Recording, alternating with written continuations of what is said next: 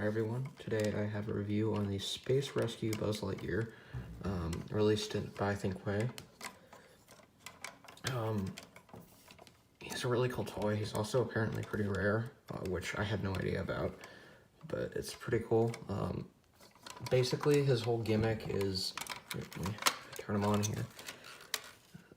I am Buzz Lightyear, Space Ranger, Universe Protection Unit.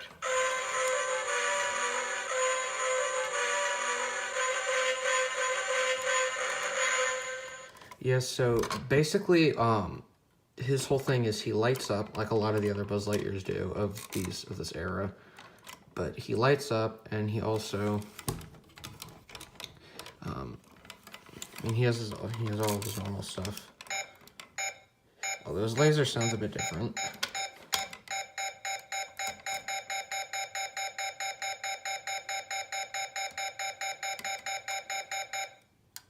Sounds like a bomb signal or something, but he has all the normal posability of a normal Thinkway Buzz.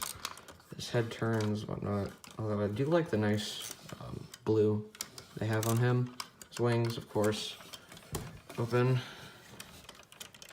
very forcefully. You can see he has a speaker indicating that he's very clearly a Toy Story 2 Buzz rather than Toy Story 1. He also has screws there on his reflective plastic helmet, of course, but his main feature are his speech things. So what he does is he has 3 different like missions, and he has a Star Command button. He basically just like cycles through these different sayings, and it plays out like a whole story. So Come in, Buzz Lightyear. This is Star Command. Come in, Star Command. Intergalactic emergency. Fire on Starbase 7. Copy, Star Command. I see the fire. Intergalactic emergency. Activating hydro pulse wave. The fire is out. Let's get those recovery teams in there. Well done, Space Ranger. Buzz Lightyear, ready for my next mission.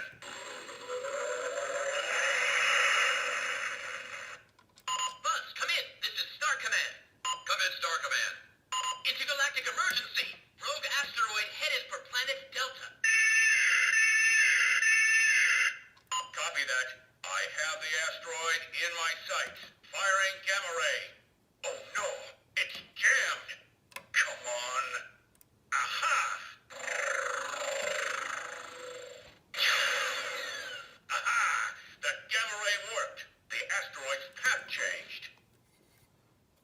Well done, Buzz. Planet Delta is safe. Mission accomplished. So this is what basically he has. He has one more phrase. I'll say it afterwards, after I speak. But the Star Command guy, I think is funny. He goes, "Well done, Buzz." It's very clearly spliced, and it's pretty funny. Come in, Buzz. This is Star Command. Come in, Star Command. Intergalactic emergency. Space anomaly detected in Sector 12. Space colony in peril. Tracking space anomaly with my antimatter viewfinder. There. Target locked. Activating antimatter proton blaster.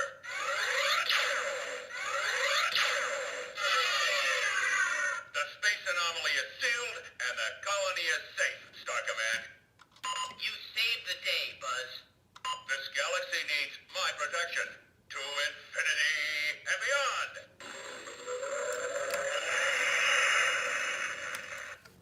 So that's it. He is really cool though. If you can find him, which is pretty hard to find, he's one of those very hard to find Buzz Lightyears. But if you can find him, do pick him up. He is pretty neat. I like his color scheme. He has some nice chrome on him, and he has some really unique phrases.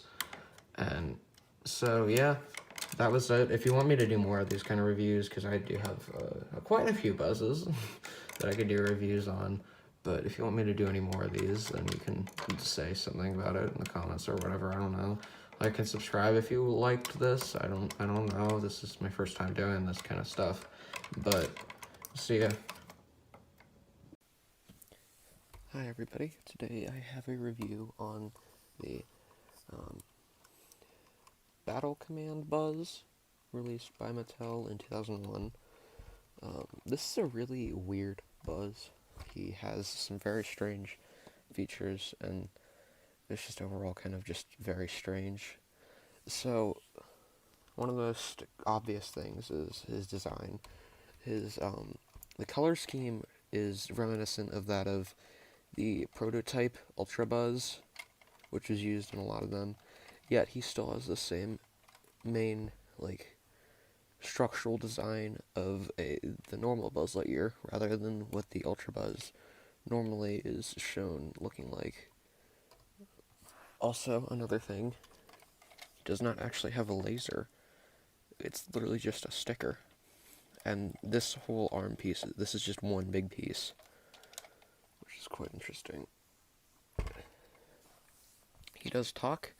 He's 3 different phrases. Prepare for battle, Space Ranger. It's Emperor Zurg. That's a Zergatronic ion blaster. Take cover. I'm awake from hypersleep and ready for action. I played those out of order there, but you get the idea. He also has wings, of course. And his wings are a solid chrome blue, or whatever, like a silverish. It's just a very strange color scheme altogether. So, there isn't really much other than that. I mean, he has his helmet. His head is a nice maroon color, I guess, but I think he's just a really strange Buzz. He's got a really odd color scheme for the design that he has. It's just like the normal Buzz. He doesn't have a laser, and he overall is just kind of a really cheaply made Buzz. But I think that's just what makes him so weird. So I hope you enjoyed. Like and subscribe, whatever, I guess. I don't know. See you later. Hi everybody, it's been a while, but today I have a review on the 2001 Collector's Classic Buzz Lightyear from Mattel. He's normally just called Talking Buzz Lightyear, but I call him Collector's Classic because that's what they had on the box. But he's a very basic Buzz Lightyear. He's got all the normal points of articulation and whatnot, obviously, because he uses a lot of just the same molds. His helmet is a tinted blue for some reason, which is weird. His laser is a very strange noise.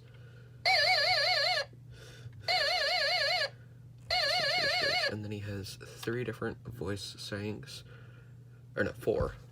I'm sorry, I'm thinking about the Battle Command Buzz. Take cover. Buzz Lightyear. Lift off to adventure. We've got to rendezvous with Star Command. Off to the Gamma Quadrant. So that's all he says. He has wings too, which interestingly enough are not actually detailed very much. They're just a green, so it's just the green of all the other ones, as well as the blue, the purple, I mean, not blue, I'm stupid. His gray is a bit differently colored too, I think. It might not be, it just might look a bit bizarre because this is a white and not like a grayish color that it had on the other ones, like the Thinkway original ones. But I like this guy. I really like him for some reason. I don't know why, but I think it's because I like the pastelish colors of these two. The contrast between the pastel green and the normal colors is pretty nice. Hold on. I think I'm gonna sneeze. Okay, I'm just gonna keep going. But I think it's, I don't know why, I think the simplicity of him really adds to why I like him a lot for some reason. I know that sounds weird to say because he's pretty stupid. He's pretty basic. But I like him. It's pretty neat. If you want, you can subscribe. I know it's been a while since I've done one of these things, but see ya. Hi everybody, today I have a review on the 25th anniversary Deluxe Buzz Lightyear action figure, which, before I get into the review, for some reason Walmart has this guy listed as $3.50 when you look at the reviews and it's clearly not the case. So don't go to Walmart expecting to buy this for $3.50, because it's not going to happen. He's not really worth it anyway.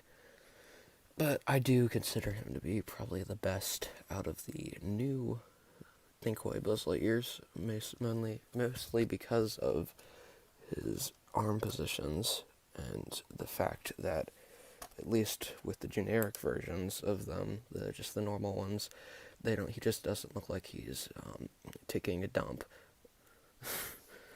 So, getting right into the review, it's going to probably be a pretty quick one. He's got the few bits of articulation that all the normal Thinkway ones have. They're the modern ones. The legs just move like that. It's pretty pathetic. The arms move up and down, and the hands move, of course. But the main selling feature for this guy is the wings, which is pretty depressing, because the 25th anniversary Deluxe pull string Woody has a pull string, and that's considered a deluxe feature. So it's pretty depressing now that what was considered basic features when these were out for like Toy Story 3 and whatever are now considered special. So I opened mine up because I did a face swap for some reason, because I'm freaking insane. This is the normal Toy Story 4 one. The newer, the 25th anniversary, the actual head that goes for this guy, I really don't like. He looks a lot worse. This guy is just a slight upgrade. So I put him on just to have a better looking Buzz, but that also came at the price of screwing up the wings. My least favorite part is the sayings. Look out! It's playtime, my friend. Are you ready for adventure? I don't like how whoever voiced this, I'm not sure if he's the unknown one or whatever, Pat Fraley or whatever. I don't think he delivers his lines well, and he kind of comes off as, I don't really want to say the word, but he doesn't really seem like a genuine guy. But that's about it for this guy. I tried doing a one before this, and I don't think it turned out as well, so I redid it. Like and subscribe if you want. It's like 12 a.m. as I'm recording this, so I'm trying to stay quiet. So, goodbye. Hello, I'm back with a review or a proper review. I did a quote-unquote review on this guy where I literally tore him apart and made a few slight modifications with the buttons and whatnot. But this is the review on the 2019 Thinkway Karate Chop Action Buzz. There's really not much to say about him. He still has the same squeezing turd arm position, with the movable posability, whatever. Legs move with the basic movement. Head can be turned, not as well, because I loosened the headpiece when I was taking him apart on purpose. But he normally has the same clicking thing where he has the 3 different normal spots. And then the Karate Chop action, which is literally just that. That's all it is. There's no voice features. This is just like literally hard plastic. There's no wing button, but I guess that's to be expected with this newer line of these. No helmet, because they just cheaped out. And the worst thing was, this guy was $30 when he first released. I picked mine up for $15, but I am so glad I did, because if I would have spent $30 on this guy, that would have been the worst money-making decision of my life. He is absolutely terrible. I do not recommend getting him unless you want to do a face swap for something like ridiculous or whatever. Hi everybody, this is going to be a little bit of a longer video or review than normal. Today, today I have the Toy Story 4 Dropdown Action Buzz Lightyear. They made a Buzz and a Woody version of these, and it's pretty much widely considered that out of the modern Thinkway Toy Story toys, or the modern full-scale Thinkway Toy Story toys, these are probably the best, and they're also the most expensive. They originally retailed for $80, and then Target put them on clearance, and I got this guy for $35. So that was a really good deal. But him and Woody are the only toys to have an instruction manual out of these guys, all the Buzzes, which is something that I haven't really... Oh, there he goes. Well, this is on software. I'm going to put him on a book. Excuse me here. Okay, he's on a book now. But he's the only two they're the only toys to have instruction manuals, and I haven't really gotten an instruction manual in a while. So, to start off, you have to turn him on, and because I've done him before, or because I've used him a lot before, I am Buzz Lightyear. that's try me mode. Oops. So, this is play mode. So, as you start him up, normally, you get a voice command thing. You can also access it by holding down the blue button for 3 seconds. Come on. Where's this one? Yeah, it's on try me mode at the moment. So, if I push the blue button for 3 seconds. It's playtime, Cadet. And that means getting to know some rules and regulations. So I'll say something and you say it back, got it? Good. Here we go. Hello, buddy. Hello, buddy. Right. One more time, please. Hello, buddy. Hello, buddy. Perfect. Here comes the next one. He'll ask to repeat it Someone's twice. coming. Someone's coming. Right. One more time, please. Someone's coming. Someone's coming. Perfect. Here comes the next one. Quiet. Go to sleep. Quiet. Go to sleep. Right. One more time, please. Quiet. Go to sleep. Quiet. Go to sleep. Perfect. Here comes the next one. Okay, no one's here. Okay, no one's here. Right.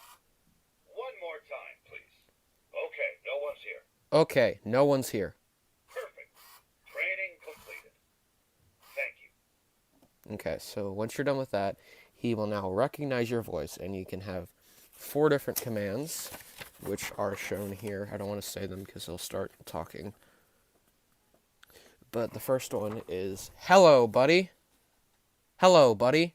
Greetings, my friend. So, hello, buddy is What would you used... like to do today? Okay, yes, hello. Yes, Buzz. Hello, buddy is used Hello as... to you too, Cadet. That voice command is used as a just general conversation starter, or when he's in toy mode, you can say it and it'll bring him back into live mode. So to just talk with him and whatnot, I am Buzz Lightyear. his blue button, you can press his blue button, he'll say a few phrases in his normal toy mode version, and then if you press the red and green buttons twice, I'm Buzz Lightyear. he'll talk to you normally. Now, if you either press either the red and green buttons once, or you say 2 different voice commands, he'll basically go into toy mode. So he'll drop down and he'll go into toy mode, and then he won't respond to anything normally until you talk to him in live mode. So in order to get him into toy mode, you either press that button or you say, someone's coming, Okay, got it. and he falls over. And so now when he's in toy mode, all of his normal buttons are now transformed I come in peace. into just the normal buttons. I protect the galaxy from the threat of invasion. And so to get him back, you can say, okay, no one's here. Okay, no one's here. Phew, that was a close one. Because I'm doing it pretty far away, and I just did the voice command thing. He doesn't hear me as well. So, to get him into it again, you can also say, quiet, go to sleep. Quiet, go to sleep. Copy that. Was looking forward to a little R&R anyway. And he'll fall over again. And then he's back into toy mode. And something I should mention is if you repeat one of the two phrases that gets him into toy mode while he is talking, or while he's in toy mode at the moment. So if you say, someone's coming. Someone's coming. Got it, thanks. Quiet, go to sleep. Got it, thanks. So he'll like whisper to you basically. And so when you give him back into toy mode, you can either also say, hello buddy, Yep, looks like everything is back to normal. or you can press the buttons twice again, I think. And so with the posability at least, he is the most posable out of all of them. Of course, he not only has this movement, but he also has elbow joints, which is something that none of the other ones have. I think at least. Yeah. So, and also his hands move, and his hands are in a open position on both of them. The laser doesn't work like all the other ones. His wing button does not work. However, the wings still do open.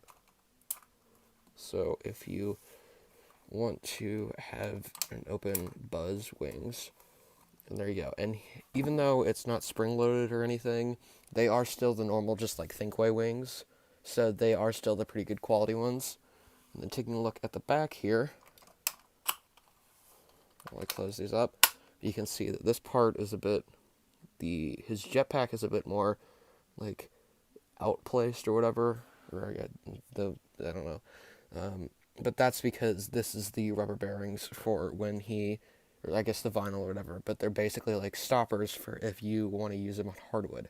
So, since I'm using it on carpet, it doesn't really matter, but on hardwood it works. Now with Woody, I think it's the same thing with him on his head, but with Buzz, because he's so heavy, it is kind of terrifying to use him, like really terrifying, because as you saw when he falls over, like it's not dangerous or anything, but he like bounces and it's very scary. So his waist is of course the non-movable ones, and his back is of course the jointed rubber part so that he can move backwards when necessary. His head cannot move on his own, but it does have the remote thing, and his helmet does come up, which I don't recommend using when he goes into drop-down mode, because it will pop back open, which is a bit scary for me at least. So let me turn them off here. Here, the off and on buttons are back there. So you have play, off, and try me mode in the very back. You can't really see it that well because it got blurry. But all in all, this is actually a pretty good Buzz. If you can find him for like $35, he's definitely worth it. He does remind me of the older Buzz Lightyears. This is one of the only ones that is modern, like modern times, that is about as good as the old ones, because like all of the, or most of the like limitations are necessary. Like there's a lot of electronics probably inside that can't like make him open his wings, which otherwise probably would have worked. Same thing with his legs. If they were removable legs, then he wouldn't have been as much as like stable, so he couldn't fall over. Well, yeah, he wouldn't. He would constantly fall over, and the drop down mode wouldn't work. So, he's definitely a really good Buzz. I'm glad I have him in the collection. I'm glad I got him for a good price. He is very cool. He just takes a little bit of time to get working. So, if you enjoyed, then like and subscribe, I guess, or whatever. these videos have been unironically doing pretty well, and I'm kind of surprised by how well they're doing at the moment, so I might as well make a new one. This is the third modern Buzz Lightyear that I've reviewed. I've also reviewed the terrible, awful Karate Chop Action Buzz and the 25th anniversary Buzz Lightyear. So, now all that's up are the generic ones, the generic Toy Story one, and then the Toy Story 4 one that's a little bit different. So if you liked it, subscribe or whatever. See ya. Hi everybody. Today I have a review on the I think 2019 just generic talking Buzz Lightyear, released by Thinkway. When I say generic, I mean that this is the one that doesn't have any it was the one that had the Toy Story, just like the generic Toy Story labeling on the box, and it doesn't have any Toy Story 4 specific like voice lines or anything. So this guy just uses like a collection of sound effects and voice clips from a lot of the old Buzz Lightyears, like the Toy Story Collection Buzz and whatnot. So, I mean, he isn't a very good one to get. He has the same issue with the no imposable legs. His arm position here, you can only move it up and down. You can move his hand. There's no elbow joint. And my main issue with both of these, because they both have the exact same positions, is that I don't know why, but they look like they're squeezing out a turd. And I don't like when he looks at that, because you just imagine him going as he's on the toilet or whatever.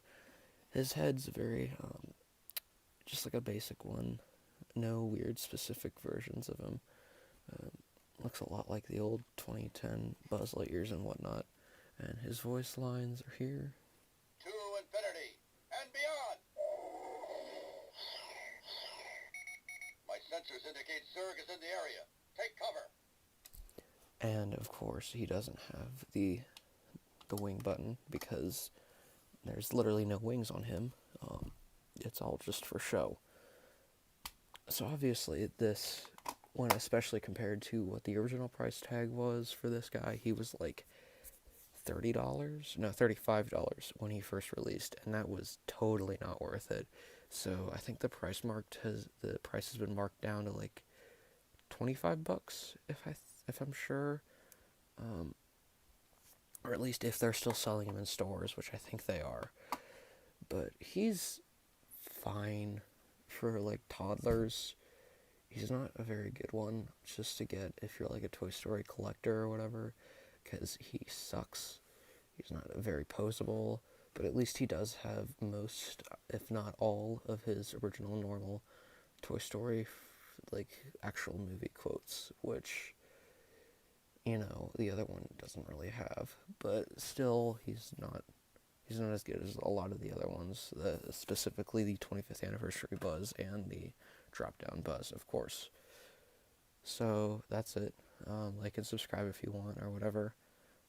See ya. Hi everybody, and today I have a review on the basic Toy Story 4 Buzz Lightyear. And before I say anything, I did do a head swap this is the 25th anniversary Buzz head, and the head on the 25th anniversary Buzz is the one that was originally included on the generic, or the basic Buzz. When I say generic or basic, I mean these are essentially just basic little talking action figures that are full scale, and Thinkway sells them for ridiculous amounts of prices. And the only difference between this Buzz and the other one is that he has different, this is the other generic-ish Buzz. This is the one that doesn't have any movie-specific quotes, but this Buzz does. Since he's based off of the Toy Story 4 one, quotes, he has a lot of the different phrases of compared to it. So, It's a secret mission in uncharted space. Let's go. We make a great team, Cadet. All right, running laser diagnostics. Yes, sir. Blinky and bright. And if I may say, the coolest space toy ever. I heard there's a carnival in town. Time to check it out. Yeah, so there you go. That's one of the Toy Story 4 quotes. Overall, I think he's a little bit more cocky sounding than a lot of the other normal Buzz Lightyears, which I'm not really a fan of for Buzz, especially since this is based off of the worst version of Buzz ever conceived in the Toy Story 4 version, where he is just a bumbling idiot. Of course, I didn't mention in the generic basic Buzz, but he does have the fold down helmet or whatever, which is pretty much a given for all of these guys except for the karate chop action. So that's it for this Buzz. He's a very basic Buzz. Not really much to talk about other than the different voice samples. But this was the last of my reviews for the modern day Thinkway Buzz Lightyears. So if you want, you can like and subscribe, and I'll see you. Hi everybody, today I have a review on the Toy Story and Beyond Disney Store Buzz Lightyear that was around the Disney Store from 2002 up until like 2009, I think, when they released the modern ones that they have consistently been using. And wow, okay, so he is very weird. He's probably one of the most bizarre Buzzes I have in my collection at this moment, or at least in the big ones. But, I mean, the most noticeable part is the fact that he has such a skinny head. Like, and I thought the Buzz, I thought the Disney Store, the modern Disney Store Buzz's face mold is weird. This guy has such a skinny head compared to all the other ones, and it really stuck out to me for some reason. Also, adding on to it, his feet, go get another, or just normal Buzz. So here's just a normal Thinkway Buzz, but he, compared to the Disney Store, this new Disney Store Buzz's feet, the 2002 one, look at how long they are compared to the average Buzz feet length. They are so wide. Like, unnaturally wide. They're really bizarre. Super bizarre. Also, I guess another thing to mention for him is the fact that his wings, this button here, the button that normally, like, opens the wings on literally every single Buzz Lightyear, yeah, no. It's literally transparent, and it does not push in. It's not the button. Instead, the button's on the back of it, right here. So if you press this button, the wings pop out like that. They're just the normal basic old Thinkway wings or whatever. He also has 5 sayings, which are basically identical to the original 1995 one, except for This is an intergalactic emergency. Buzz Lightyear to the rescue! So, To infinity and beyond! I am Buzz Lightyear. I come in peace. this is an intergalactic emergency is the only phrase I think that's different compared to, or it's added compared to the normal Thinkway, like the original one. I think the original one only had 4 phrases, and this guy has 5. But his laser, you heard it in the part. Lights up. And I am surprised by this Buzz. This is the first one of these kind of Disney Store Buzz Lightyears I've ever had. I've been looking at them for years now, and they've never really come into my radar until very recently. And he is just super weird. He's just such a bizarre Buzz. I'm not sure if this is anything specific, but there's like this little light up thing at the back, but there's no real light in it, so there isn't really anything to talk about there. He's just such a strange Buzz, and I mean, with the wings and everything, and the removal of the push button, and the skinny head, and the long feet, he's just a very strange Buzz altogether. Like, other than that, he's pretty normal. I mean, like, some of the paint jobs are weird. Like, this is almost a navy-ish blue for some reason, rather than a purple. But he's just very strange when lined up with a lot of my other Buzz Lightyears. So yeah, hope you enjoyed the review. This is, as I'm speaking, I think I have 600 subscribers now, which, thank you for that, that's big. And also, I have nearly 4,000 hours of watch time. I think I have like 3,950 hours, so I'm very close. So thank you all so much. I'm very excited to continue making this kind of content, and I hope you enjoy it. I'm going to try my best to upload up until probably around August when I have to get back to school and whatnot. But thank you. This review is a bit longer. I kind of rambled on at the end. Subscribe if you want, and see ya. Hi everybody. Today I'm going to be reviewing Thinkway's Power Up Buzz, released back in the early 2010s, which I'm not sure when exactly he was released. But out of the 3 original Buzz Lightyears that I own, those being the Signature Collection Buzz and the Power Blaster Buzz, this is the one that's in the best condition. So this is the one that I've decided to review first. That being said, I haven't really played with him all that much. He's got all the normal features of the original Thinkway Buzz Lightyears, the newer Thinkway Buzz Lightyears, I guess the middle ground now, you could say. The bendable legs, bendable feet, bendable whatever, the movable torso. Look out! And as you see there, his buttons activate the light up features on most of his front part of his torso. I protect the galaxy from the threat of invasion. Take cover! I'll protect you with my laser! Oh, it's you, fellow ranger. You startled me. Full perimeter secure. Buzz Lightyear, standing down. So he's pretty cool. There's his helmet. Closes and opens, whatever, as normal. A lot of these. Laser, of course, works, and the wings are the original standard ones. There's the back of his jetpack. There's his feet, I guess. Okay, so let me put him down here.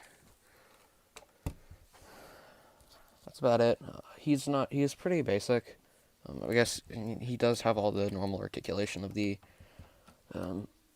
of what you'd come to expect out of the new Buzz Lightyears, or the newer Buzz Lightyears. I keep saying new, but they're technically not the new ones anymore. They're the older ones. I think he's pretty cool.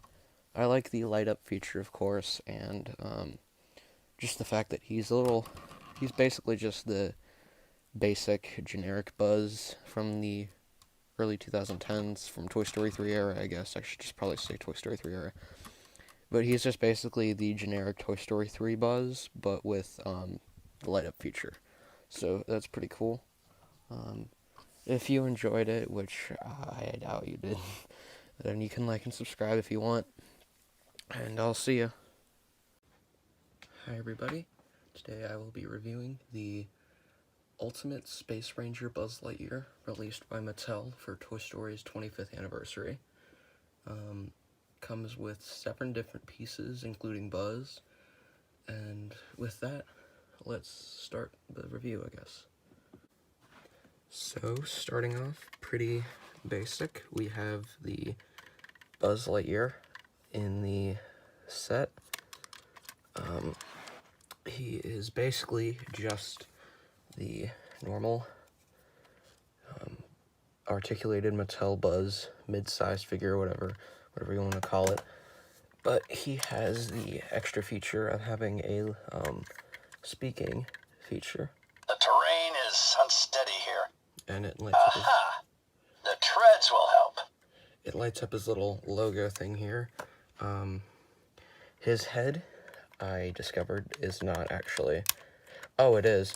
It was just pretty stiff, but his head is... You can turn his head. I didn't realize you could do that.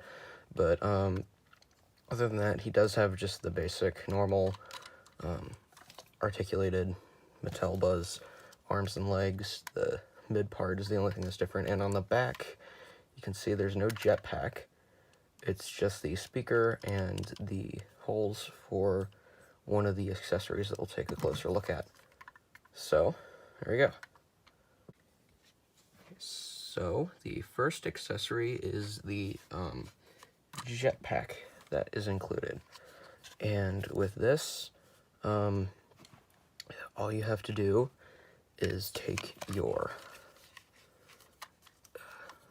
Buzz from the set, and then on the back, as I said, there are these little notches things, and you just pop it on there, and then he has his jetpack on. The wings do not open up, of course. This is just more or less the back parts for decoration. But, so there's the first piece. The second piece is the helmet, which just has some nice little inverted detailing on the inside of the helmet that's shown on the outside.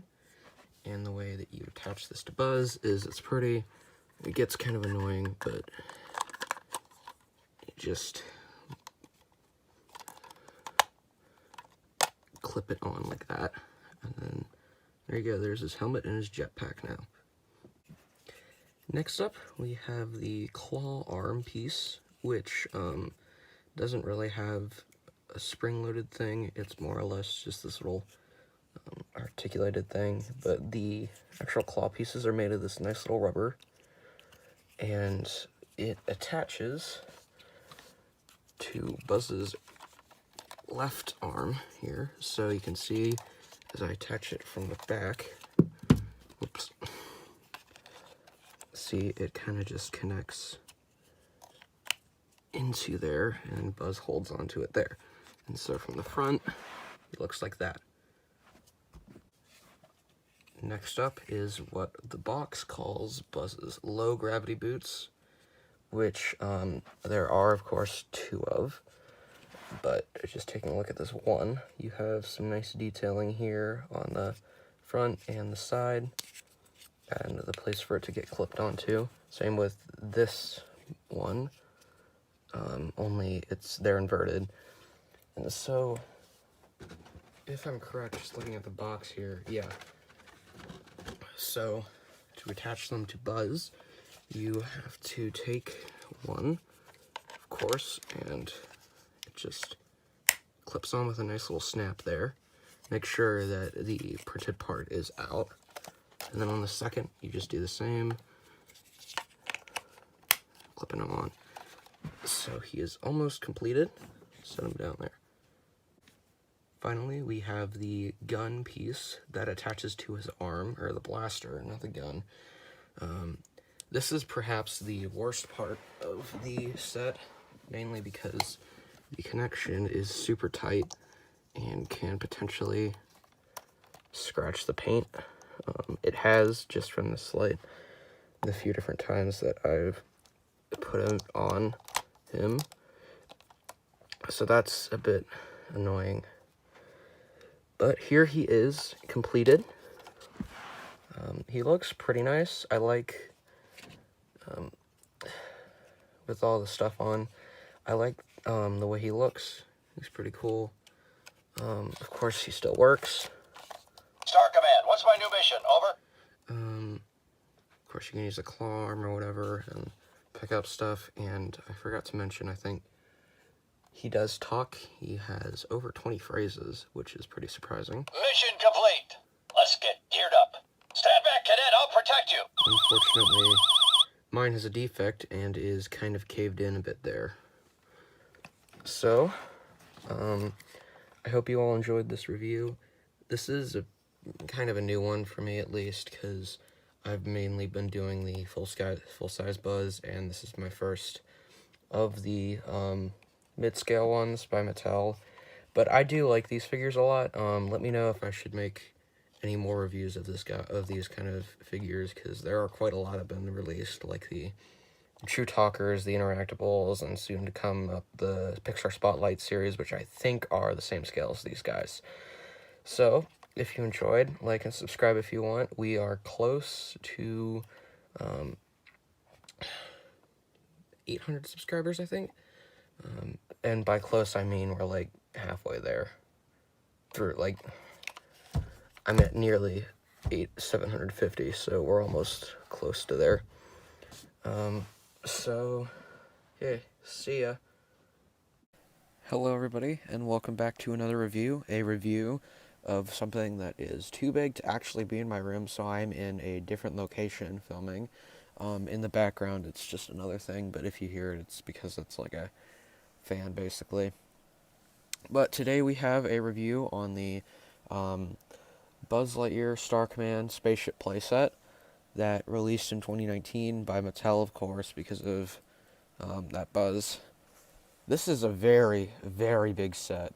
You can tell because this is just like, I think, a 6 or 7 inch Buzz, and he pales in comparison to the size of this thing. And now, of course, I have this standing upright, so it is a bit different than what it would look like if it was just sitting down, but nonetheless, it is pretty big. So let's start the review. Okay, so to start off this review, we have one of the normal little Buzz Lightyear Mattel action figures that's pretty standard for all of these, except his base plate, or his chest plate, I guess, here. As you can tell, is a bit of a different color, and that's because this guy is a special glow-in-the-dark variant, which I will put up some video footage right now, because I'm not really in a place to put it. But he does glow in the dark. It's pretty nice, actually. It's quite a bit. It's pretty good. But this is just a generic little Buzz figure that normally is, Next up, we have this moon buggy build thing. I don't know why I'm calling it build. This is not a Lego set. But it does have pieces that it comes with. So it has this steering wheel thing. This working shooting blaster thing, which I will take a look at a little bit further into the review. This claw thing that rotates on its side, rotates here, and can open and close. Also, it can rotate at the bottom part. I have not connected to it yet, to the thing yet. And finally, a satellite dish. And so what you can basically do is any kind of part of this set that has these kind of holes in it, you can actually just literally take whatever the heck you want, like so, for instance, the blaster piece here, and you can attach it right onto the actual car itself, which, so if I can just, like, touch the claw here, maybe, which is this is what I normally do for it, and the satellite dish, if I can squeeze it in there at the end. There you go. That's what the buggy looks like, or the moon buggy, I guess. It is hollow on the inside, of course, and Buzz. You can take Buzz. He isn't a very good fit. You kind of have to like scrunch him up in a little crisscross applesauce thing. Let me just get him situated here. Almost in there. Whatever. There we go. Just plop him into the seat there, and he just kind of attaches like so. This little antenna thing, if it gets in the way, you can either like turn it, or you can just completely remove it, because it is removable for storage. So, yeah. And so, time for the main attraction, the giant spaceship, Star Command spaceships part that's mainly advertised.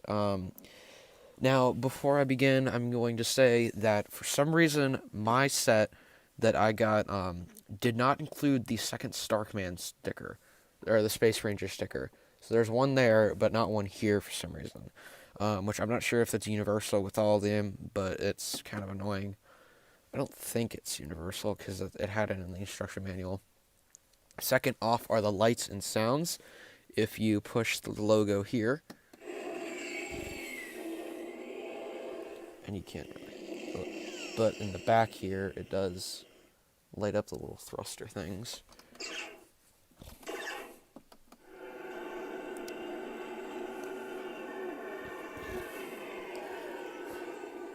So it essentially just plays like spaceship sounds and Buzz, occasional dialogue.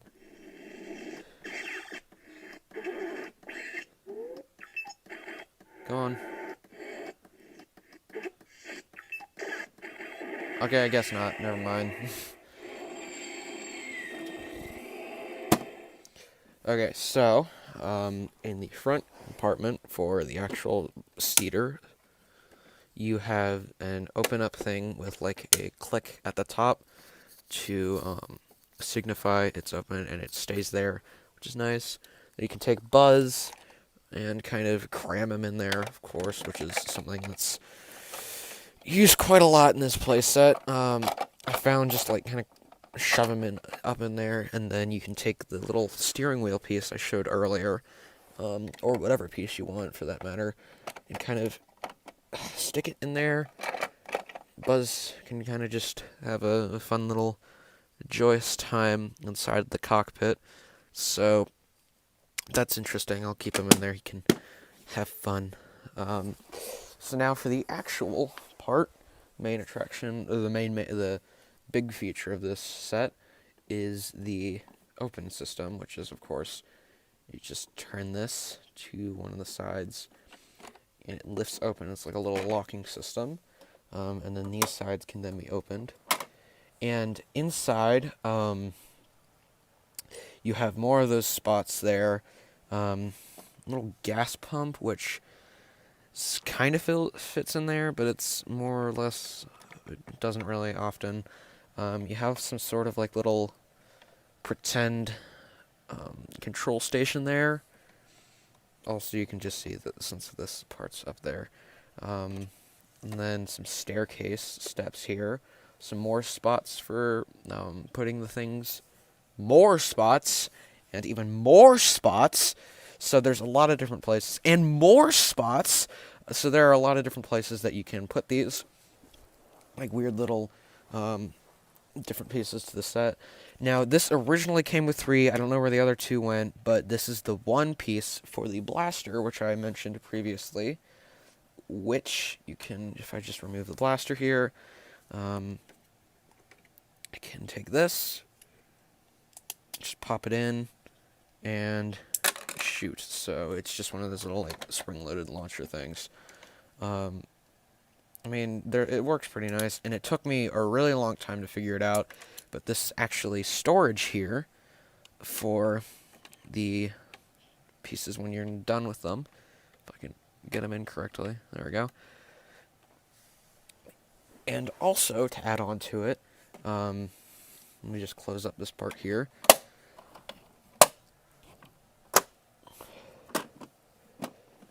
We're not done yet. So, you can tell this is a really big button up here. So if you push this big button up here, like so, it's a bit sticky because I got a piece of tape stuck in it. But you can see it out pops a little escape pod. And what you can do is you can take these parts, which are all completely removable. And if I can get my camera nice and correct, just snap that in there. And do the same with the others, which I'm not going to cut because that would be too much pain in the neck. Let me just get it with my foot there. Yeah, it fell off. They don't really stick on very well. There we go. And then you can take these blaster, or the booster things at the back. I'm not sure what they're really called, but you can just take these, and they're rubber. Also, I forgot to mention, but you can just pop each one of them off. Up. And attach them to the back here.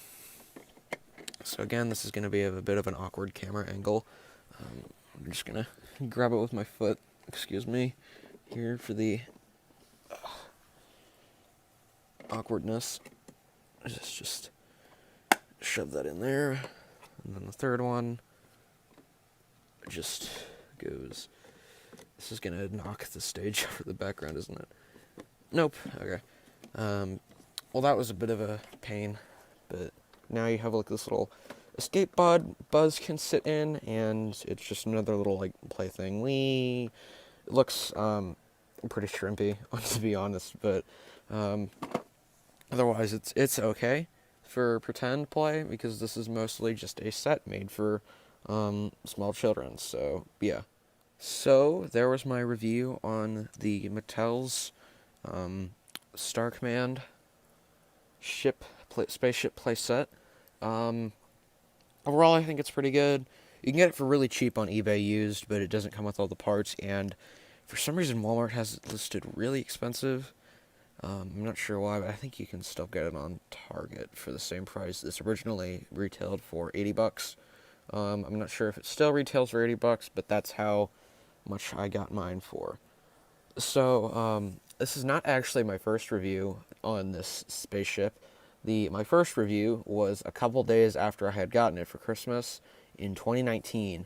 So, it's, don't watch that review. This is, even though this one's pretty, it's still a much better review than the old one, unless you want to go back and hear my squeaky little voice before I had my voice drop. So that was the review. If you enjoyed it, then you can like and subscribe if you want. And I'll see ya.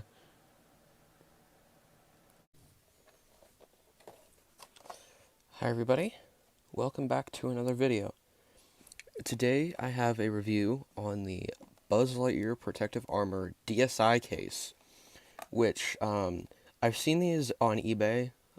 They come up occasionally, but I decided to get one just because I thought it was so ridiculous. And I mean, being a Toy Story fan and also being a video game Nintendo fan, I was like, oh well, I might as well get it for my DSi. So on the front, you can just kind of tell. I wanted to show the box because it's got a lot of like dated stuff with the Toy Story 3, the video game on DS. That I don't think that is not the like box art for it, which is funny, but it says it's in stores, which it is not, of course. And then on the back, you can see some of the features, but I can't tell what this says. I got a higher quality photo, but I can't tell what those DS games are. There's one that's rated E, and the bottom one on the lighter blue one says Creator, which I think you could probably do just like a keyword search on that. Second one's rated Teen, and I'm not sure what exactly that says.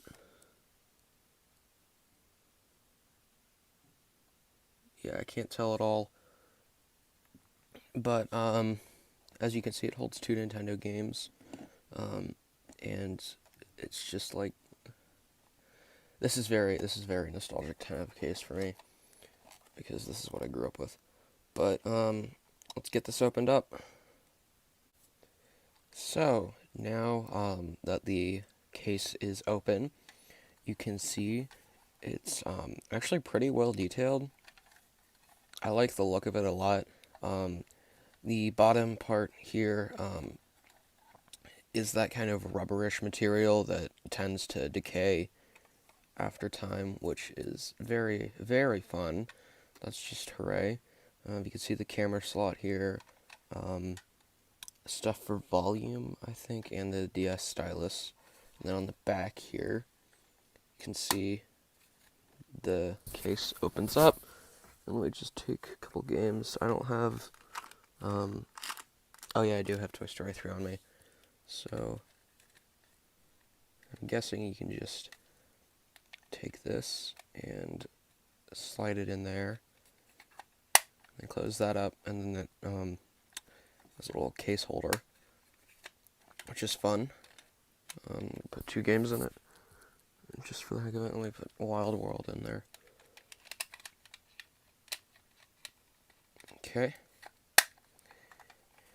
And this is going to be my first time attaching it to my DSi, but this is my original DSi that I've had since I first got it. So it still has some of my stickers on it that I added when I was little. But here we go. Let me just turn it on, just to have something going.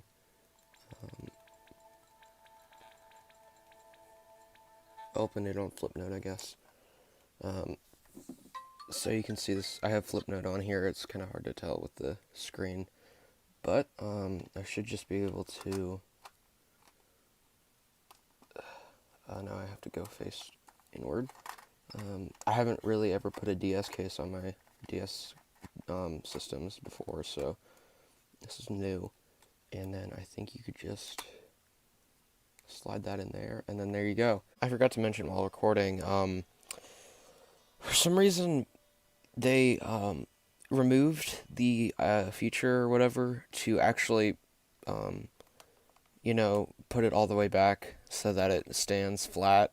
So this is as far down as it goes. Afterwards, it doesn't move any farther, which is just super weird. And also, you can come to know that if you try and lie it down while open, it does not stay still unless you sit it like that. So that's just something to keep in mind. There is the DS case. It's got, it's a pretty nice form factor. I wouldn't say it's too great. I wouldn't say it's too terrible. It's just pretty decent. That's what it looks like, all closed up. You can see the volume now peeks through, and the SD card and stylus, which I was wrong about, I guess. There is that. There's the camera. I should probably open up the camera. I have a thing that I can't get rid of. It's a bunch of pictures of me when I was little. Whatever. Oh, and my DS battery's almost dead. So, camera. Let's see what this camera's like.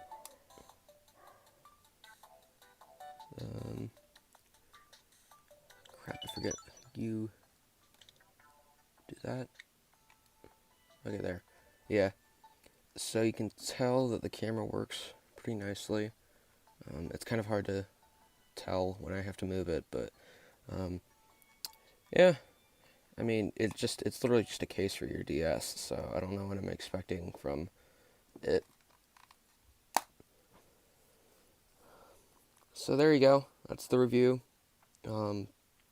This DS case. If you can find one, and you are willing to spend like $20 on something like this, I'd go for it. If you're this big of a Toy Story fan like me, and you also happen to enjoy DS games, it looks really nice. I was surprised how just nice it feels in your hand. But there you go. I hope you enjoyed the review. Like and subscribe if you want, and see ya. Hi everybody. Today I have another review on the first, or not the first, but kind of the first of the modern Disney Store Buzz Lightyears that started releasing in 2010, I believe. This is the 2015 variant, if I'm correct. The Disney Store ones are quite difficult to pinpoint the date, but you can kind of tell because of the pale face. The newer ones have a lot more pinkish features. This one I used to consider the best one until the Toy Story 4 one came out 2 years ago. I just picked up the Toy Story 4 one this year, and I can say he's a lot better than this one. Not just because of the interactive feature, but just to give a nice review of him. Push the button, of course, the wings pop out, and they do light up. I think these are the correct width for his wings or whatever, but I'm not sure. I don't really like the tips. They're not very accurate to the movies at all, so that's fun. And then just to close them, just click them in. I also forgot to mention that the back part here, the back parts also do light up, so that's something to mention. Of course, the limbs and stuff, they're all bendable and whatnot. Same thing. Hold on a second. Same thing here with the arms. And this, or the right one, we're gonna get to in a minute. His helmet, I will mention. Mine is kind of busted since I've had him for quite a while. So normally when you push this button, his helmet opens like that, automatically, but because it's kind of stiff now, I have to give it a helping hand, but it did work at one point. And down here, I forgot to mention, there is a wrist communicator, and his hands bend with the normal posability. Also, his hands there bend and whatnot. The arm, on the other hand, over here, and they just laser is the same annoying one that they've had for quite a while now. And you can see the laser light does light up. And then the final feature is pretty common with all of these. They've had this for like 10 years now, I think. Is the karate chop action by pressing the back button here. Like so. And I also, that isn't the final feature, I'm being stupid. The final feature is the... Stand back, everyone. Everyone take cover. Buzz Lightyear mission log. All signs point to this planet as location of Zurg's fortress, but there seems to be no sign of intelligent life anywhere. So he has some movie phrases. I think, I'm not sure, but I think he has 30. I might have to look that up though. But it's either 30 or 15. I'm not even gonna try. But this is the Buzz. That was the review. My issue with these guys are that often with the Disney Store ones, they have so many constant releases that it's hard to keep track of them, at least for me. And also the quality of them drastically differ within like each one. Whether it be like the quality of the plastic or the karate chop action feature, or in some cases the wings might not like open up, so there's it's very prone to defects.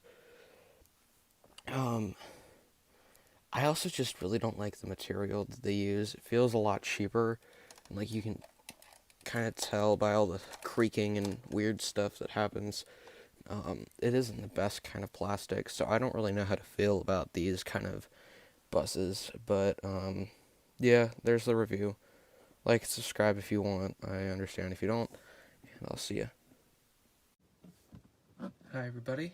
Today I have a double review on the 2019 Disney Store Buzz and Woody. These are the Toy Story 4 iterations. They're also the interactive ones, so they're the toys that can interact with the other toys of the same line. I just have Woody and Buzz. Since they're the most prevalent of my collection, I'm probably going to get more later on. But let's start the review. Okay, so first up is Woody.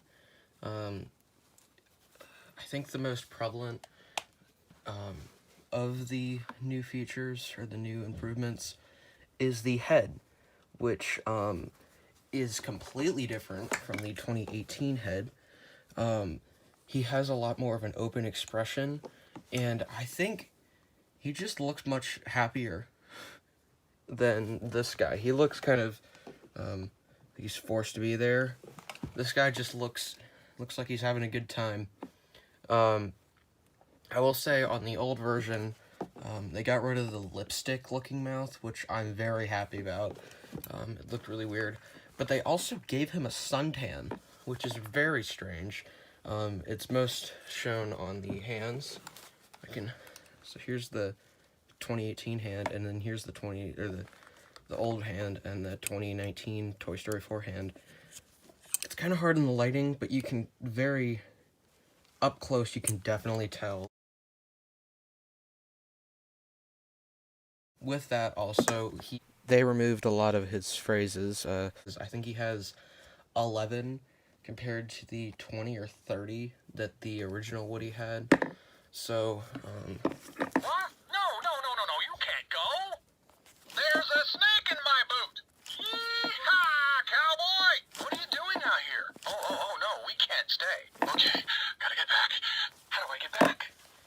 So he does have some of the original phrases. Yeah, not all of them, I don't think. But he also has a bunch of new phrases based on Toy Story 4, and if you know me, that's very fun. I definitely enjoy seeing that. Also, a new feature, a new like little thing that they added. They made him skinnier, like a lot skinnier. You can tell this guy has more of a pillowy material, and the newer Woody is a lot more floppier, which I guess is more movie accurate compared to this guy who kind of just, he's more stiff. This guy's a lot more bendable and movable. And then the boots are essentially, his legs and boots are essentially exactly the same. The new Woody has a little bit of a different material in the jeans. You can tell it's a little bit darker, and it's kind of, yeah. But, oh yeah, and here's the hat, the updated hat. Compared to the old hat, which is a lot more of a glossy finish, this is a lot more movie accurate as it has a more matte finish. There's the bottom. But it also, this is the old Woody from before Toy Story 4. If it's a lot looser, and just in general, it looks a lot bigger, and I don't really like the way it looks compared to the new hat, which is a lot stiffer. You have to like squeeze it on, but I think when you get it on, it looks a lot better. It's a lot more sized, proportioned correctly, and overall I think it's just a better looking version. So there's the Woody, the Toy Story 4 Disney Store Woody from 2019. He's a lot better than the old one, in my opinion, even if some of the phrases are removed, and that's just without the included interactive feature, which I'll show later. So let's move on to Buzz now. Okay, so next up we have Buzz, and sorry for the sudden audio shift, I found my microphone. So the first thing to notice is his head, which they kind of took the Paleface 2015 design and the later iteration, I forget which date it was, but his more pink face design, they kind of put it together and created the correct skin tone, which looks much better. You can see they added a little bit of highlight to his cheeks, but overall he just looks, I think, a lot better. Also, with the color of the purple is, I think, slightly different on the head. I'm not sure about all the other parts. I think they're at least somewhat similar. But moving on from his head, we of course have the helmet, which I can show off finally because this is new. But it has the push thing, which is available for all of them. Sorry, he's getting a little bit floppy. Okay, so moving on up, we have or I guess I should mention, the new feature that they added for him, which is much better. They actually added a on and off feature. So, an on and off switch, of course, to switch between the two different interactive modes. But I think just the inclusion of that saves a lot of battery power, and it's just a lot more battery preserved compared to the older ones, which didn't have an on and off switch, and therefore wasted a lot of batteries. So, Infinity and beyond. It's a secret mission in uncharted space. Let's go. If I'm correct, he has the same amount of phrases as Woody does, which would be 11, which is still not as many. And the same thing with the other one. He also has the new Toy Story 4 phrases along with some of the old ones. Which, yeah. Of course, the laser is exactly the same, which is fun. The wings are the same for the most part. There's the back. You can see they switched I haven't done a review on the newer Buzz, the one that came in between the 2015 one and this new one, so I think the 2017 model. But they got rid of that weird little crease thing and put the karate chop action button a lot farther out, so it's easier to push. Putting the wings back in, I think it's just something with mine. Again, with the quality, but the second one is kind of a pain in the neck to get in. It kind of snaps in. It's not as nice. Of course, the karate chop action works again. Although I did have to take in this is my second one. My first one, the karate chop action maneuver just like stopped working altogether, which was fun. So I had to return him, get a new one. But the karate chop action does work. And then of course, the only other thing to mention is the interactive thing at the bottom, which is new. So it's a newer piece there. Also the worst communicator is the same. But overall, there's a lot that's the same between these and the old ones, and there's a lot that's different, and there's a lot that's improved. This guy is a much better choice than the old ones. I think they still sell the the old Disney Store versions. Actually, the JCPenney's has, they sell the old Disney Store ones under the Disney Collection line, and that has the worst version of this Buzz, I think. He has the bent downward head for the Spanish mode, which isn't it's a terrible head. It's not very ideal. But this guy's a lot better. And so now let's move on to the interactive features. Okay, so I have them set up on the interactive feature mode. I had to refer to the manual, but apparently you have to set both of these guys to the power symbol, not the play symbol, not the triangle symbol, but it's better if I just show you. This is the Buzz manual. It's that symbol.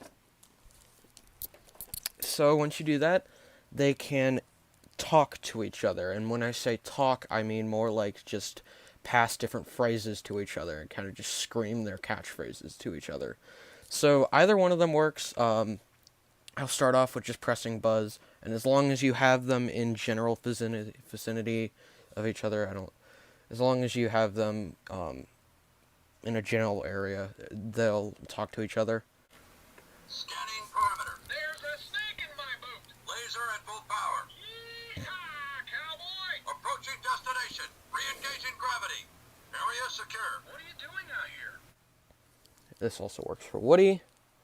Oh, no, we can't stay. Buzz Lightyear, at your service. Okay, gotta get back.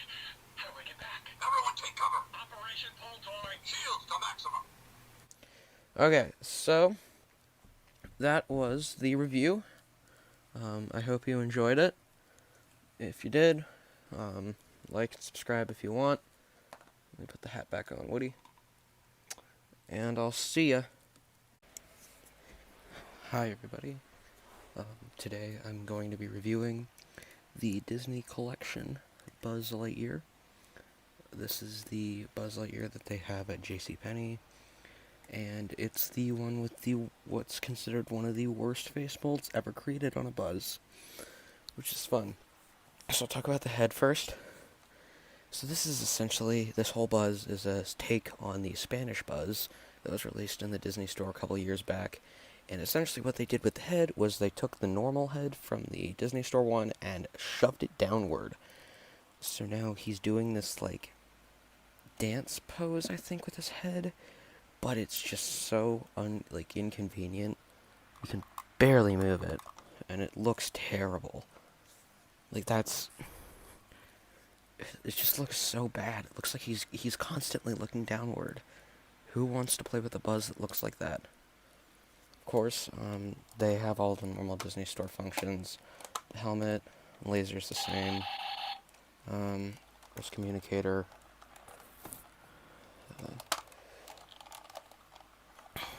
Wings, exactly the same. Feet, I'm not sure if this is different with the new Toy Story 4 variant, but this is the Andy. This is one with Andy foot on it. Yeah, it's all exactly the same. It's the same with a lot of these Buzz Disney Store Buzzes. They're all basically the same body except for a couple of extra things. And the only thing that it has that's not really unique to itself, in a sense, is the voice communicator, which I think the original Disney Store version had like quite a few. This has a few missing. It has 11 phrases, I believe.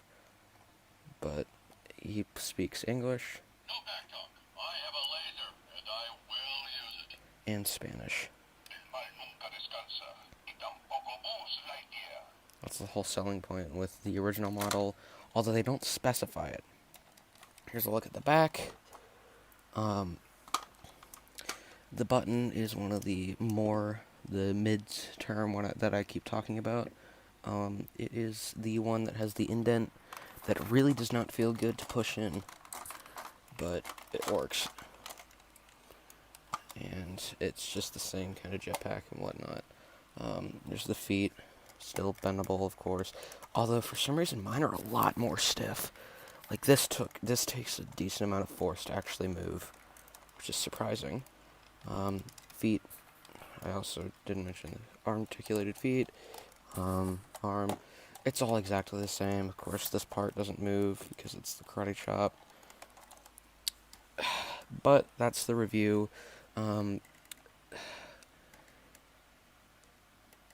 This isn't really worth buying, especially since it's the normal price of the interactive Buzz at the Disney Store, which you can also get on Shop Disney. So there is no point to getting this unless you happen to be at JCPenney and you're like 5 and you need a Buzz. But otherwise, this isn't very good Buzz, other than the Spanish mode, which of course you could just go on eBay and buy a normal Spanish Buzz.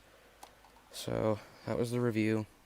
If you enjoyed, like and subscribe or whatever, and I'll see you later. So a while ago, before the whole you-know-what started, I actually went to Disney World, and I did enjoy getting some of the really weird Toy Story merchandise they had there, and one of which was this Buzz Lightyear bubble blower, which I think came out in 2019 or so.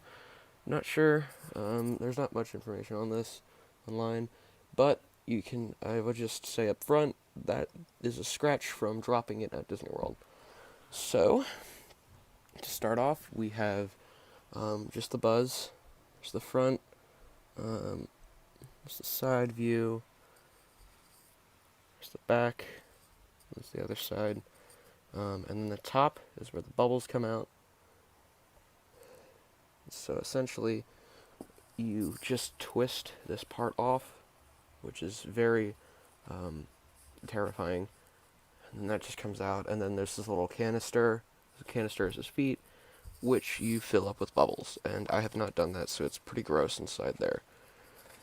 Now, I actually went out and tested it, and it turns out I don't have any bubbles in this, and I don't have any bubble solutions. So, I can say I know for sure that it does work. It works fine. So the bubble solution does work fine.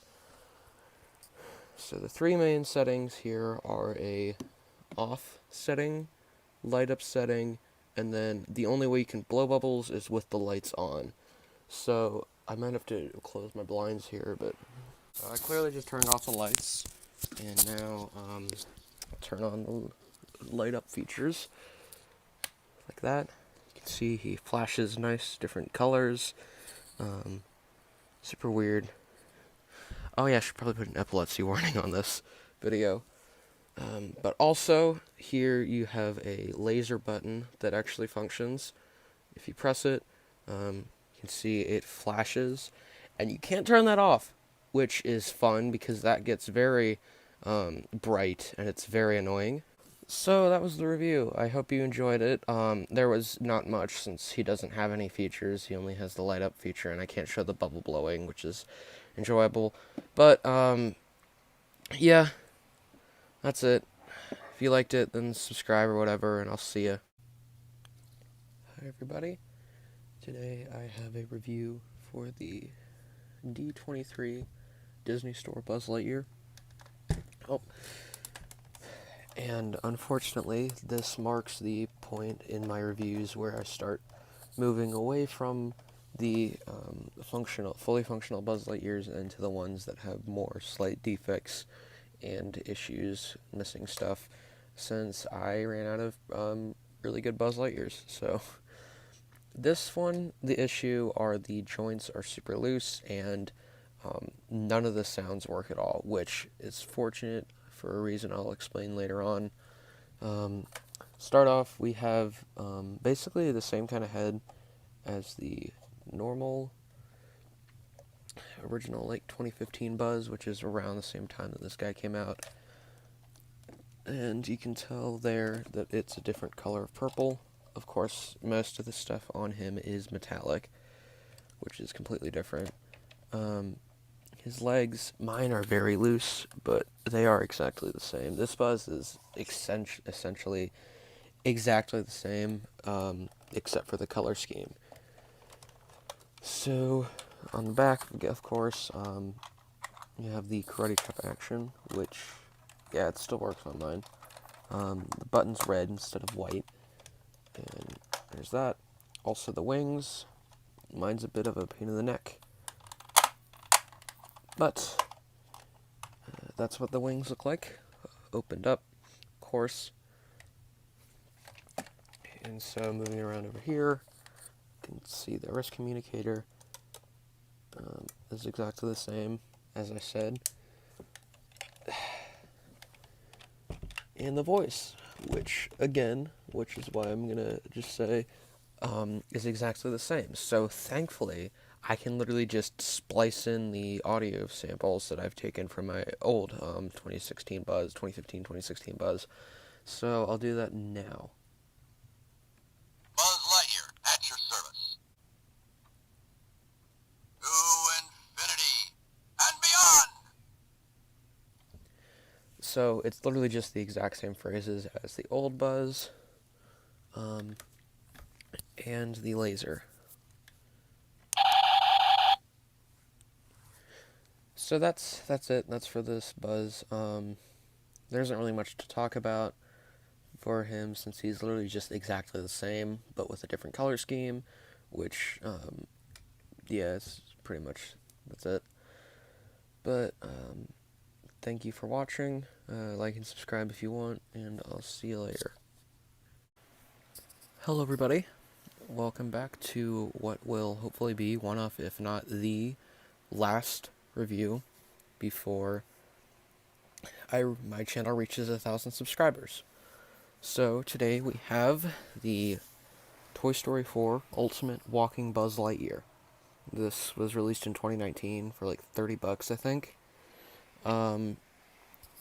So he, of course, is about the size of a normal Mattel Buzz, with the addition that, of course, he walks, which is the whole feature of him. His left arm is the same as all the other Mattel Buzzes, but his left arm actually, it'll be a feature that I'll show off in a moment, but it can be rotated, but it cannot be turned or whatever here. It's just at the part there. He also suffers from the Thinkway case of not having bendable legs, but I guess that makes sense for, the walking. And he has a rotating head and wings on the back, which open up, as we'll see in the demonstration. Of course, the battery pack is on the back, and then just some basic stuff on the back of the feet. So, I'm gonna get this guy turned on, and we can get him moving. So, here we are. I have just the back of the Disney Store Buzz box, of course, on this, just for the platform. So, we'll go ahead and turn him on.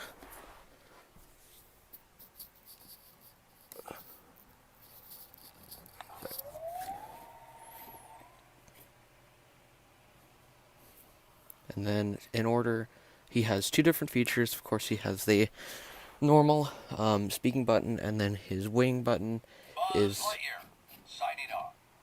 He also does that, so in case you leave him on for a little bit. To infinity and beyond. So this doesn't start walking, but this does. So I'll just play a few more phrases. I am Buzz Lightyear. I come in peace. And so now I'm gonna just start off with the pushing this button. Greetings, Space Ranger. We have a mission. Buzz Lightyear to the rescue.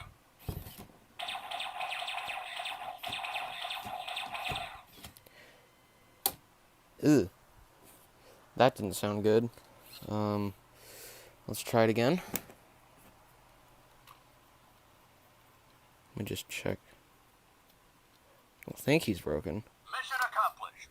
Let me just check over here. Let the search and rescue begin. Deploy wings. Okay. Activate jetpack. Okay, so I have moved the location to my desk, and hopefully he'll function once I do this. Just set him back a bit. Greetings, Space Ranger. We have a mission. Buzz Lightyear to the rescue.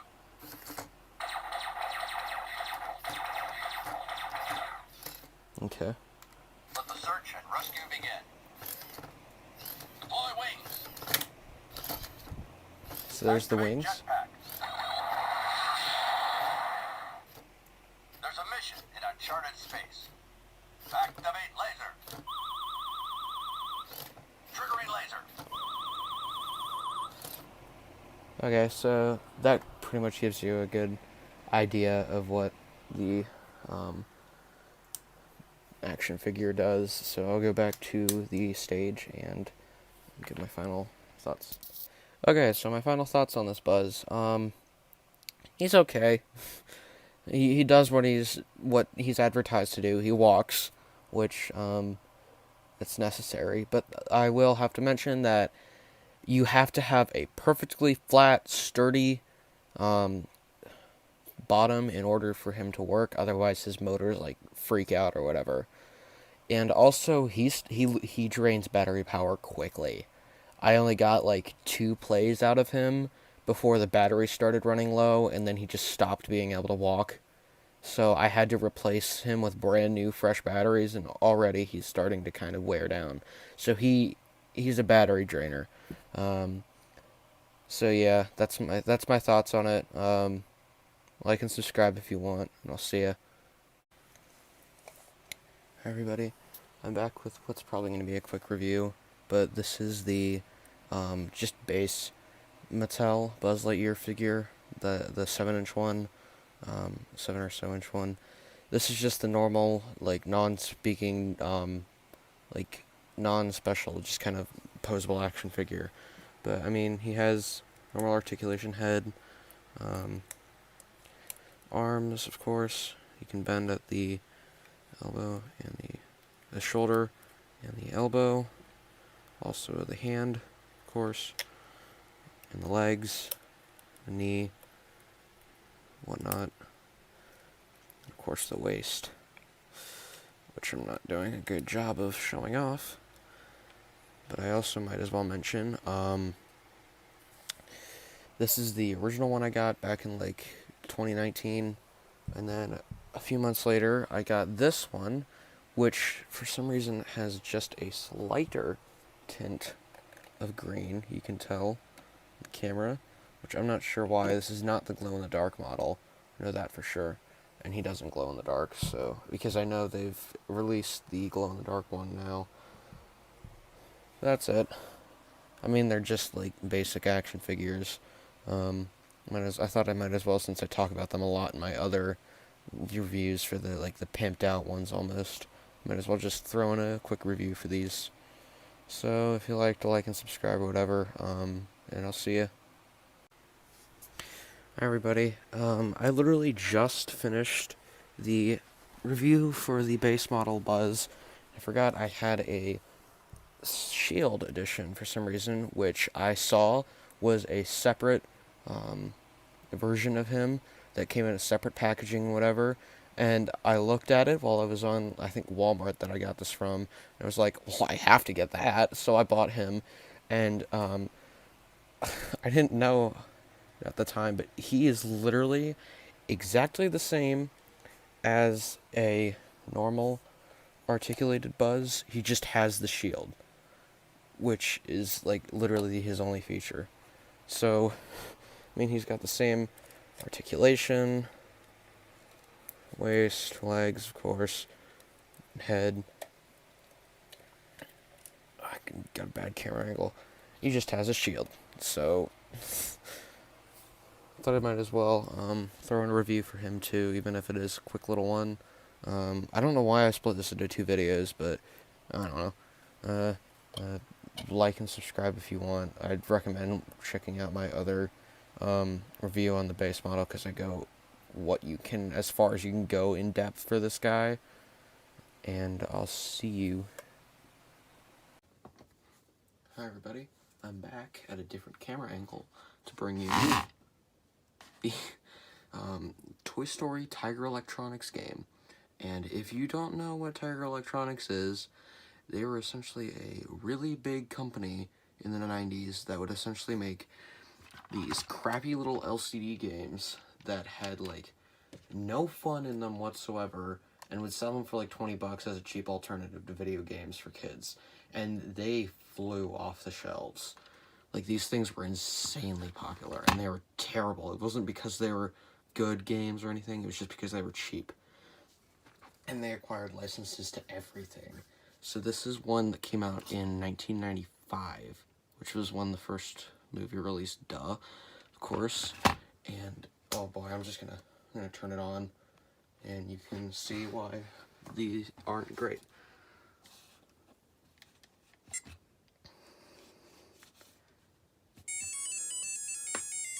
So yeah, I'm gonna turn off the sound. So the point of the game is to control Woody on this like endless runner thing and avoid obstacles, which I can't do pretty well because I have to like dip my camera over the top, my head to the top of the camera. It's not very easy. Oh crap. Clearly I'm doing pretty terribly. So essentially, you literally just run and duck. And occasionally, a random character will appear, which, let me see, that has not happened today yet. There's 4 main levels to this. I've endured almost 1 level, which, this is not fun. I'm literally just running for my freaking life. Okay, that level's over. On to the next one.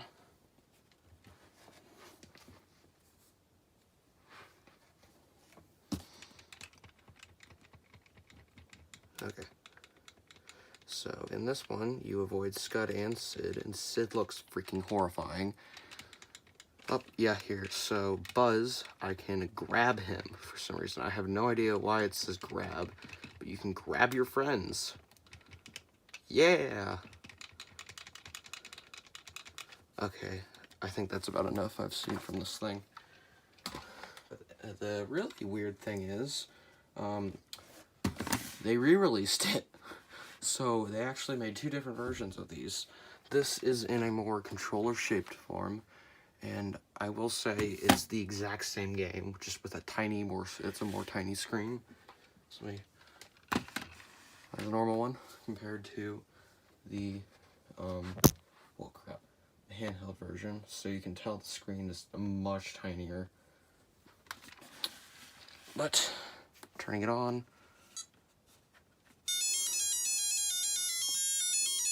Yeah, no. Buttons are quite a bit bigger, and this one's a bit easier to play because of the form factor, but otherwise it's the exact same game, and that means it's not very good. So, yep, that's my review of the Toy Story Tiger handheld game. It's not good, of course. I should probably just show off the sides.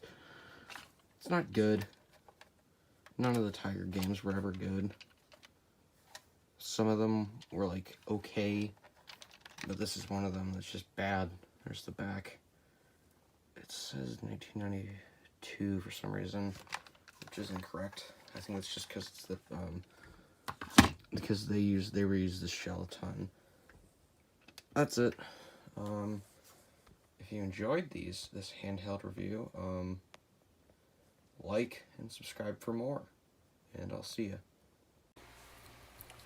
Okay, so about 8 or 9 years ago, I was gifted this Buzz Lightyear sealed in the box for Christmas, and I was very stupid, so not only did I remove him from his packaging, which was originally sealed with the tape original and everything, it was the Disney Store version, I also decided to remove the helmet and accidentally stripped the screw on the back of the jetpack.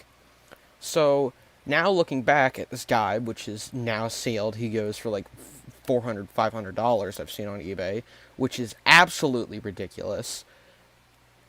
I now feel like I have just thrown away a crap ton of money. So, I haven't wanted to review this guy for a while now, but I've just finally decided, yeah, no, what the heck, I'll do it anyway. This is the Interstellar Buzz Lightyear, the clear version.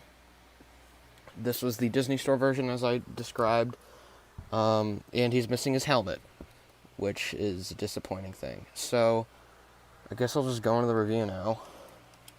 In the back, he has a power switch for on, try me, and play mode. I'll put him on. That is try me mode. I'll put him on play mode now. So, the main thing on him is that almost every body part on him is completely clear, so you can see everything that goes on inside of him. Which, yes. So there's the back. Again, I showed it, of course. Of course, with the stripped wire, and considering this is an old Buzz Lightyear, I might as well just get this out of the way. He is extremely finicky with the jetpack. He does work. So, but, even if you just, like, lightly tap him, his wings will pop out, and they're very forceful, so it kind of scares the crap out of me whenever he does it. But, yeah, he's posable, of course. Got all the normal moving features. His legs are super loose, which I know for a fact is kind of common for these guys. There's the legs, feet, of course the hands. He's a bit stiff. Hands, of course, they're colored white instead of clear, which I guess is kind of obvious, because that would be weird to look clear. And, of course, his head can turn. Waist can turn, again. He has a helmet, but clearly I can't show that off. Laser. And I should mention that he has lights all over him, so I'm probably going to have to put another epilepsy warning on him. Whoop-de-doo. A lot of these Disney, and not Disney, just Toy Story and Beyond Buzz Lightyears really like to light up, like, a ton. So, especially with the Interstellar guys. But he has several different things that you can do with his voice features. So the first one is just normal talking. I'm Buzz Lightyear, Space Ranger. In which he just talks.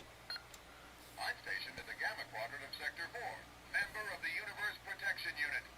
And then the second thing, which I haven't really seen much done, is if you push the button twice at the same time, he starts something. Let me just show you. The intergalactic power-up sensor is now activated. So essentially now, he has a motion sensor on his waist. So now you can essentially, you're supposed to shake him, but I find that very inefficient. Doesn't work that well. So kind of just have to go like this. Power-up has been completed. All systems are functioning. Okay, and so you have to do it again now. This one's even worse because whenever you stop, he just completely restarts, so. Power-up has been completed. Time to blast off.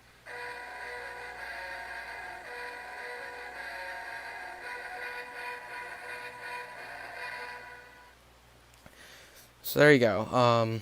Now he's back into. Stand back while I power up my Ultra Wing rockets.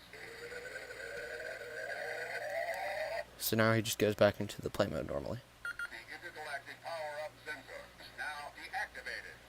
So then you can also deactivate it, and then you won't have to worry about motion sensors or whatever.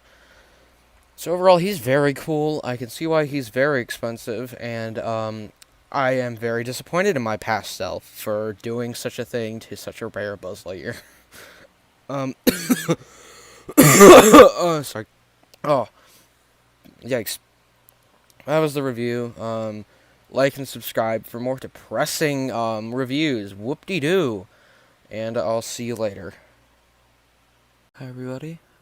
Today I have a different review.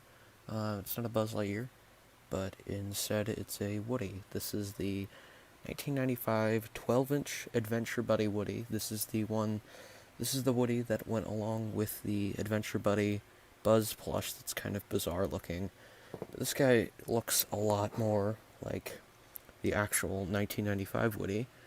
I believe he came in 2 sizes along with the Buzz. They came in a 12-inch small size and a 17-18-inch large size. I don't have the small size, but I don't have the large size, but I do have the small size. So I thought I might as well review it. So to start off, I thought we might look at the head, and it's almost identical to the larger scale Woody head. He just is a bit different. I think just because of scale. Otherwise, they're pretty on par. Now, showing the back, this is from the packaging, since I got both of my Adventure Buddy plushies brand new, sealed in box, and this guy just happened to have like his head stuck to it, which is why he has some paint and residue left over, which is whatever. He's got the Disney Thinkway copyright stuff in China underneath his bandana. Some nice plastic buttons, of course, and a sheriff badge, which I don't think, no, it's not to scale. Again, the plush arm, and he has plush hands, and it's made out of similar material to the rest of his body, which is kind of weird. Same on the back, which is identical. The vest is, I think, no, it's different from the large scale 1995 vest, because it's actually doesn't have that fuzz feeling. But you can see on the back there is no string at all whatsoever. Like, it never came with a string. It doesn't talk. It's mostly just plush. And he's pretty thick. Moving down, you have the belt with the holster, and yes, that's a printed on design. I can think of it. That's the belt buckle. Another plastic piece, of course. There's stitching, and then this is all essentially similar material. Like, this isn't actual jean leather, of course. This is the same as the 1995 Thinkway normal Talking Woody. And his boots are a vinyl material, but they're nice. They're hard. They're not like plush feeling. And they look good. Of course, on the boot, you can see it has the same kind of information.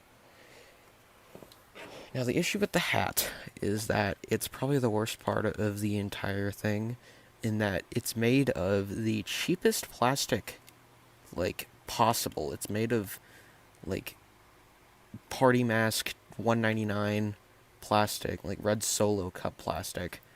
It's insane. Like, it's super cheap. You can see it started cracking, so I had to tape it together, which is not a best solution, but it's kind of what I had to do. But it does fit on Woody. but I try to avoid leaving it on him because it kind of just looks a bit ugly, and I don't know, I don't want it to get damaged any more than it already has. Plus, I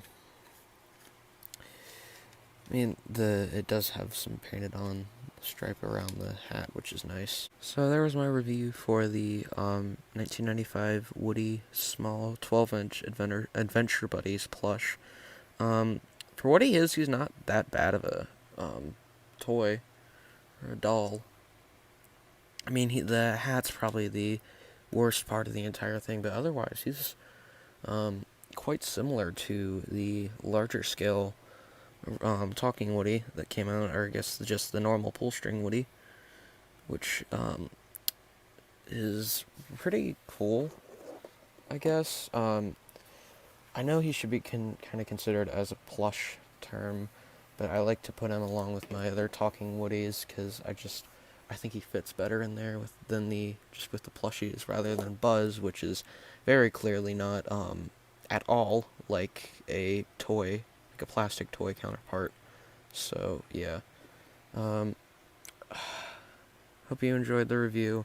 I do plan on doing some more Woody reviews. There just probably won't be as many because I have severely less Woodies compared to my Buzz Lightyears. So that I have 11 Woodies to 25 Buzz Lightyears. So the reviews probably won't be as sparse, or I might just get them all sporadically and then end up not having any more to review. And if that happens, then I don't know. But I do want to create a nice mix, get them in between. But that's it. Like and subscribe if you want. I'll see ya.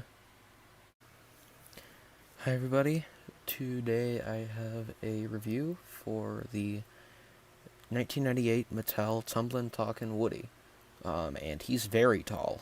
He's probably one of the tallest Woodies that I have in my collection, I think. He stands at around 18 inches. So, I checked, I think he should at least. But otherwise, all the matter, he is super tall. So, I'll just get in the review, I guess. Okay, so, to start off with Woody's head, I guess, which is, I guess, how I'm going to start all of these. It's very skinny, super skinny. He's got a really nice smile. He's got, I think he's got a bit more of a boxy chin than he does in the movie. There's the back. And the top, now this is a sensor for what I'll show later. Moving on down here, you of course have the bandana, whatnot. The sheriff badge, of course, this is another part of the feature. That's why it's not actually attached to the vest, which we'll mention.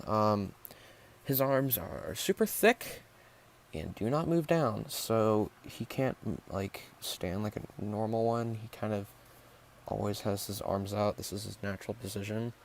But I guess I should go with the hand movement, the hand gestures. So on his left arm he has a thumbs up, and on the right he has sort of an open hand grip thing. And then of course the buttons, I forgot to mention.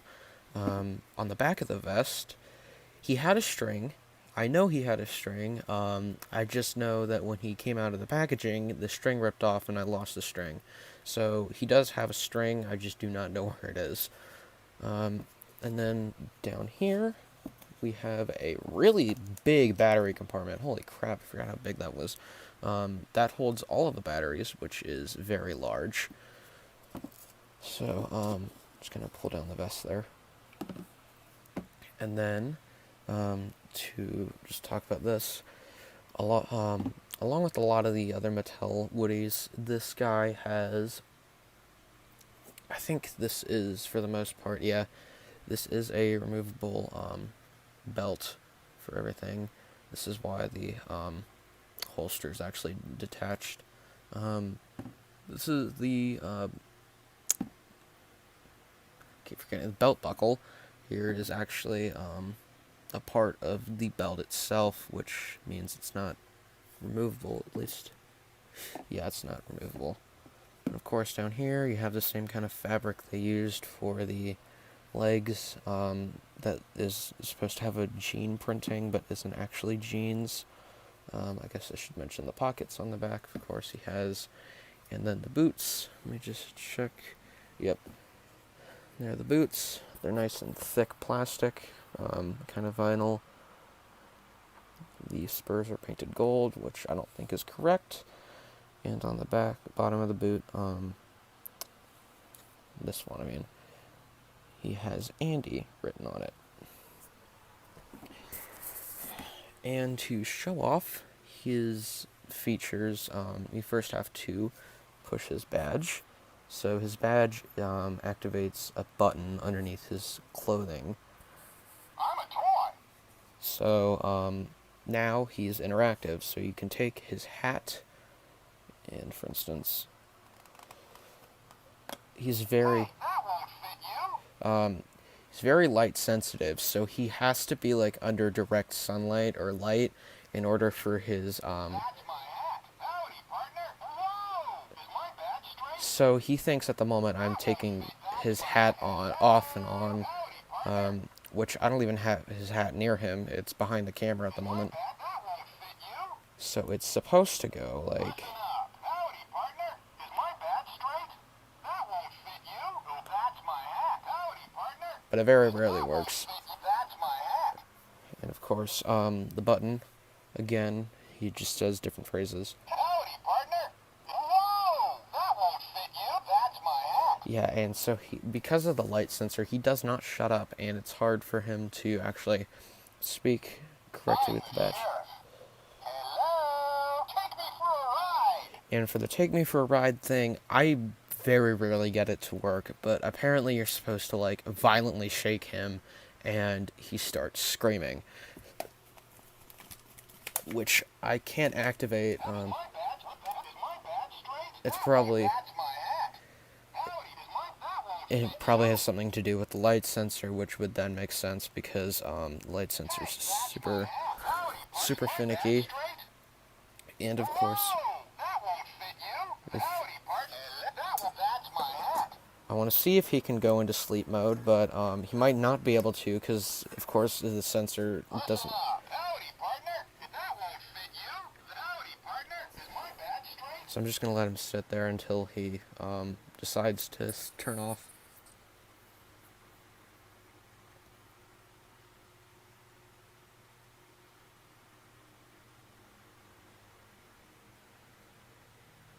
Gotta hit the hay. There he goes.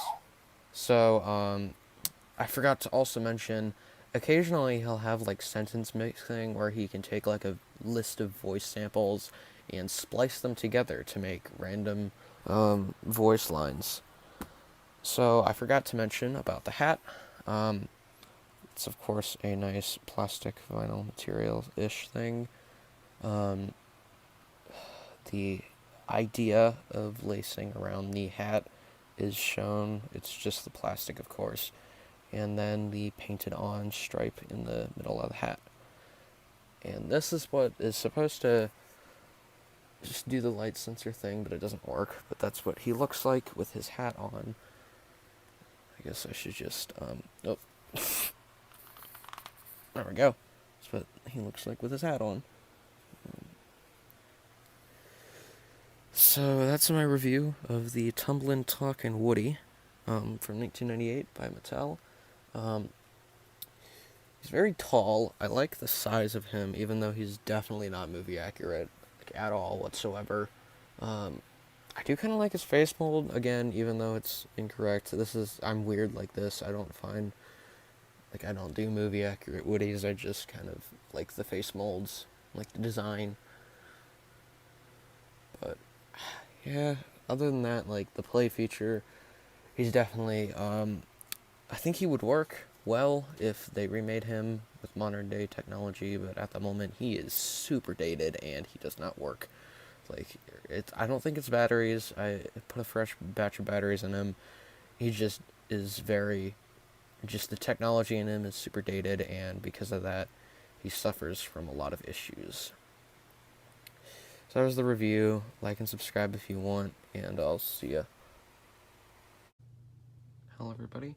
Today I have a review on a large, very large Woody stuffed animal made by a company named J. Franco and Sons, which I didn't know until now, but they're a very popular bedding, like children's bedding company that makes like bedspreads and pillowcases and stuffed animals to go on the bedspreads and pillowcases.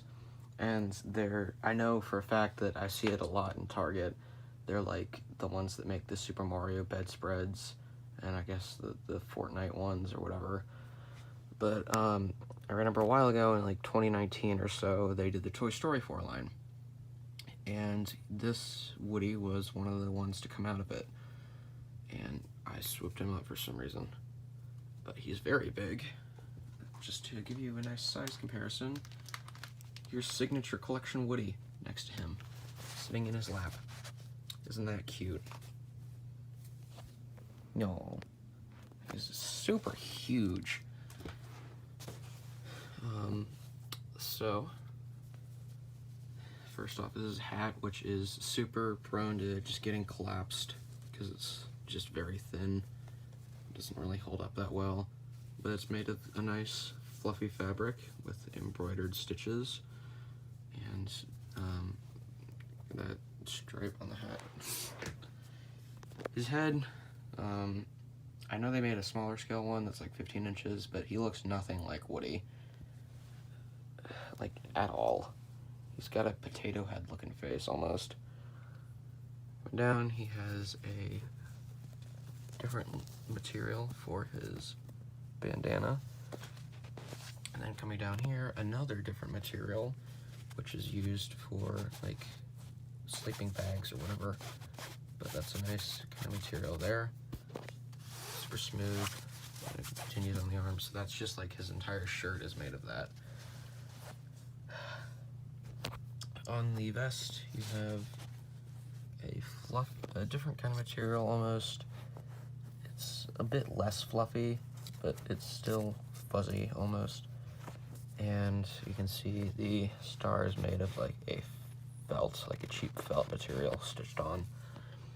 And I think this was advertised as like a Woody with Forky plush, but it did come with like an extra Forky, which I have decided not to ever take out. I know it's probably an option to just like take off the stitching here that connects his hand there, but I've just never decided to do that because I wanted to keep it in good condition. Forky, however, yeah, he's not looking too well. His head is super floppy and will fall over constantly. That's basically, he just looks like a floppy-headed Woody with floppy-headed Forky. His arms are bendable, and I think, actually no, I believe that, yeah, this is literally just the plush that they made, but stitched on with this large-scale Woody. So this is like an entirely different toy that's attached to him, which is fun. So that's kind of cool. There you just got the nice Forky look. I don't really talk about Forky that much because this is Toy Story 4 I don't like. So yeah, whatever. I'm not sure if I should take off the stitch or not. I might, just to have a very big Woody plush stuffed animal Sheriff Woody. And then moving down, you have a material here, the same felt material for the belt buckle with printed on decal. And then some stitching there, you can tell with the thing. I guess as I'm coming back to the back now, I can show you the back, which is just a embroidered string attached. So, yeah. And then down here, of course, you have the holster, which is made of a felt material embroidered on with a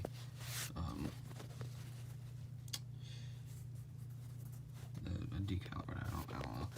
And then his pants are made of the same material as his shirt, which is just the same sleeping bag-esque material, which I guess makes sense if you're going to put him on a bed. And then down here, you have the same fabric used up on his hat to be used down on his boots. And of course, more sleeping bag material for the wraparound here. And you can see I did have to stitch him a bit, which might make it worth it since he's not very valuable anymore now, to just take Forky off. So I'm not sure.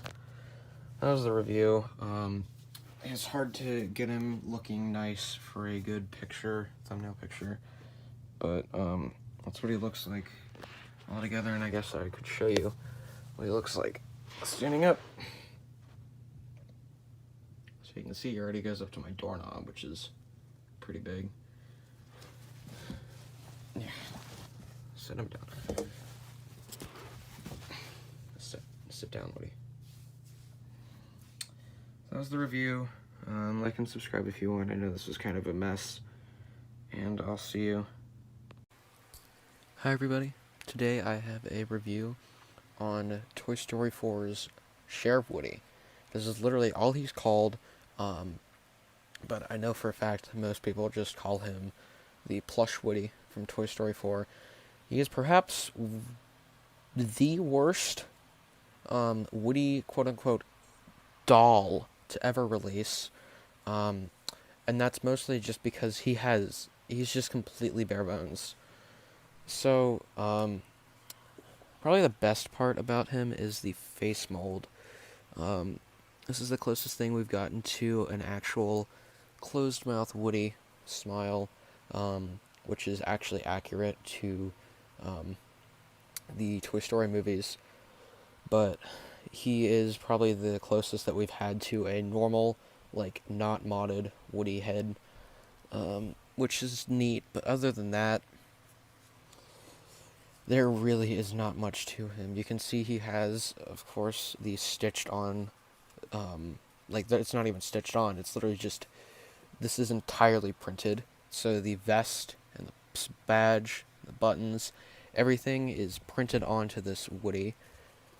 And on the back, again printed, of course here printed, plush hands, here and here, a cheap material for the bandana, and an even cheaper material for this. This is like bottom of the barrel fabric. And then down here, of course, it's made with the same kind of fabric. His legs are super, super light because on the bottom, he does not have real boots. He literally just has what I like to just think of as socks. They're not even boots. Like, it's an idea of one, but it's just really bad. And then on the back here, we have a printed on pull string again, with the printed on vest again. And probably the worst part of this, about this, is that apparently I've seen some reviews of this guy, and this is pretty common. He gets torn in half constantly, from just like light play use, which is a really big deal. That's a really serious issue. And I don't really feel like replacing him because this guy's like $25 to $30 for some reason, and he is not worth that $25 to $30. I guess I should mention that the holster does not have anything on it. It's literally just this plush material, the exact same kind of plush material, kind of padded, sort of padded. And then we have a fabric, like a crappy little fabric belt buckle, and of course printing on the back for his buttons, and the idea of stitching on the front and back. And I guess the hat, there's nothing to the hat. Crap, why is it not in focus? Yeah, there we go. There's nothing to the hat. It literally just has some basic Disney Pixar info on the back, and 2 holes at the top for the packaging. But other than that, there's nothing. There isn't even a stripe.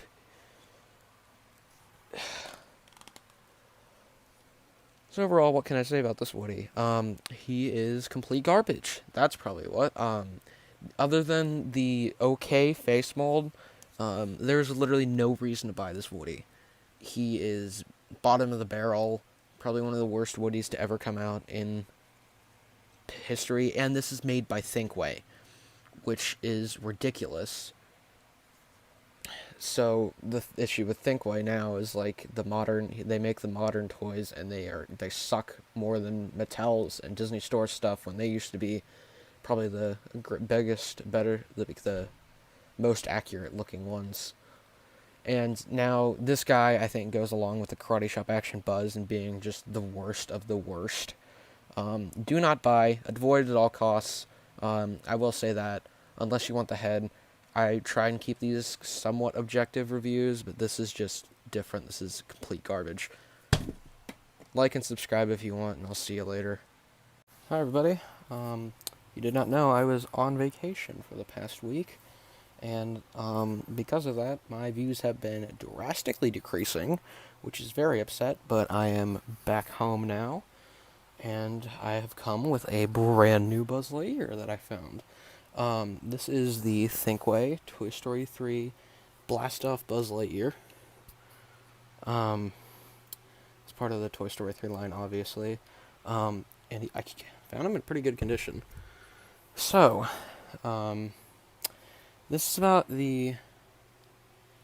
out of like the Thinkway Buzz Lightyears that released back in Toy Story 3, this is probably the one that I have in the best condition now, since my Toy Story Collection Buzz is pretty roughed up.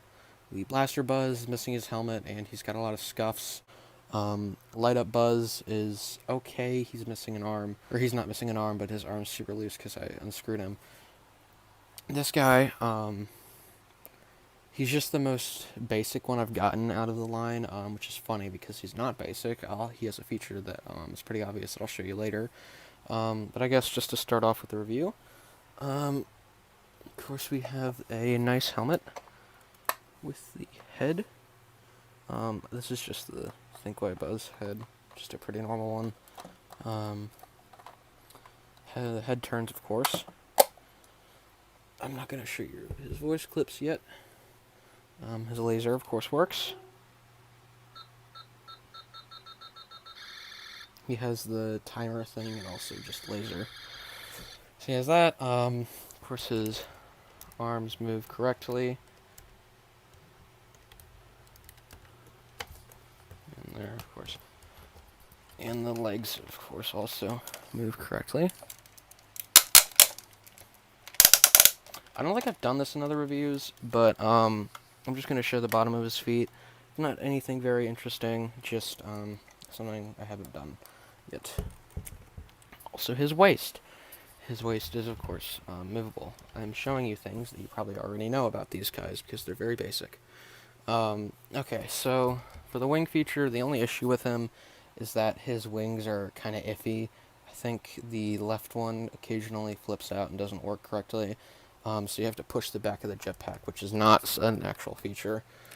So if you just push the button, there we go, popped out correctly. Now, of course, he has the normal, like, Thinkway, just not the light-up ones, the painted tips. On the back, you can't really tell, but his jetpack is actually different. These are transparent, like, light bulbs almost, and at the bottom are working light bulbs. This is the issue that I have with the wings that kind of occasionally do that. Just, there we go. Easy fix. And I'm going to get the lights turned off. And the reason why he's called Blastoff Buzz is because he can do this. Where there's danger, there's a space ranger. So on the back, the LED light bulbs that are underneath I'm Buzz Lightyear's. light up.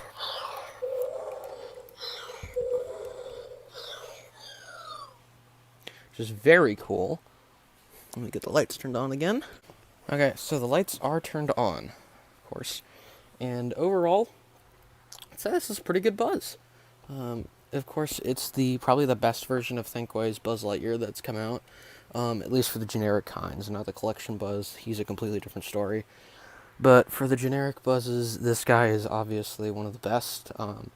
But mostly, apart from the light-up features here, he's just basically the normal, generic Thinkway Buzz that released, just with an extra feature that makes him cooler. So, that was my first review in about a week, and probably a half. Enjoy, I guess.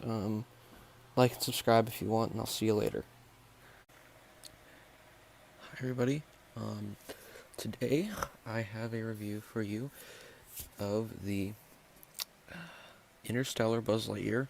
Now I know I made a video reviewing an Interstellar Buzz Lightyear before, however these guys came in several different variants. So they had the clear version, which was completely different compared to all of the other ones, and then they had they had purple, blue, and green, and I think a couple extra ones exclusive to different regions or whatever, and maybe not a couple extra ones. I think it's just those three. Yeah. Okay, so unlike the clear version, he's a lot more simpler. So just to start off, of course, as with a lot of the Thinkway Buzzes of the day, it's just got the normal posability, hands, legs, the usual waist, of course. The only difference being that he is clear, which means that he has lights in him. He's off-center also, there we go. And he has 6 different phrases. So, I am Buzz Lightyear, Space Ranger, Universe Protection Unit. Buzz Lightyear, calling all Space Rangers. All Space Rangers report for sector duty. My radar is picking up Emperor Zurg. Did you see him? I must find Zurg before he destroys the universe. To infinity and beyond. Buzz Lightyear, to the rescue. okay, so yeah, it might not be 6, I think it's 7. But, of course, you got the laser, which pulsates, and then also just that, and the wings, of course, pop up with that extreme force that always scares me. And just taking a look at the back. That's actually a different color. That's actually a teal instead of a white, which is the normal, I think, or white or gray. And then there's just the back. It's pretty normal looking Buzz. I should also mention it's clear instead of purple up on the shoal inside. So that was it. There wasn't much to talk about with him. Again, basically just a normal Buzz with the included lights and whatnot. Yeah, that was the review. I know it was a bit shorter than the other ones.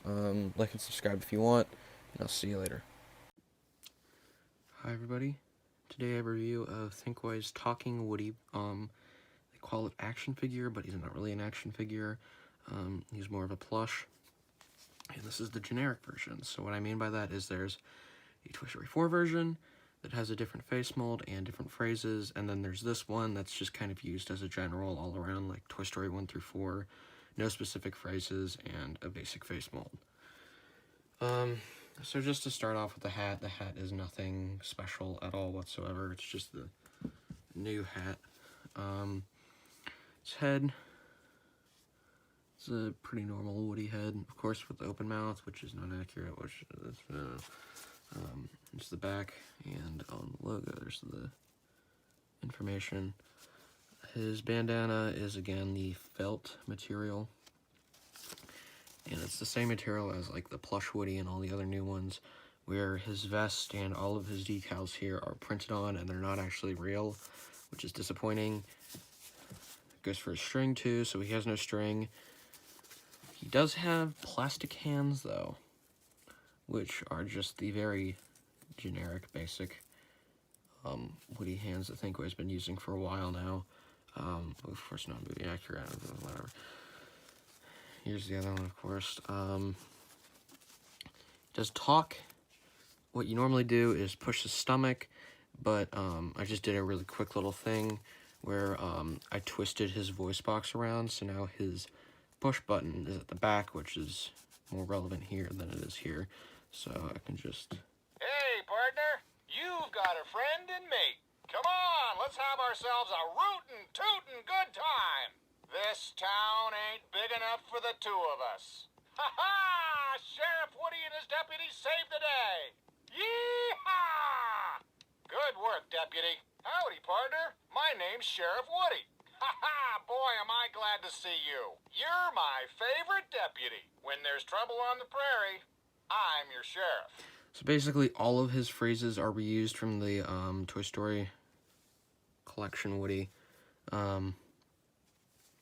Yeah, that's how it goes for a lot of these guys. They have some used phrases, reused phrases, and some that they don't. Just because it works, I guess.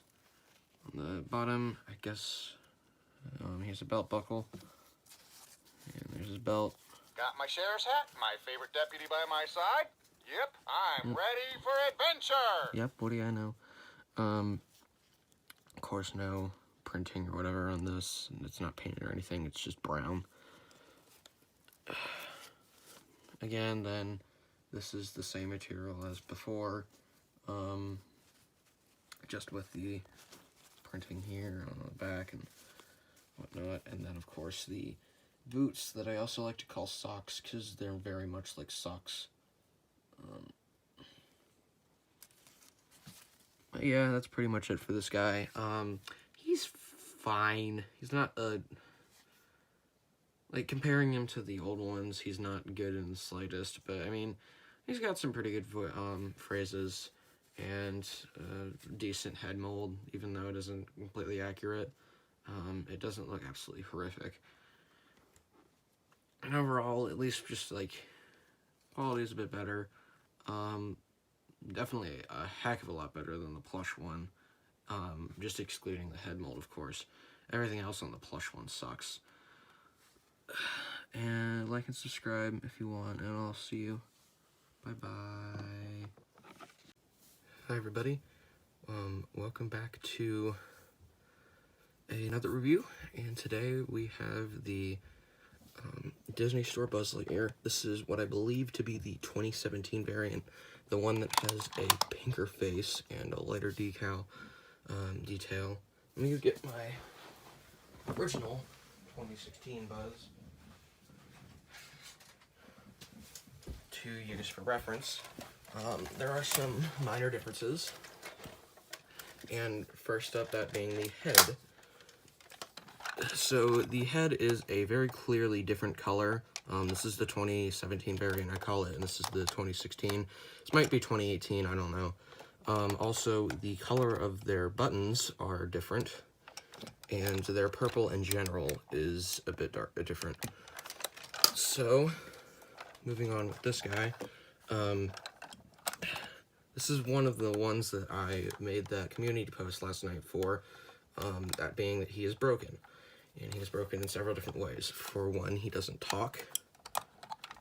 And I've put batteries in him and he doesn't work no matter what, so I can just go. But the voice clips are essentially identical to the 2016 variant, so you can just... Approaching destination. Re-engaging gravity. Area secure. Right now, poised at the edge of the galaxy, Emperor Zurg has been secretly building a weapon with the destructive capacity to annihilate an entire planet. I alone have information that reveals this weapon's only weakness. And then, of course, the laser. That lights up. You just can't tell. Mandible legs, mandible waist. There's the waist. Arms move. And then, of course, here, karate chop action. Which, this is the difference that I was discussing with the imprint compared to the 2016 variant's non-imprint, which is very bizarre. And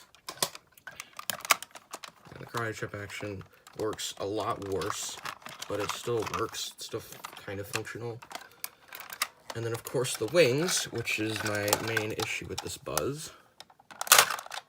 Quality control sucked on this one. And so now, this was new in the box. There's the wing. It's not looking so hot. And it will not go up no matter how many times you put it. But it does light up correctly. Like that. There we go.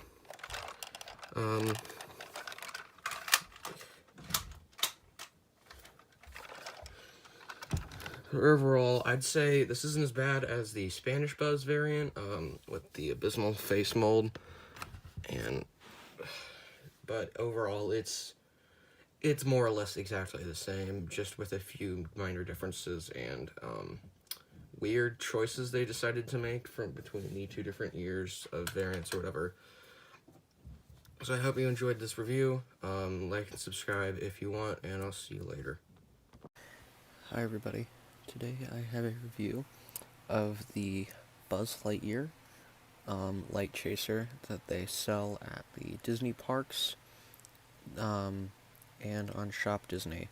I'm not sure about about the Disney Store, but I know that they sell these on Shop Disney, which is basically just like Disney Shop, where they sell their Disney products from their parks and their Disney Store. So it's like basically you can buy Disney World merchandise while not actually having to be at Disney World. So I didn't know actually that this guy was called a Lightchaser, that for the matter any of these things are called Lightchasers, until just recently, and recently being like 20 minutes ago when I looked it up. But yeah, he's basically one of those things where if you he spins and he lights up and whatnot. So mostly he's got some decent detail. He has like a little indent on his foot there that's used so that he can actually stand up upright. This is carpet, of course, so I can't actually show you, but he does stand up quite nicely. He's also just got detailing. No paint there though, which is the back is actually a battery cover. It's a lot different from what I've seen before, where you basically just take like a knife or something and shove it in there, pull it up, and then it like pops out. So it's not really actually any screws or anything. But he takes, I think, 2 or 3 AAA batteries, and he's actually got some decent amount of paint on his back. A lot more than a lot of Buzz Lightyear things can say. Just the sides of it, and they're basically identical. The front, it's got, of course, stickers here and there, and also it's just some painting, this is, of course, incorrect. I don't know why they put the laser there and not there, but whatever.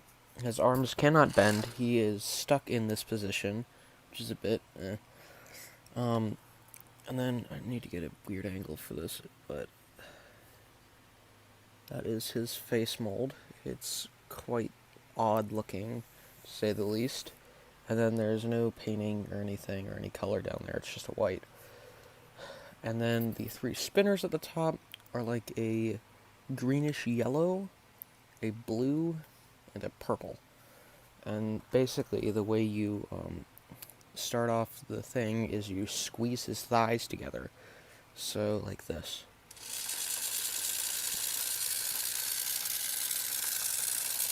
And then you just spin. He's super forceful. You can kind of tell that my hand is like shaking as I'm holding him. It's very forceful, very bright too. You can actually see this. I just literally have lights on my room and you can see it very clearly. But yeah, I guess I should probably put an epilepsy warning. That's what he looks like from the top. It looks a lot different in person, of course, with these different light things. Now, before I end the review, I also have another one to show you. This one I don't know actually that much about, but That's why I'm not doing a full review on him. But this is a different one that is actually articulated, which is very interesting. And he's got even a different back thing. As well as just like, I think he has the same head mold, but he's got a different purple, like a lighter purple, and like green tint. And also mine only has one working light on his, but his blaster also lights up, which is really cool. He's a lot, I think he's a bit harder to find, but he's definitely, I think, the better option, and I believe he's older. I'm not sure 100%, but just giving off the fact that, like, he has the old wing position where it's not underneath, it's at the sides to pop out, as well as just the Space Ranger Spin blaster. I'm inclined to believe that this is probably released sometime in, like, the early 2000s, maybe late 90s for the Space Ranger Spin or Astro Blasters. Disney World, Disneyland Ride, or whatever. But yeah, that's about it. There wasn't much to discuss with these guys. I just wanted to show them off because I thought they were quite neat. But yeah, that's it. Like and subscribe if you want, and I'll see you later. Hi everybody. Today I have a review of the Hasbro Toy Story and Beyond Lost Episodes, I believe. This is a part of the line.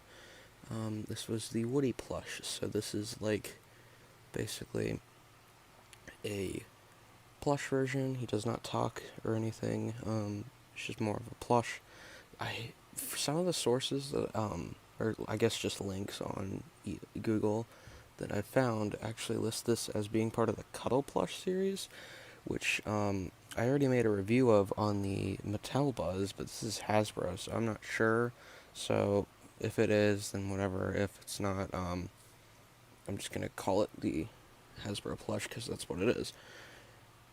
So yeah, this is my only Hasbro Woody. Let me move the camera up a bit here. There we go. This is my only Hasbro Woody at the moment, and one thing that I feel is very prominent with the Hasbro Woodies, at least the earlier ones, is that they have more of like a ventriloquist dummy look to them, which is very strange. He does not look in the slightest bit like Woody, or I guess he does kind of resemble him, but not by much. The face mold is a bit weird, though. There's the back of his head. Just kind of very odd. Pointy nose, too. Super pointy nose. His bandana is pretty nice. Of course, these flaps don't actually stay down. And then onto the vest. So the sheriff's badge is sewn on with this string. I really don't like the look of it. They use it often on this, and it's super off-putting, and it just does not look great on any of these. So that would have continued into the back. The string was made from the same, or the pull string was also used for that material. And it fell off, so I had to stitch it back on. But, of course, he does not talk or anything. In fact, you can literally just take off his vest if you wanted to. Again, with the weird stuff on the buttons.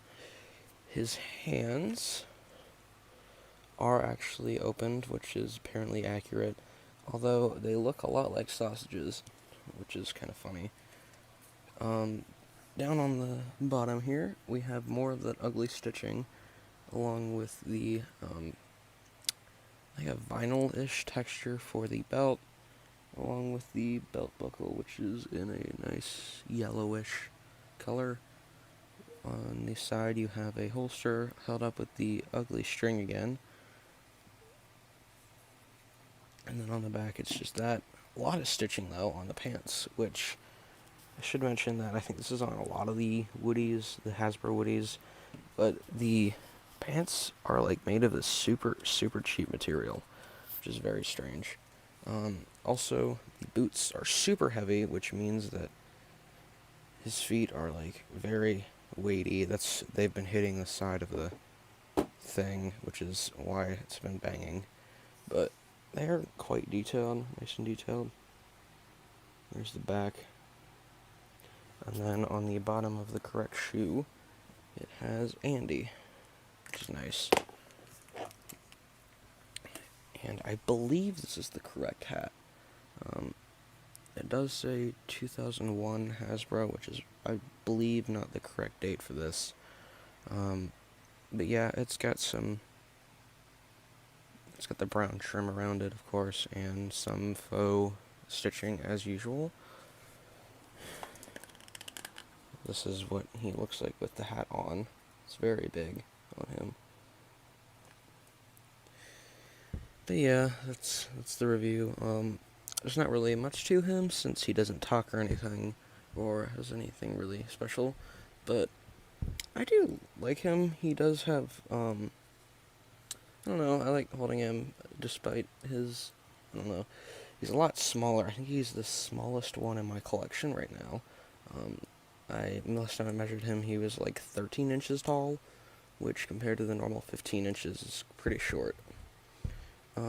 But yeah, that's it. I've been currently looking at more Woodies on eBay, and it turns out their prices have been dropping quite a bit since I last checked, which is a little bit a while ago. Which means that I can probably buy more of these guys because I want to get more of them. So yeah, that's it. That's the review. I know it's been a little bit, whatever. Like and subscribe if you want, and I'll see you later. Hi everybody. Today I have a review of the Lotso Laughs Woody. This was the one. I know that there's a Toy Story 4 version apparently. I'm not sure if that one's the same, but this is the one that was released back when Toy Story 3 was out, along with the other Thinkway Woodies that were around that time. Now, because of this, this is one of my oldest Woodies. I have this guy and Toy Story Collection Woody from, I had to check my pictures. Yeah, this is from 2010. I got this Christmas of 2010. So, yeah. This guy I got in 2013, I think. Okay, time for this here llama to take a little nap. See ya. And, yeah, he is a lot like the other ones. But because of the fact that I grew up with this Woody, he was one of my original Woodies or whatever, I do have a lot of biases with this guy, particularly starting off the review with the face mold, which I don't think is that bad. I know it is not accurate to something, say, like the Toy Story Collection Woody, even though this isn't 100% accurate. I guess you could say more like the Plush Woody, the Toy Story 4 Plush Woody. But yeah, he's just a lot more expression.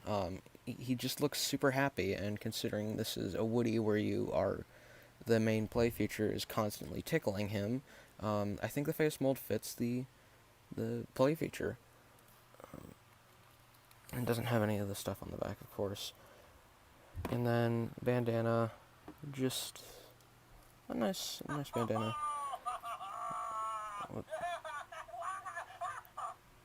Obviously, it's kind of weathered. But yeah, this is with the vest and everything. You can take it off and whatnot. I did end up cutting the tag off of him, so there was a tag there. I did that with a lot of my Woodies, actually. The vest is the nice kind of... Okay, so I'm just gonna say this to get out of the way. This is a Woody that, like, without command, will just randomly start bursting into laughter without anything going on. So, like, yeah, that's the same with Collection Woody. Yeah, there, see. But, what I do like about this guy is that not only does he have just, like, the normal phrases... You're my favorite deputy.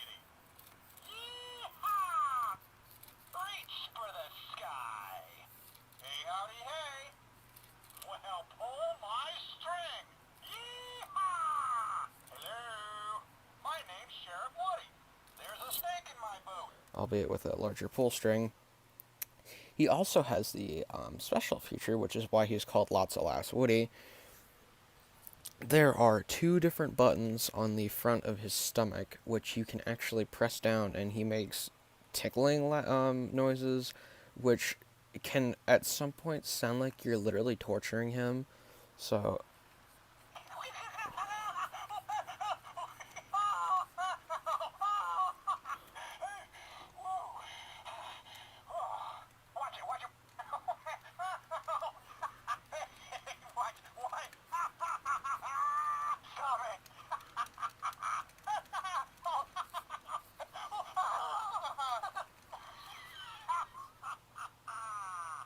So yeah, that's of course why he has such a happy face on his face. I don't know how else better to put it. For the arms, I guess, I should mention the buttons.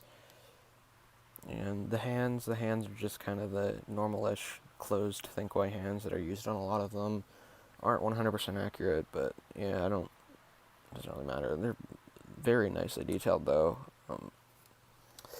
And then down on the bottom, you have the belt buckle with the belt that rolls around, and the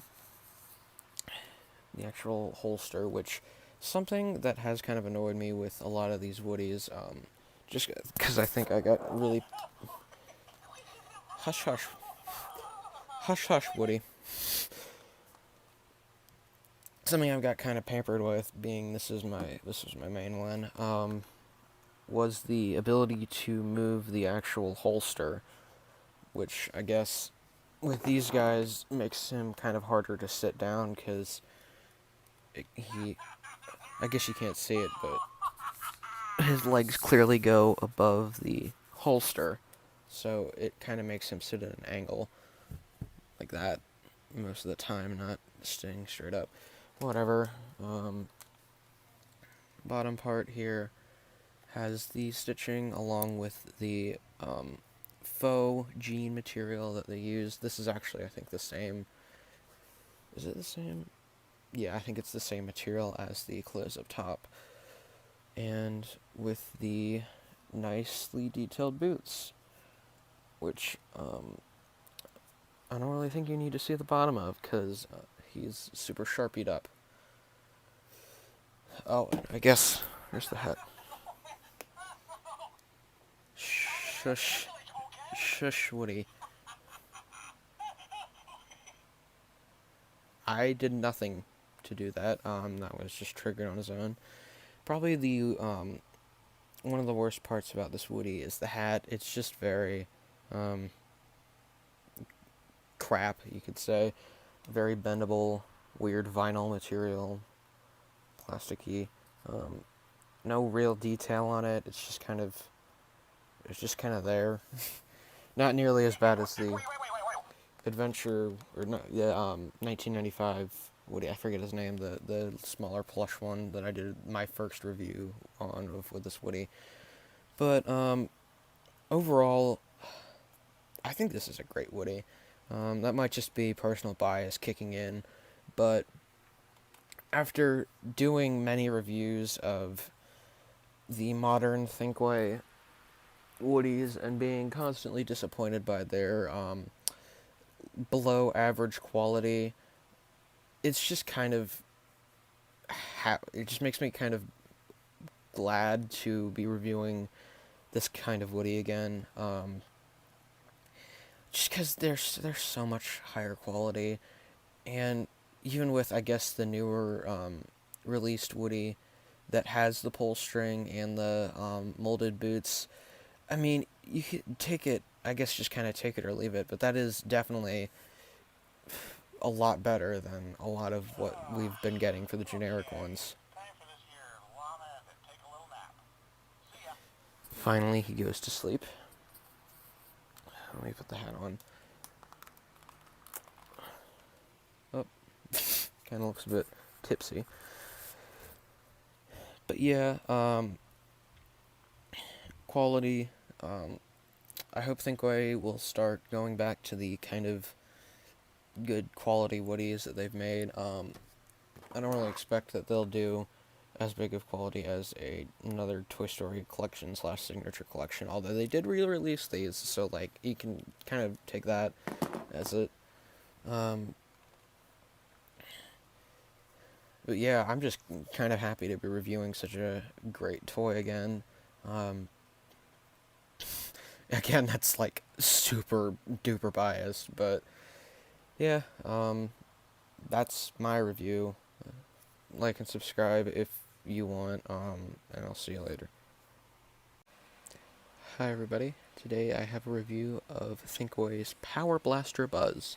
Now, before I begin, of course, I am getting down to the final bits of my Buzz Lightyear, my large-scale Buzz Lightyear collection, which means I'm going to get down to the ones that are missing pieces that I didn't want to review previously. So this guy is generally pretty scuffed up, especially on the back, and more importantly is missing a trans blue helmet. So it was like, it's a translucent blue colored helmet. It was, I think, kind of exclusive to this one. And the best I can find to represent it is the new Mattel helmet that came with the one Buzz. In fact, there we go, all fixed. No, of course not. Obviously that is kind of an issue, but they're pretty, I think these guys, the Buzz specifically, is pretty cheap to replace. It's just the accessories and whatnot, which I will get into the accessories because they're pretty cool. Because right now he just kind of looks like a generic Buzz. So, ignoring the missing helmet, of course, you have just the basic head that's used on a lot of the Thinkway Toy Story 3 Buzzes. And then, of course, laser, which, yeah, there, just takes a little bit of force. And, yep. Now his hand is molded and cannot move. That's for a reason I'll show later. He also has... Remember, a Space Ranger is always prepared for the unexpected. My sensors indicate Zurg is in the area. Take cover. Also, you have the arms. They have the Thinkway articulation, whatnot, of course. Legs, too.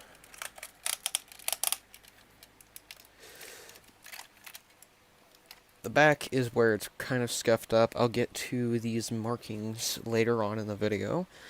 And, of course, this was originally Danger Jet exhaust, whatever. I believe, I think. It might not have. Yeah, whatever. Down here we have, of course, the back. And just to clean it up is the wings, which are just the normal Thinkway wings. Nothing to really talk about, nothing to write home about. Let me place the wings back in. I'm recording at a very uncomfortable angle. And so now is the more important part of this Buzz, which is the accessories. So first up, we have the Power Blaster. Let me sit in a better angle here. Now, the Power Blaster is very cool looking. It's based on a lot of the renders from the time. And you can see it has a cable in the back, which is quite interesting. So all you have to do then is twist this part here and pull it out. And all of a sudden, we have a longer cord. So you can pop that little sucker out and roll this back into its position. It's kind of... There we go. And now we have a long cord attached to it, which we can then take with this Buzz and the specially molded hand. Can place the arm in here. And I neglected to mention that he has a little plug down there. So you can basically just take this plug and insert it. I am geared up and ready to protect the galaxy. And so now, not only, let me focus a bit, is not focusing. Not only will he have a new laser sound when he pushes laser, which will now illuminate the entire gun rather than just the laser, but the speech buttons also have functions for the actual blaster itself. So now,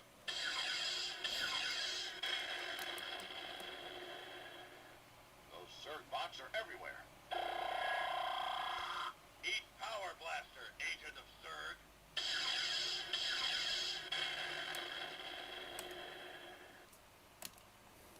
okay, and the next thing I have to talk about, set Buzz to the side over here, is the shield, which, it's not very interesting, not as interesting as the blaster, but on the back here, we have a bunch of different pegs and stuff that you have to remove. So basically, to take and attach it to his arm, pull that part out, and that part out.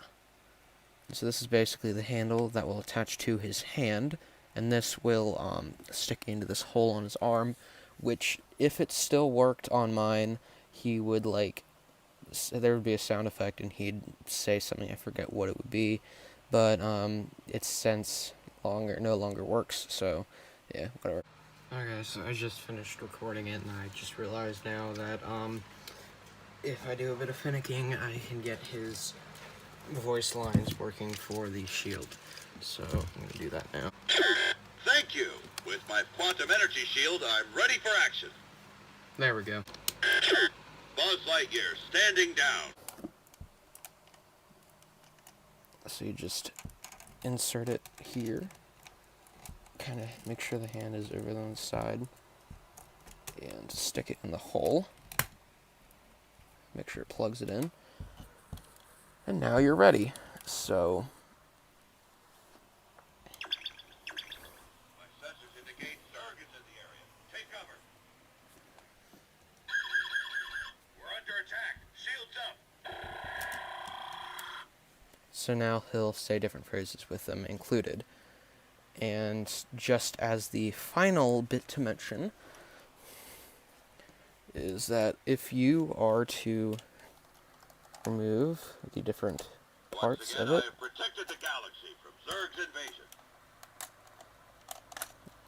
as such, and move on to the back here, I'll explain now what these back little peg things are for. So these pegs are actually meant to store the actual accessories. So with the shield, you were to, on the back, pull out this peg on the bottom, and then you can get it correctly. You would stick it, plug it in onto the back of his jetpack. We're under attack. Shields up. I believe he's in a state right now where he still believes that his shield is on, which it's not. And then on the back of this, you have more pegs, and I'm not going to bother pulling the cord back in, which you can then stick on the back of the shield. You'll be safe behind this quantum energy shield. Now, he's got a really thick backpack, which has a gun on the top. Of course, he is now very top-heavy, or specifically, he'll fall backwards because there's a lot more heft to him. But just some final thoughts on this Buzz. He is very cool.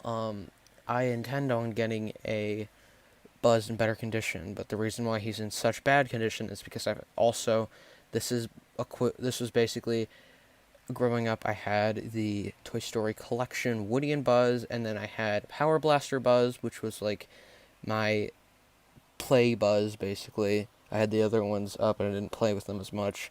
And then Lotso Laughs Woody was like my play Woody. So that's why he's a bit more beat up. He was also kind of the stunt double whenever I'd use them in my crappy little baby films that I would make. But overall, yeah, he is very cool. Very original, very neat to have in the collection. I just need to get him fixed up a bit, and then he'll be in great condition. It'll be really cool to have. But yeah, that was it. I know it's a bit different because it's a bit more broken than the other ones, but I figured I might as well just make a review. I have like 3 other buzzes after this I can review, all of which are broken, and I'm getting to this point where I'm just going to have to review them, or I can't make any content out of them. So I might as well review them and just show you guys what I have. But yeah, that was it. That was a lot longer than I thought it would be. Like and subscribe or whatever, and I'll see you later. Hi everybody, today I have a bit of a longer review. This is Mattel's Strummin' Singing Woody from 1999. This was of course released for Toy Story 2, as very clearly expressed by a lot of the stuff that he does. So he's somewhat similar to 1998's Tumbling Talking Woody, down to even the alliteration in the name, but in a lot of ways he's much different, and I believe he's a lot cooler. So just kind of as a thing to sum this guy up, he strongly exceeded my expectations. I expected that he was just going to be like a couple different phrases that are like, I'm strumming singing Woody, yeehaw, I love my guitar, and then maybe like 5-10 seconds of whistling, but no, this is much different. So, just to start off, I'm going to say that this hat is super, super heavy. It's made of this, like, soft plastic material, but it is thick. Like, really, really thick. And when you put it on his head, he often ends up looking like he is very sad. So, that's why I just kind of not really have him on. Let me take him off his stand a bit here. Okay, so to begin with just Woody, I should also mention that his hand is attached. There is a way, I think, that you can detach it from it, but like the Woody and Forky that I have, I'm keeping it on, just for preservation's sake. So his head, I would say, is light years better than the other one, just in this form of shape and such. He looks pretty cool. Like, I like his head. It's definitely not accurate, but I think it does the job. You can tell it's Woody, definitely. Down here we have a very big bandana, sheriff badge, which is also pretty large. And I also will mention he is completely plush, the Woody himself, not actually the toy, like the actual toy feature. On the back, he has a fake string. It's just kind of there for decoration. And the back of his vest. Buttons are, of course, the stitched-on things. And on the bottom of the belt, I forgot to mention in the Tumbling Talking Woody thing, but old Mattel really liked to, for some reason, make all of theirs, like, really hard to put on, and I guess the belts are detachable, but they're kind of annoying to get to look right. I got lucky with this one. I kind of just like poked it in the holes and it worked fine.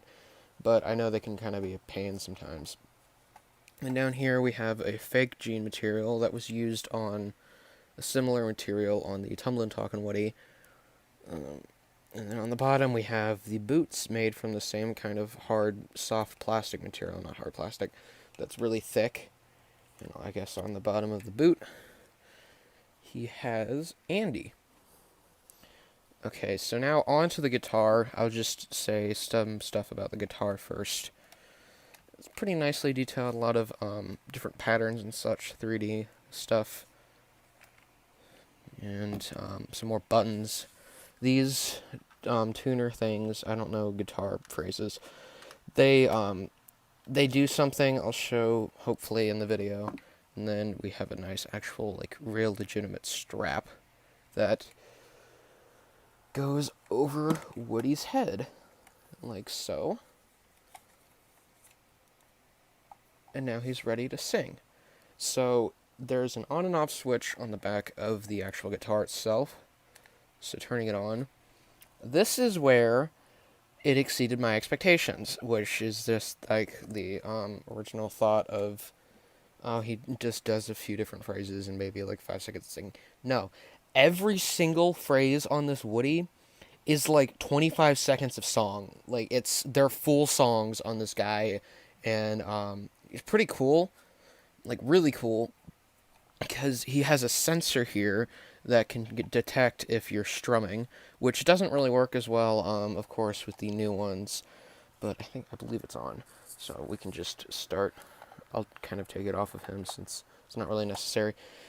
You can strum, but it doesn't really work as well. I find just literally putting my finger in front of the sensor works better. And there is the play quote-unquote feature that it has, where if it says that, you can kind of like mess with the tuners a bit. I think that's how it works. But then you push it again, and it restarts.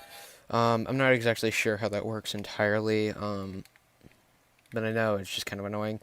So I think I'll just go through all of the different songs. I'll record them separately, and then I'll place them inside of the video when I'm done. There's 6 different phrases or 6 different songs that he can sing. You got a friend in me. You got a friend in me.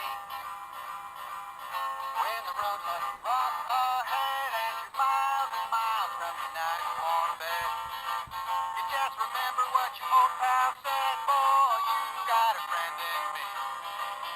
Yeah, you got a friend in me. Oh, give me a home where collectibles roam, where Jesse and Bullseye play, where seldom is heard a discouraging word and the prospect is cranky all day. Home, home on the range, where Jesse and Bullseye play, where seldom is heard a discouraging word and the prospect is cranky all day. Well, I came from Andy's playroom with my guitar on my knee. I'm going to Louisiana, my true love for to see. My friend Jesse, oh don't you cry for me. I've come from Andy's playroom with my guitar on my knee. I cannot wait to tell the news, I'm a TV star. No more need to sing the blues with this here my guitar. My friend Jesse, oh don't you cry for me. I've come from Andy's playroom with my guitar on my knee.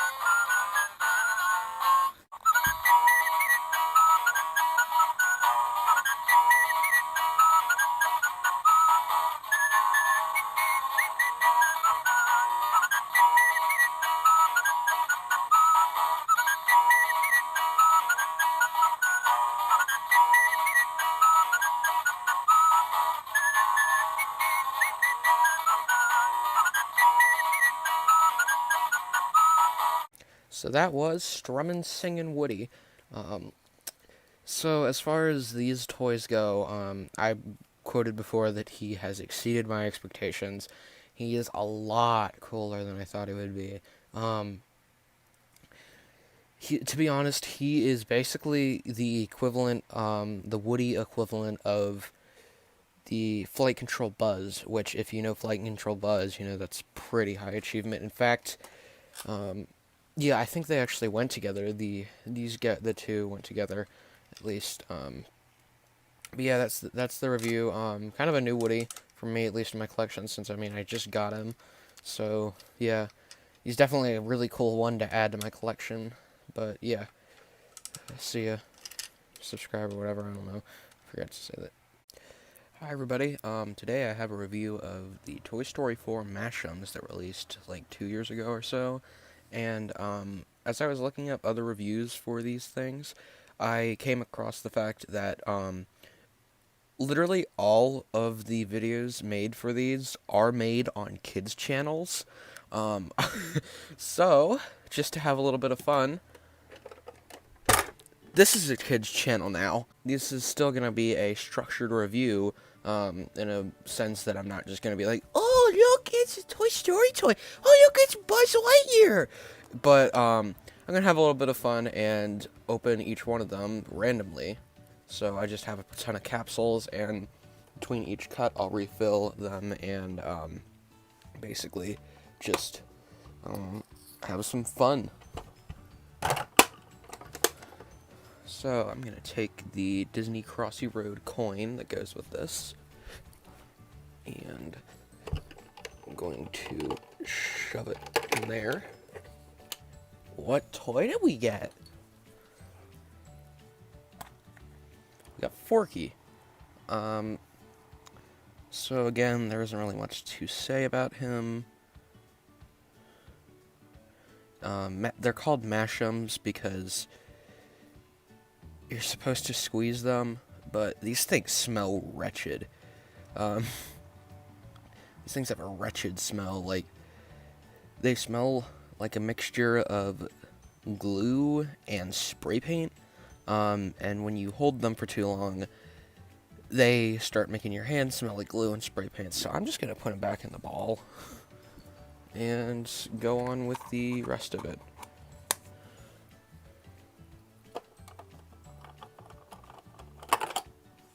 Next toy, we got Woody. Okay, so here's Woody. So again, not really much to say about him.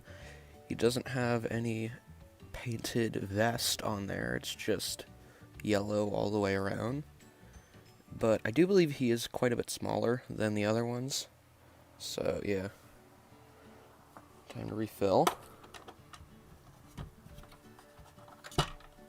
With two random capsules that I should probably be careful with because they fall out easily.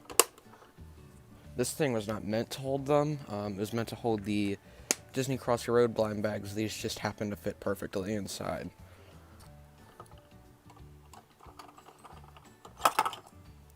Oh, so that pulled out two of them. Whatever, we can go with it. Popping this one open, we get Bo Peep. And,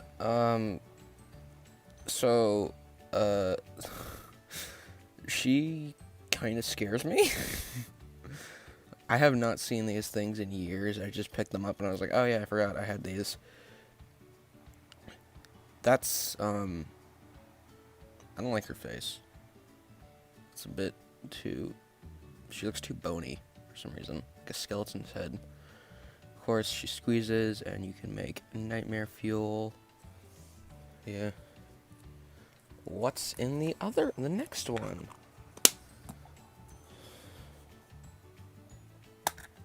You get Buzz. He's got a potato head. I know Buzz has a potato head in general, but this is a super duper potato head.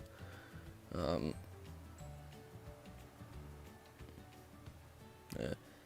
His jetpack, of course, doesn't have much detailing on it, because these are like $3 toys, but it's square, much square, like all really super square, very rectangular.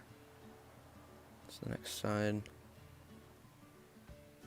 Top, down, actually, just, these things don't really have the best of looking of things.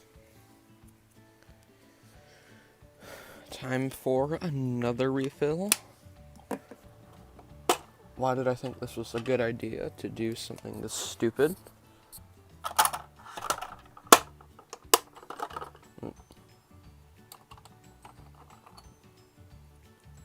Insert the coin. What's in this one? I know what these last two are. And it's Bunny. This was the mystery character that they advertised on this. Yeah, it's a lot more simpler than the rest of them. Yeah. I don't really know what to say about Ducky and Bunny because, you know, I haven't seen the movie since I watched it in theaters. And you can probably guess who this last one is.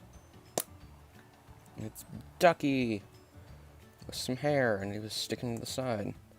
This one is even more simpler compared to Bunny. Of course, you can squish them, and they look kind of terrifying. So that was my very strange review. I know that was a very different review, and it was kind of uncomfortable, probably. At least for me it was, and I'm the one that's recording it in the first place and putting it up on my channel. At some point, I do kind of want to just do a full-out parody of one of the kids' channel things, since they are just kind of funny to make fun of. Yeah, that's the Masham's toys. There really isn't much to say about them in general. It's just kind of, oh look, it's these toys made for children that you can smash with your fist, and they smell gross. And they're like $3. I'm not sure, I don't think they sell these anymore, or at least you can get them on eBay, and that's, of course, you can get everything on eBay. I'll go out and buy these. It's just, you know, they're not really worth it. I mean, for these, I got them all in, like, one go. I also believe this is the first of kind of reviewing an entire series of something on my channel, which I do intend on doing more. I recently just got the full set of Burger King, the Toy Story Burger King Now on Video, Woody, Buzz, and RC, which I intend on getting batteries for Buzz, and then I'll review for the channel, since those are probably some of the best fast food toys ever made. Yeah, that was a weird review. Like and subscribe or whatever, and I'll see you later. I didn't pause it correctly. Oh.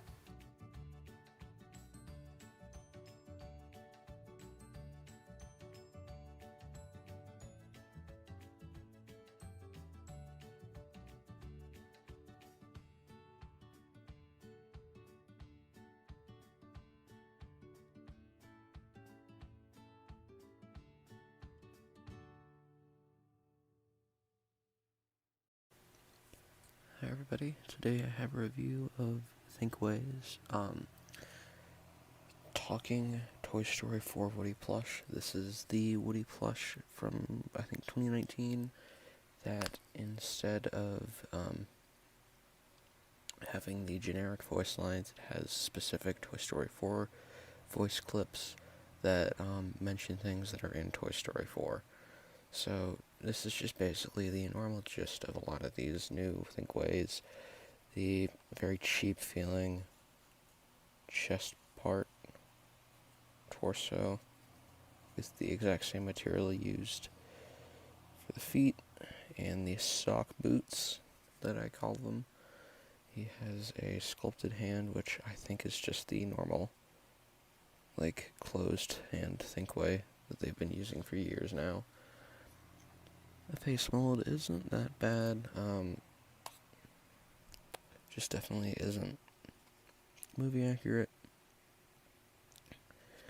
And his hat is, I might as well just point it out, it is very cheap feeling, but, yeah, nothing really to talk about on the hat, since it literally is just one solid color.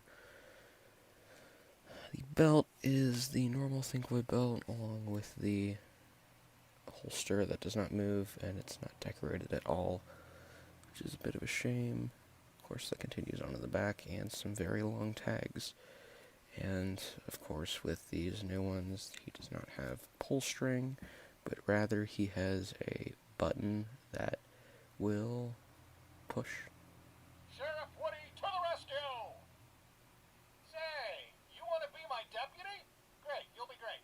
Let's saddle up for adventure! Yee-haw!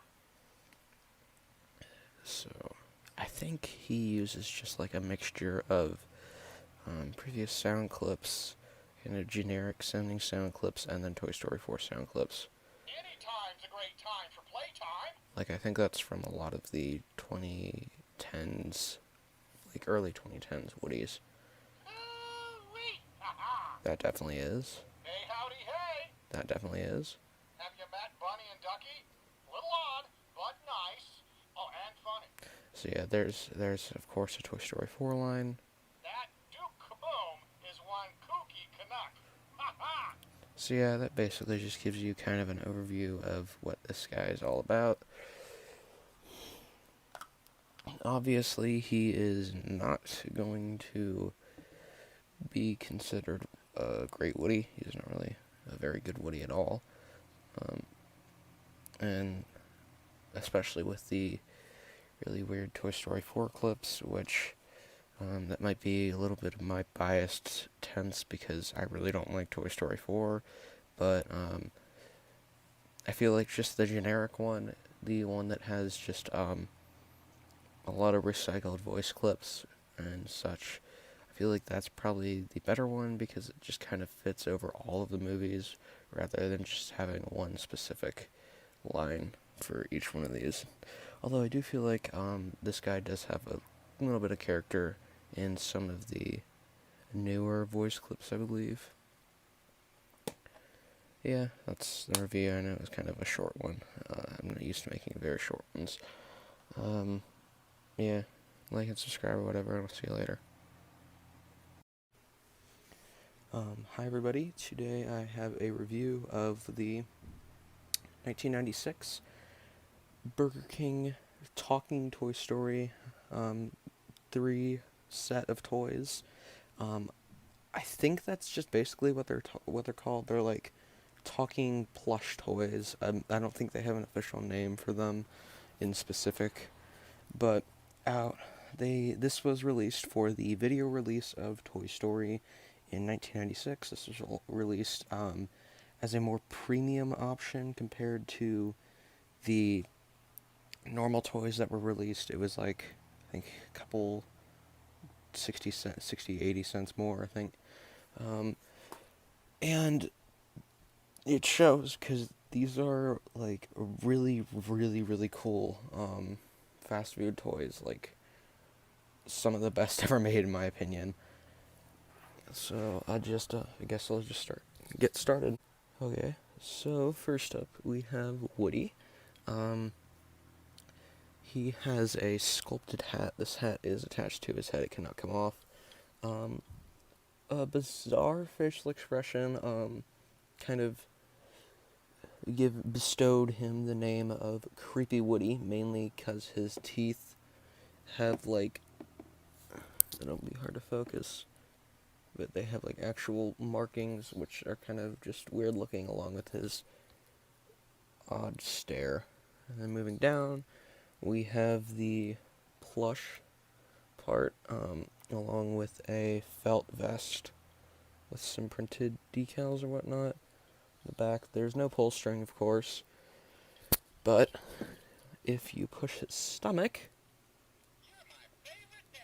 he speaks. He says, "You're my favorite deputy." So, because these toys are exactly like 25 years old now, they are very hard to find in working condition. I just got super, super freaking lucky with this Woody. Moving down, we have this made of that fuzzy material that I'm not really sure what it's called, but that's like the only fuzzy part of him. I guess I should also mention on the arms, because I didn't really talk about them, you have the Velcro, which is used for something. I did, however, since I bought 2 of these by accident, I modded my first one, so I removed the Velcro. It looks nicer. And then, of course, you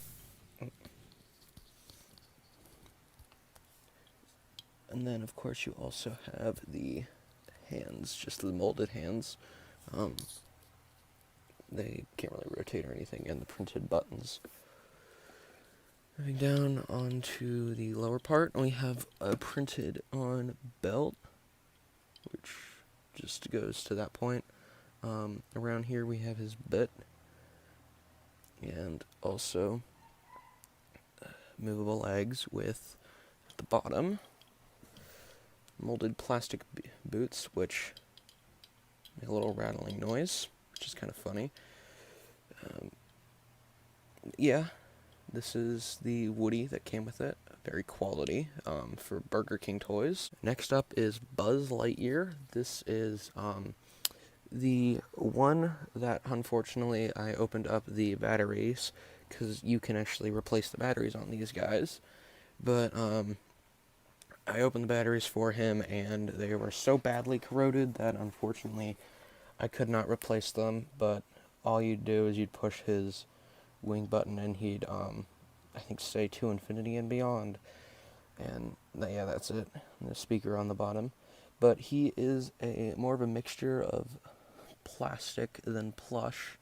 He's got more of a plastic body side, and then the back has a very simplified jetpack, along with the screw to get into the batteries, with a sticker decal for the actual part itself.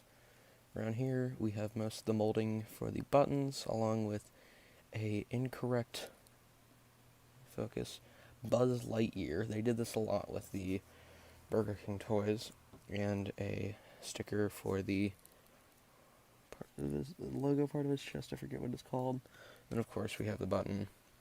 On the sides we have an arm for a plush arm with a Space Ranger decal, and a laser decal on the other arm, and the arm is near identical. And then here we have, of course, the speaker and his pelvis, his hips, whatever. And then we have plush feet that are attached. They are nice and stuffed. They're very, very thickly stuffed, which is quite nice to see.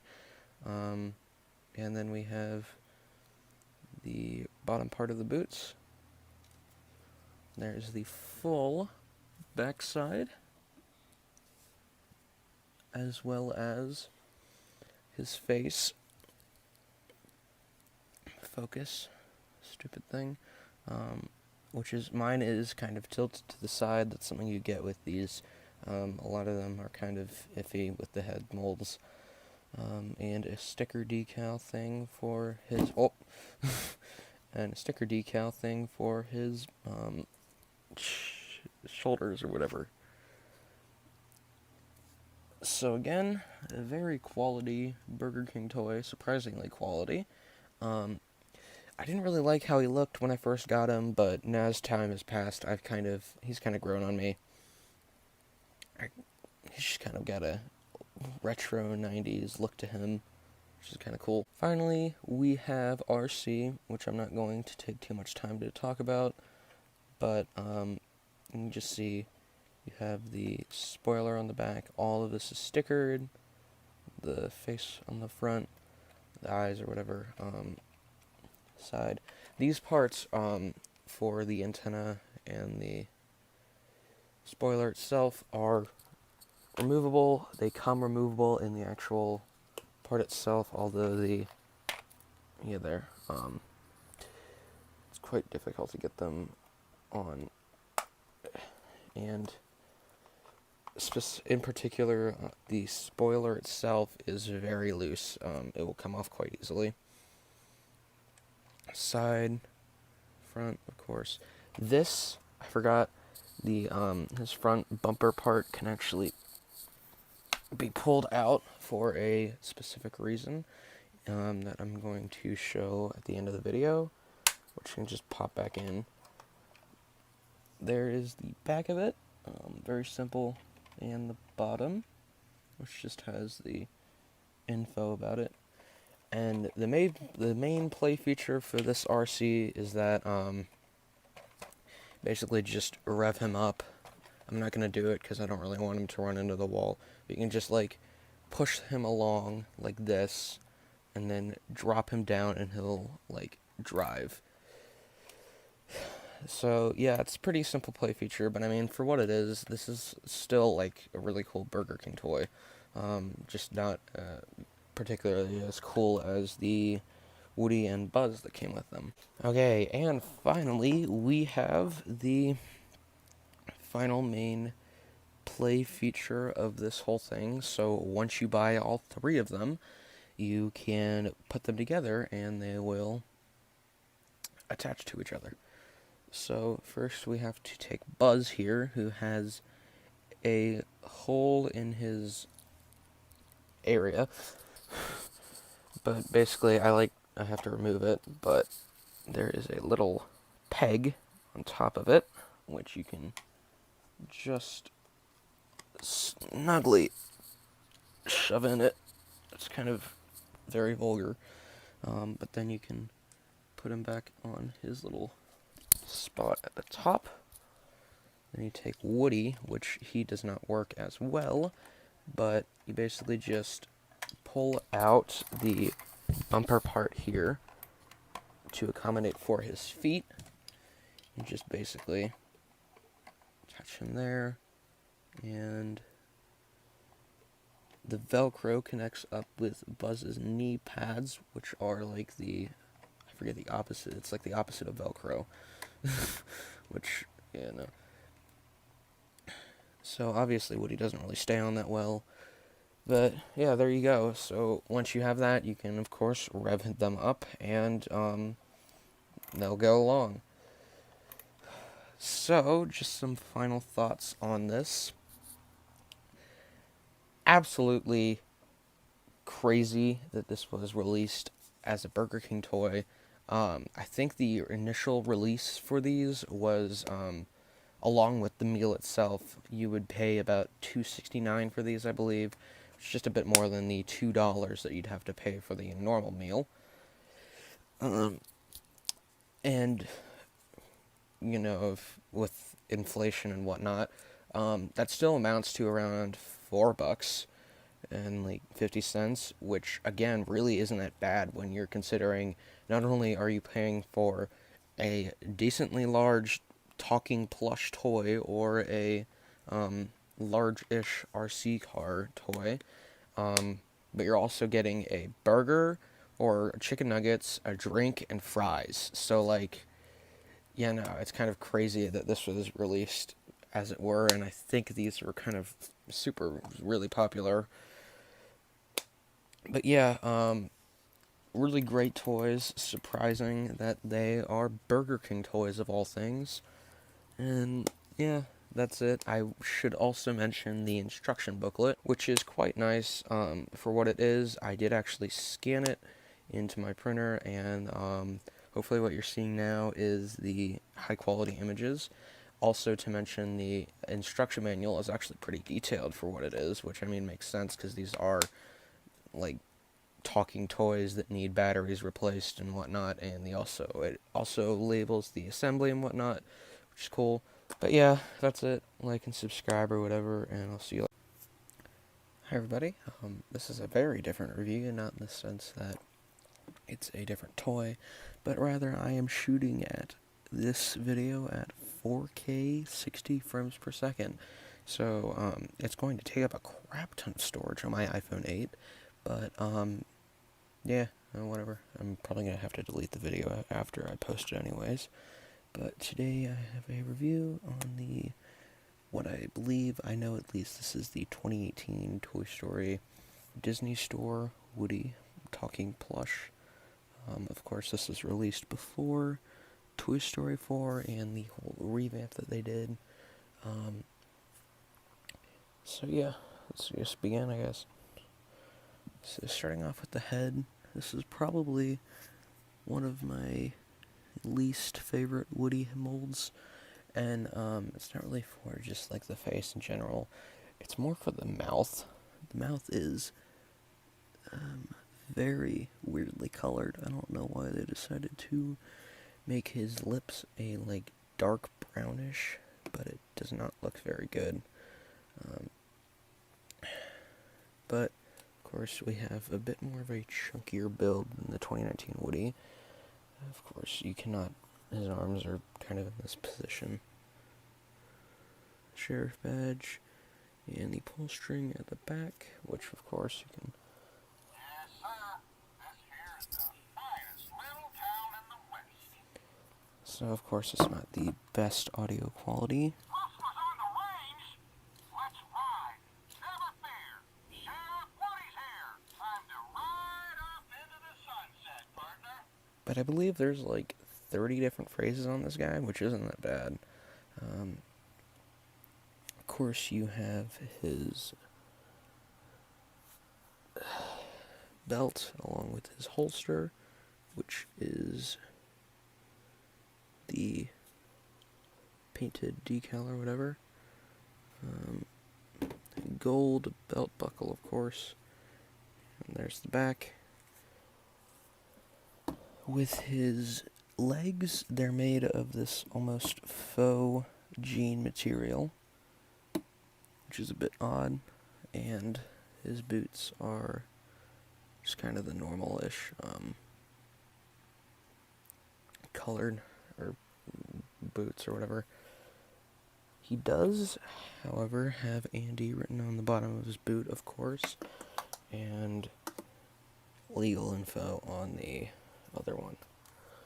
And to take a look at the hat here, you can see it's a very weirdish shape. Definitely not very accurate to the movie, but I mean, at least it has the printed part there. It's hard to get this in focus. Yeah. I put his hat back on off camera. Now, let me focus the camera.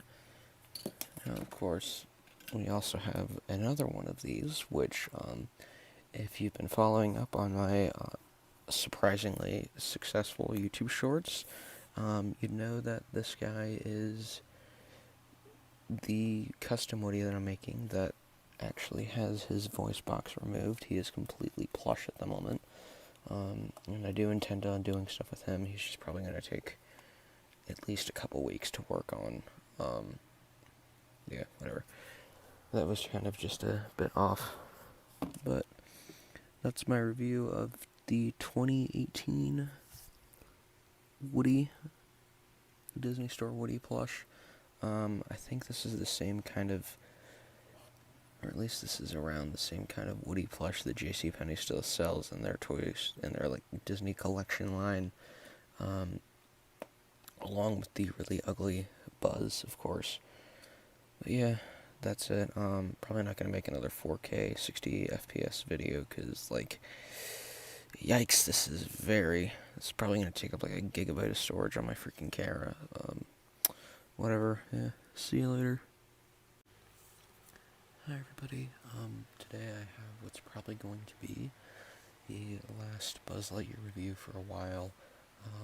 This is the 1995 Buzz Lightyear. This is the very first one that was ever released, of course alongside with the first movie. So yeah, now I should mention that his helmet is missing, of course, which is just the normal, like, original Thinkway helmet thing. Nothing really too out of the ordinary there. Also, his wings do not work, but the thing with the original 1995 Buzzes are that their wings are notorious for being really cheaply kind of constructed and snap really easily.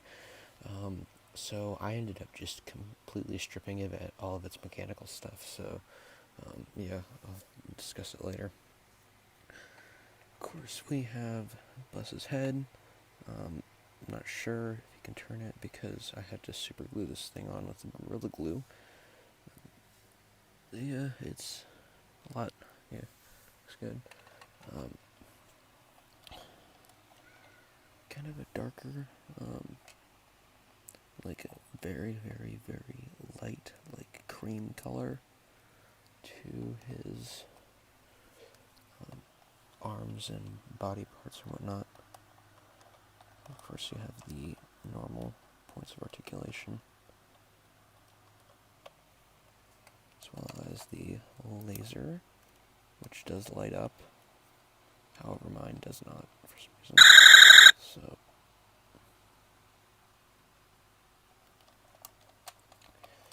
okay, and just to cycle through the different voice phrases we have, there is 5, I believe, so just go through. I am Buzz Lightyear. I come in peace. Buzz Lightyear to the rescue! To infinity and beyond! Okay. And of course the final bit is his wings.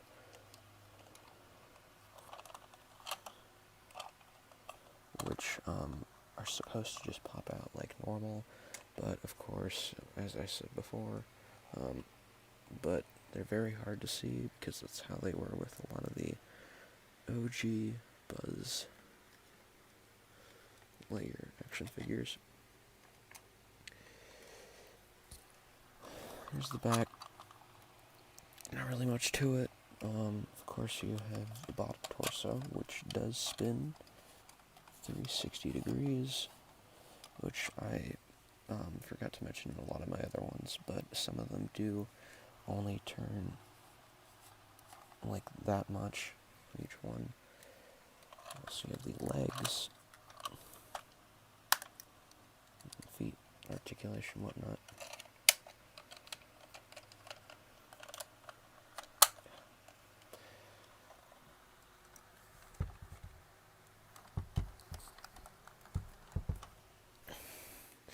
Yeah, that's my review of my Buzz that I have. Of course, he's not in the best of condition, but I think I got him for like $5 at a yard sale, which, you know, isn't that bad for something that's, he still works fine, whatnot.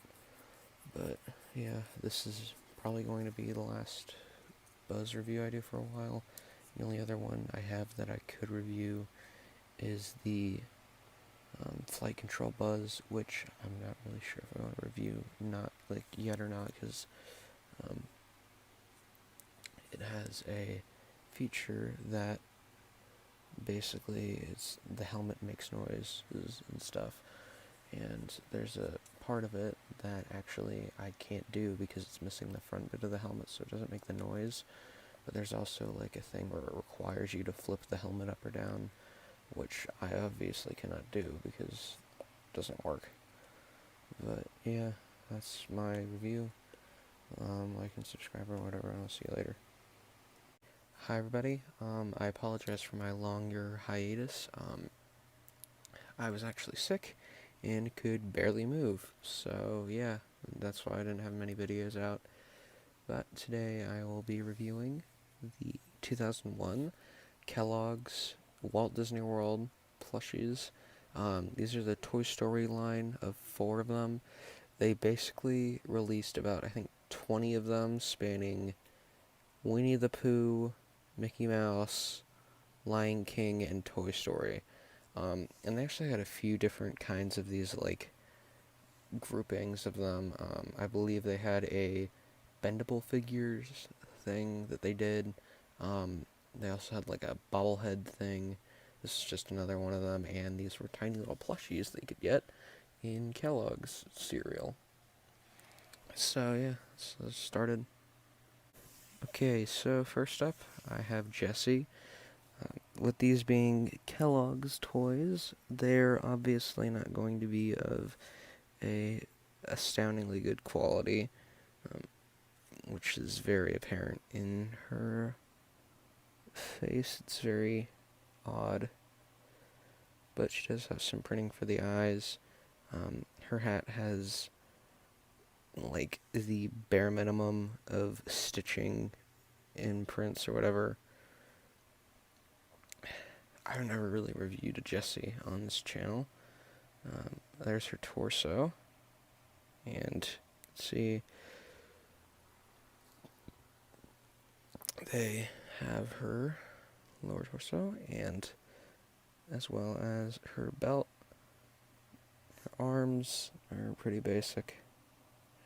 On the back of her head, she has a hair made of yarn, of course, and funny enough, this actually does not continue, so apart from the little hair strand of hair that she has here, she's basically bald. But then we have her cowhide, I I don't know what to call these. These are like pants. No, I don't know. But yeah, you can see they kind of surround it. Now, if you know Jessie, or you know her design or whatever, you know that underneath here are part of the jeans. That is not the case. Instead, it just repeats the same pattern, which is very odd. And then, of course, you have tiny little boots. So yeah, quite odd to start out with. Next up, I figured we would go with Woody. He, of course, has another strange-looking head, face, printing or whatever. Although I do not believe it is as bad as Jessie's, because it is just like printed on. And his hat's basically the same as Jessie's, just with a different shape. Down here we have the vinyl printing material for the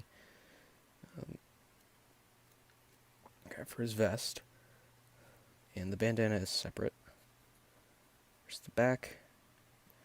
I should mention that these all have beans in them in some way, so they're little beanbag plushes. And he has him in his booty. There's his back. His arms are pretty simple again. And his belt is black for some reason. Just straight up black. Does not continue on the back. Has some stitching and then some boots. Boots-ish. Again, not really much going on with Woody, but I do think he is a little bit better than Jessie. Third up, we have Buzz, and this is probably, ironically, the lowest quality one of the batch. He has kind of an odd face printing for whatever. Kind of just has a bean head. Nothing really interesting going on with it. There's the top. Very slim Buzz. You can see he has a very off-center, if I can get it, a very off-center laser. And there's nothing on the other side for, like, you know, wrist communicator or whatever. For the printing here, you can see there is no green button in the middle. It's just red, blue, and blue, which is something that always used to make me angry, but now I don't really care. Although this is less of a stylized choice and more of a, oh, this is cost-effective choice. So, yeah. Going on the back, there is absolutely nothing on the back of him. Same with his hips, whatever. Nothing on the front, nothing on the back. His waist, of course, is his normal waist. His legs have the knee pads, or the idea of knee pads. Printed on decals for the tops of his feet. And, some very flat feet. With, of course, these weird things at the bottom. And he does have some beans in him. He has the beanbag part of him within his stomach rather than his butt, which is very strange. Yeah. And last up we have Bullseye, which, he looks fine, I guess. He's definitely not to scale. Here's Woody next to him, so you can tell the size difference from there. Of course, got some printed eyes, a gaping smile there. His saddle is actually kind of detached from it, although you cannot take it off. This is his tail, it's just another piece of fabric. And his legs are just some soft plush little things. Yeah, not that bad of a plush, to be honest. So that was the 4 of the Walt Disney World Kellogg's Toy Story plushies that were released in Kellogg's or whatever. To say they're not great would be an understatement. You could even say that they're not good. They are just, it's not really, for a lot of the weird decisions they've made with the designs, it's not like you can say, oh, it's just kind of something stylized or whatever. No, it's they decided that it would look like this because it would be the cheapest to make. With that said, I mean, they are plush toys that were given out in like $2 cereal boxes. You would get cereal and you'd get a stuffed animal, so like there isn't really much arguing with that, despite their quality. They could have just given you a cardboard cutout and left it at that. But yeah, that's my thoughts on them. Like and subscribe or whatever, and I'll see you later. Hi everybody, today I have a review of the Disney World Small Fry Buzz Lightyear keychain. Now, I believe this and the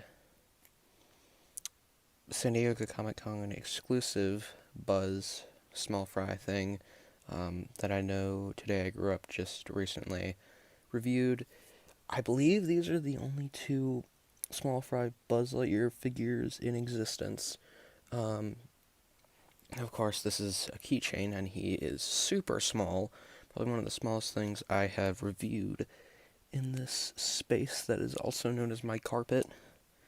As here is the 7-inch Mattel Buzz action figure. So you can tell he is super small. Now, this Buzz in particular is not really made with the best of quality. You can literally see on a lot of his body parts that he is literally, zoom in a bit and focus, he's literally splitting at the seams, which, you know, is not really something that you'd want to see on a Buzz Lightyear action figure. Now, of course, this is a keychain, so he does have the keyring on the back. However, he is just, I guess, the most basic of articulation. You have the arm, the laser arm, which I will show later, and the waist. He's pretty nicely, like, painted or whatever, however. You can see, I guess it's just kind of good details. And on the back, it's kind of hard to tell. It's a real pain in the neck to do, but he has the tiniest of a button here, of which you can press, and so it's very difficult to press, but it does light up the laser and make a sound, and you can loop it infinitely. Now, the reason why I say that these don't have the best quality, along with the splitting at the seams or whatever, is that I do have just set him down nicely. I do have another one. This one has his key ring, this is just what the keychain looks like. Pretty basic. He also does work. However, and this came like this when it was bought at Disney World. I think that speaks for itself when I say that this is not the greatest of quality products, which I could forgive if these weren't like $12, I think, at Disney World. Now, I'm not sure if they sell these there anymore, but clearly they are not very great. I know Disney World is very well known for making a lot of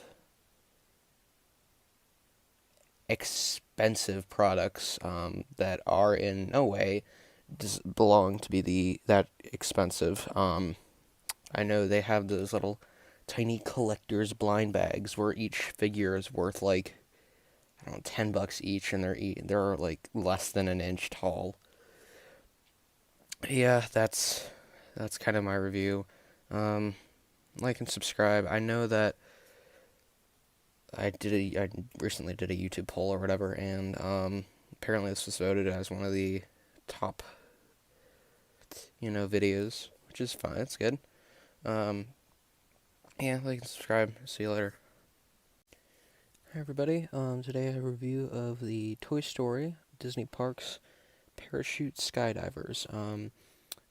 And you may be asking, where are their parachutes? So this is an instance in which I just can't show half of the thing. As far as I can remember, like, they worked as normal parachutes. They were pretty okay. I mean, you can buy these at Disney Parks for like $10. But I got Buzz secondhand without a parachute, and Woody I got at the Disney Parks, and I did a classic case of Gavin buys something very expensive and has no idea and completely obliterates that rarity or whatever. So these figures are definitely very odd, I guess you can say. Yeah, so get into it. First off, we have Buzz. Now, his jetpack is probably the most noticeable part of it that's different. This is, like, nothing like he normally has for his jetpack, of course. But that's also the top bit was where the parachute would have attached. But these figures, they've been re-releasing them at Disney Parks for a while now. You can definitely tell on Woody, and on Buzz it's kind of noticeable too, because he has, on the bottom here, the very long feet that the Disney World Buzz of the time, the Toy Story and Beyond one, that was released, I think, between 2002 and the end of the early 2000s or whatever. He's got that super long feet for some reason. Now, of course, these are articulated, so you can move them at the legs. These are rubber. Also at the arms. Is he blurry? Yes, now he's blurry. Sorry. You can rotate the arms or whatever, and you can rotate the head. You can also kind of tell with the age of these by just like, I don't know, it's a bit thicker than normal. Yeah, that's Buzz. Really not much to talk about with him. And next up is probably the best out of the two. This is Woody. Now, this was during a time when, for some reason, companies just could not get Woody's face right, like, at all. And even Disney themselves. So, like, this was, of course, before the time when Thinkway came out with the really well-made like movie sculpted head or whatever, and it looks very nice, looked accurate. So at that point, they kind of just had, I think they just kind of had to go with what they could get. And his face is very square looking, like super square. I think there's something about his face, I don't know. Combined with the fact that the top part of his hat here is like tiny compared to the rest of his head. So he's just got like his head part, he's got his normal head, and then up here near the top it just like shrinks into a cone or something in order to fit that. That he does articulate at the head, of course. Here we have some nice painted details for his arms. I don't think it's as noticeable with Buzz, but since these are made of like a rubberish material, there are occasions where they will not bend correctly. However, now, of course, as I say that, he is working perfectly fine. So you can, of course, move his arms, and unlike Buzz, Woody has the terrifying broken bone syndrome. So you can contort his limbs in any way you want. On the back, you can see, of course, where they attach the parachute. He's got like a nice little brown backpack. It's funny that they give him a backpack because they couldn't really do anything else with him. Down here, you have his legs, which are, again, you can make terrifying abominations. You can sit him down like that, and then he's got broken legs. But, yeah, he's got a painted-on holster, and his boots are actually, I don't really think there's a way to get the boots wrong, although as I say that now, I'm thinking of modern-day Thinkway Woody plushies and his sock feet, which, yeah. Yeah, very strange-looking figure. There's no other really way to say about it. He's just kind of strange. Of course, he would be attached to a parachute, so you wouldn't really pay much attention to him, but yeah. So that was the review. I apologize for the lack of parachutes, although I don't really think that people were concerned about them. If you did want to know, they're just like, I think the parachutes had Buzz and Woody paint printed on them with like some generic decals or whatever. Yeah, very strange figures, of course. I believe these sell at Disney World and Disneyland for like $10 each. They still are selling these, I believe. At least they were selling them back in 2019 when I did go there and I got Woody. But like with new packaging or whatever. So very strange, kind of a testament to their time. You can definitely tell that they've been re-released constantly just due to their odd shapes and features or whatever. Yeah, that was my review. Like, subscribe, and I'll see you later. Hi everybody, today I'm back with a review of the original 1995 Thinkway Talking Woody plush. Now this is the one that has the posable limbs. I really have been wanting to do a review of this guy for a while now. I didn't really want to because I wanted to give this guy justice. I didn't have his hat, but I did. This came from a Toy Story 2 Woody, which I'm not sure if I want to show on camera yet because he's still super dirty and I want to clean him off a bit. But this is a Toy Story 2 Woody hat, but I think they're literally just the same aside from the posability, so this is probably just the same hat that was released with the other ones. Let's get into it. Alright, so taking a look at Woody's head here, you can see that it is just the generic, or not the generic, but more of the classic original face mold. You can tell because he's got that really big smile, this kind of raised eyebrow expression, and this was used quite often on a lot of the just other like non-Thinkway head molds or whatever. Like for instance, this is the McDonald's Woody that came in the VHS thing in 1996, and you can tell that his head is kind of a variation of it. I think mostly you can kind of tell because of the big smile. But I know the Thinkway figures that were released used it. I think there were a couple RC sets that like came with it. They made a giant mold of it for the Frito-Lay Woody or whatever, the giant 4-foot plush that only like 500 were ever made of or whatever. And then going down, you have a nice vest made out of like that fuzzy material. I'm not sure what it's called. It's like faux, like it's, I don't know. I know it deteriorates quite easily over time. And on the back, we have a string, which I believe this is one of, if not the only, movie-accurate scale pull strings. So if you pull it, My name's Woody. You're my favorite deputy. Yee-haw, cowboy. There's a snake in my boot. Howdy, partner. I think that's all the phrases, but there aren't that many on these, especially with Buzz. I think he only ever had like 4 phrases on the original. But yeah, and then of course you have the arms, which are super thick. I have no idea why. Same thing with the legs too.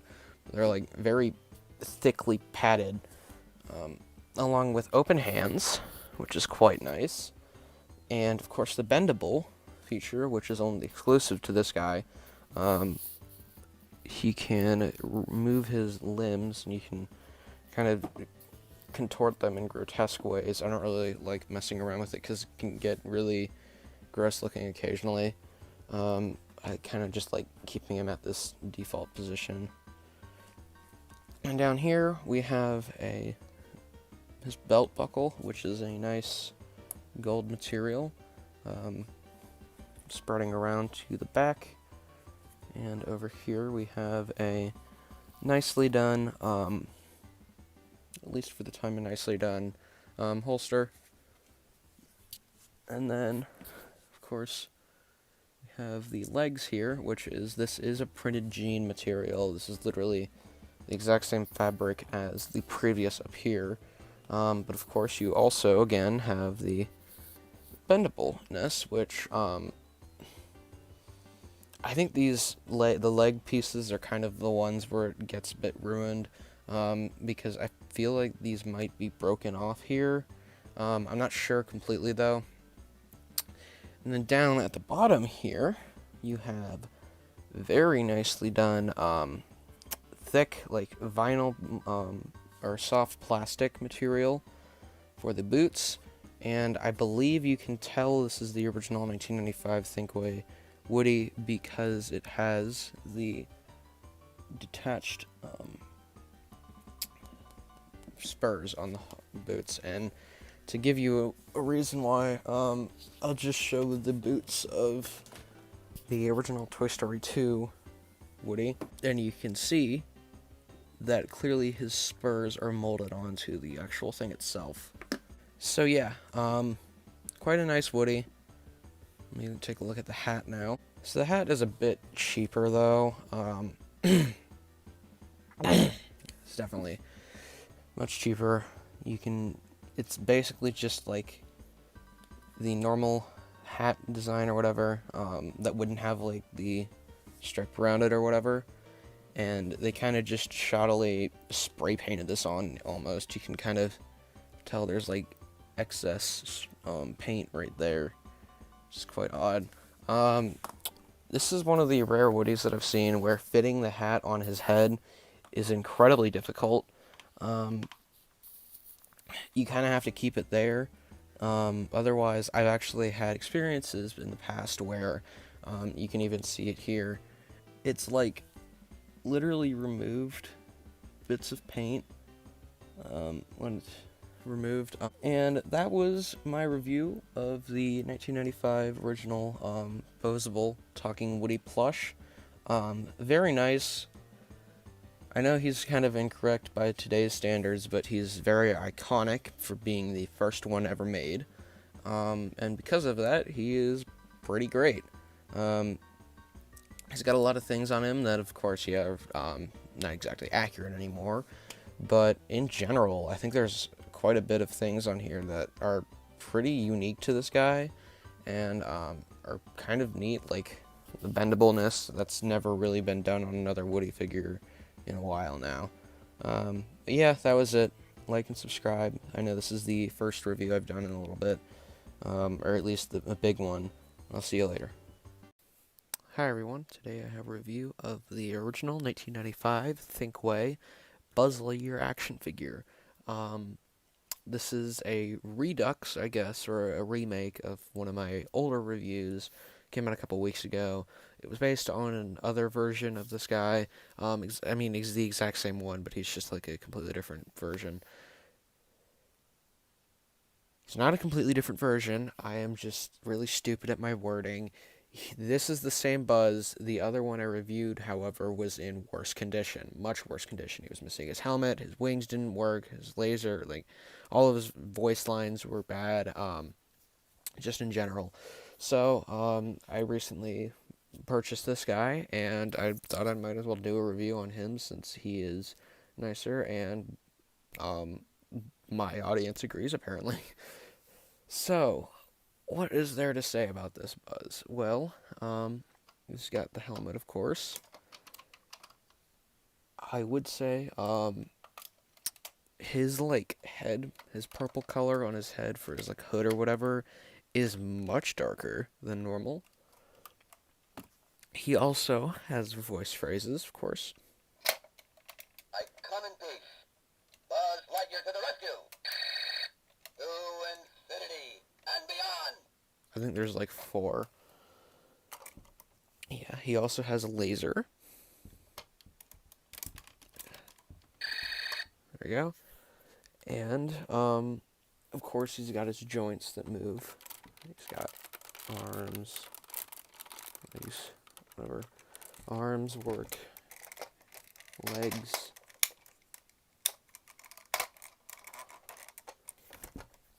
And his wing function, which I will say up front, the jetpack I have on the back of him is not the same. This is the Interstellar Buzz. I'm using this temporarily just for this review's sake. If you want to know what the actual, like, normal wing jetpack looks like, this is it. It's very similar. It's just got a couple different color changes. But his wings open. Sort of. And there you go. That's what he looks like with his wings open. Of course, it's not really worth showing you the back, since it's not the same. But yeah, there's that. And yeah, honestly, that's really all there is to say about this Buzz. I mean, he's the first one ever made. He's very simplified. He's only got a couple different things that he can do, even including the stuff that I wasn't able to review in the previous one. So yeah, I mean, pretty average nowadays, but this guy, I believe, was so huge during 1995. I think he was the best-selling toy of the year, I think. I know he was the best-selling holiday toy of 95, I believe. But yeah, he's just definitely pretty iconic, the original one. Yeah, but he's very simple in today's terms or whatever. So, that's the end of the video. Like and subscribe or whatever, and I'll see you later. Hi everybody, today I have a review of the Mattel Blastoff Buzz Lightyear. Now if that name sounds familiar, it's because Thinkway also used it for a different Buzz Lightyear earlier, in the Toy Story 3 line.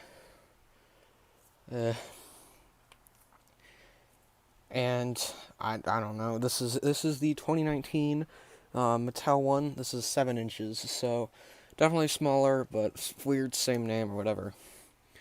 So, just starting with the head, the absolutely terrible head. This is one of the worst Buzz Lightyear heads I've ever seen in my life. It's not so much for the actual, like, face itself, because it's the normal, decent head structure. It's just the facial expression they decided to choose is just so bizarre and baffling that, like, they'd want to even choose this head, because it just looks so bad. The facial expression is literally like, I don't understand why you would pick this. There's so many different, like, other face molds that would be so much better for this that you could have picked. So, with the only normal thing on this Buzz that's, like, from the normal, like, 7-inch generic Buzz action figures is the left arm as normal, with the special variants. Yeah.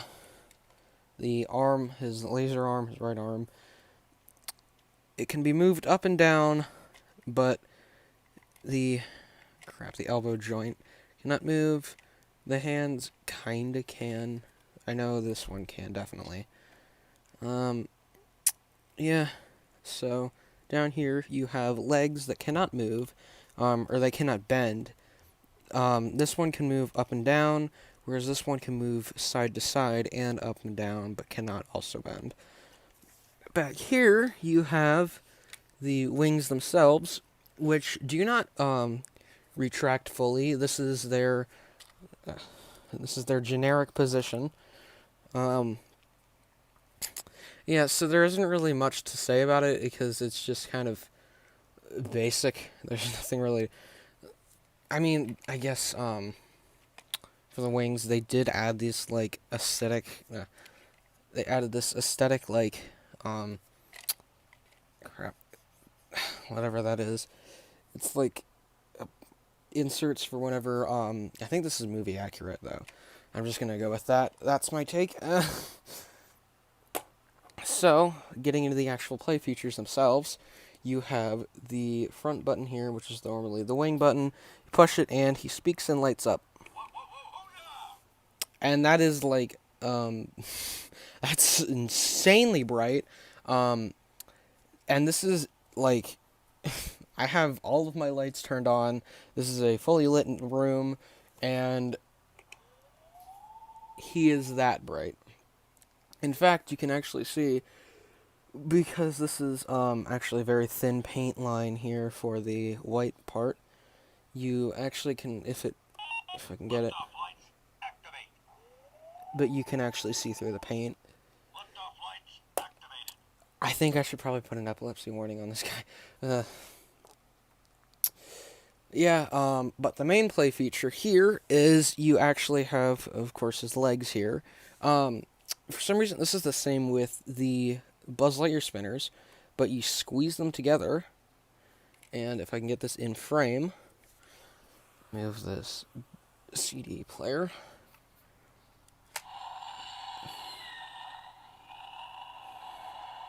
Now this is flying. So his wings open, and his arm flings upward. Hyperdrive engine, ignite. And it's all quite nice, fluid movement. Let's fly.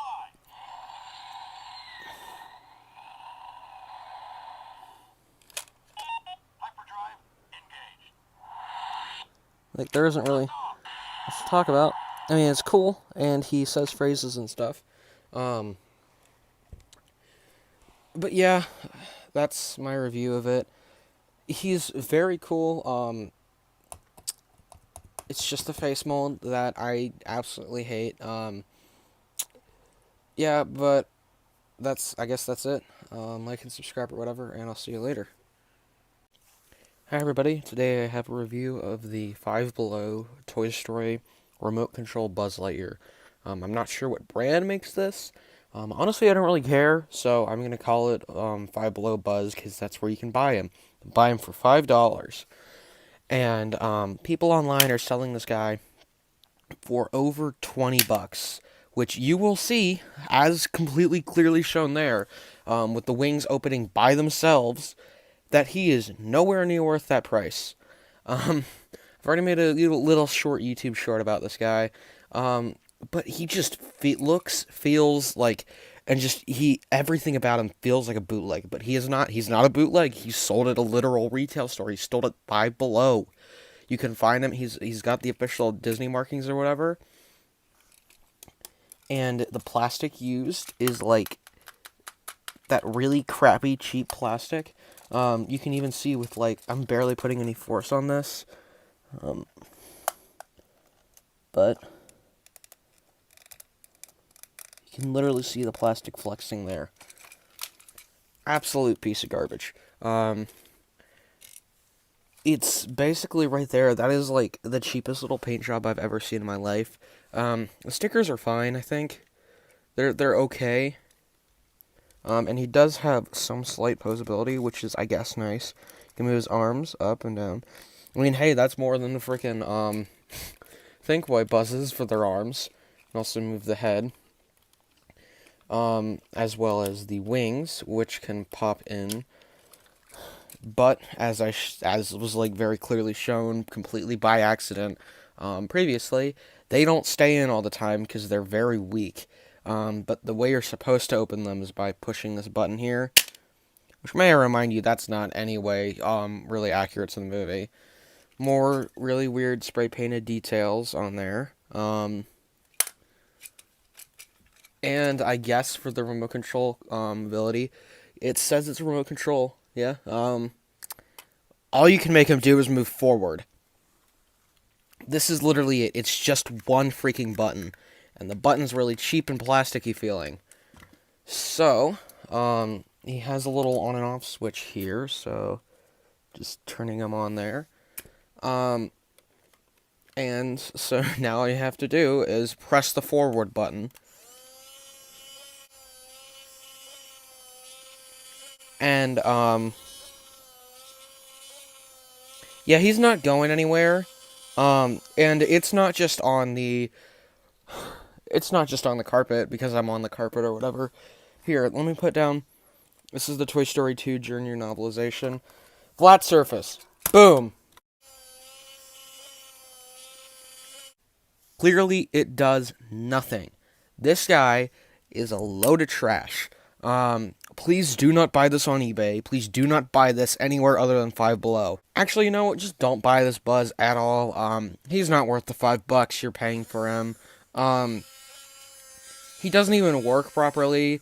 Yeah, it's just complete garbage. Unless you really want to waste $5 buying this broken toy.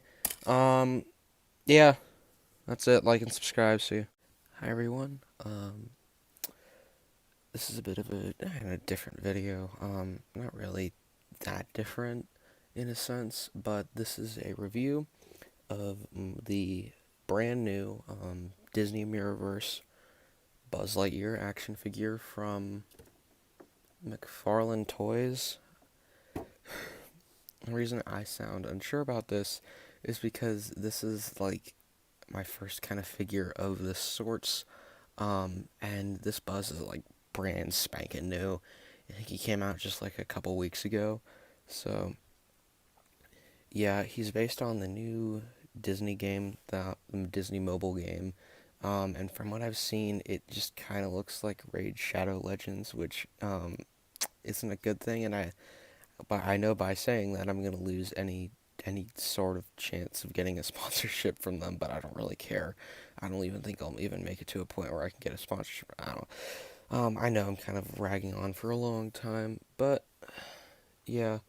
So I figured we might as well take a look at the figure himself first.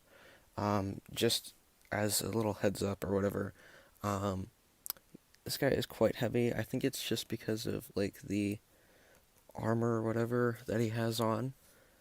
But his head, I didn't think initially that it could move, but apparently his head can move.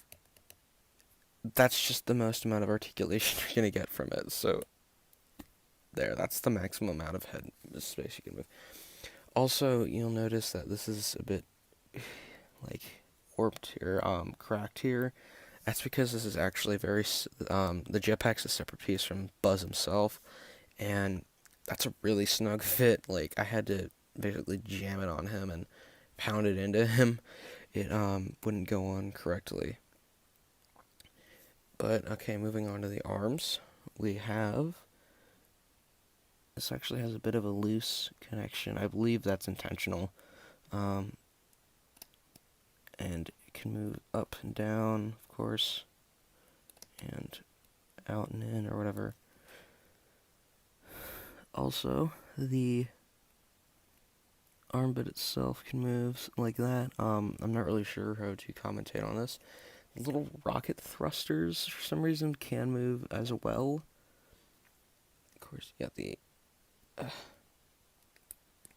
joint here, and the hand joint, which is on this one. You can also turn this.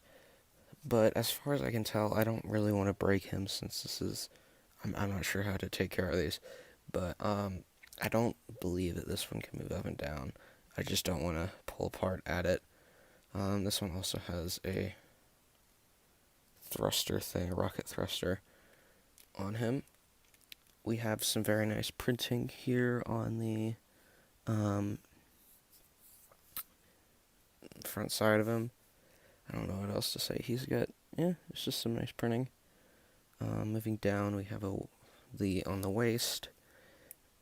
Yeah, I guess he's articulated. I'm kind of going at this kind of on a whim because I don't really know how to review these kind of guys. But I believe this is just, I mean, his waist moves. I'm trying not to break him though, because I'm worried about breaking him. But the legs can be moved out, of course, and up and down. I believe, yeah, they can also be turned to the side, like so. The joints too, they're a bit forceful, but you can get them to work.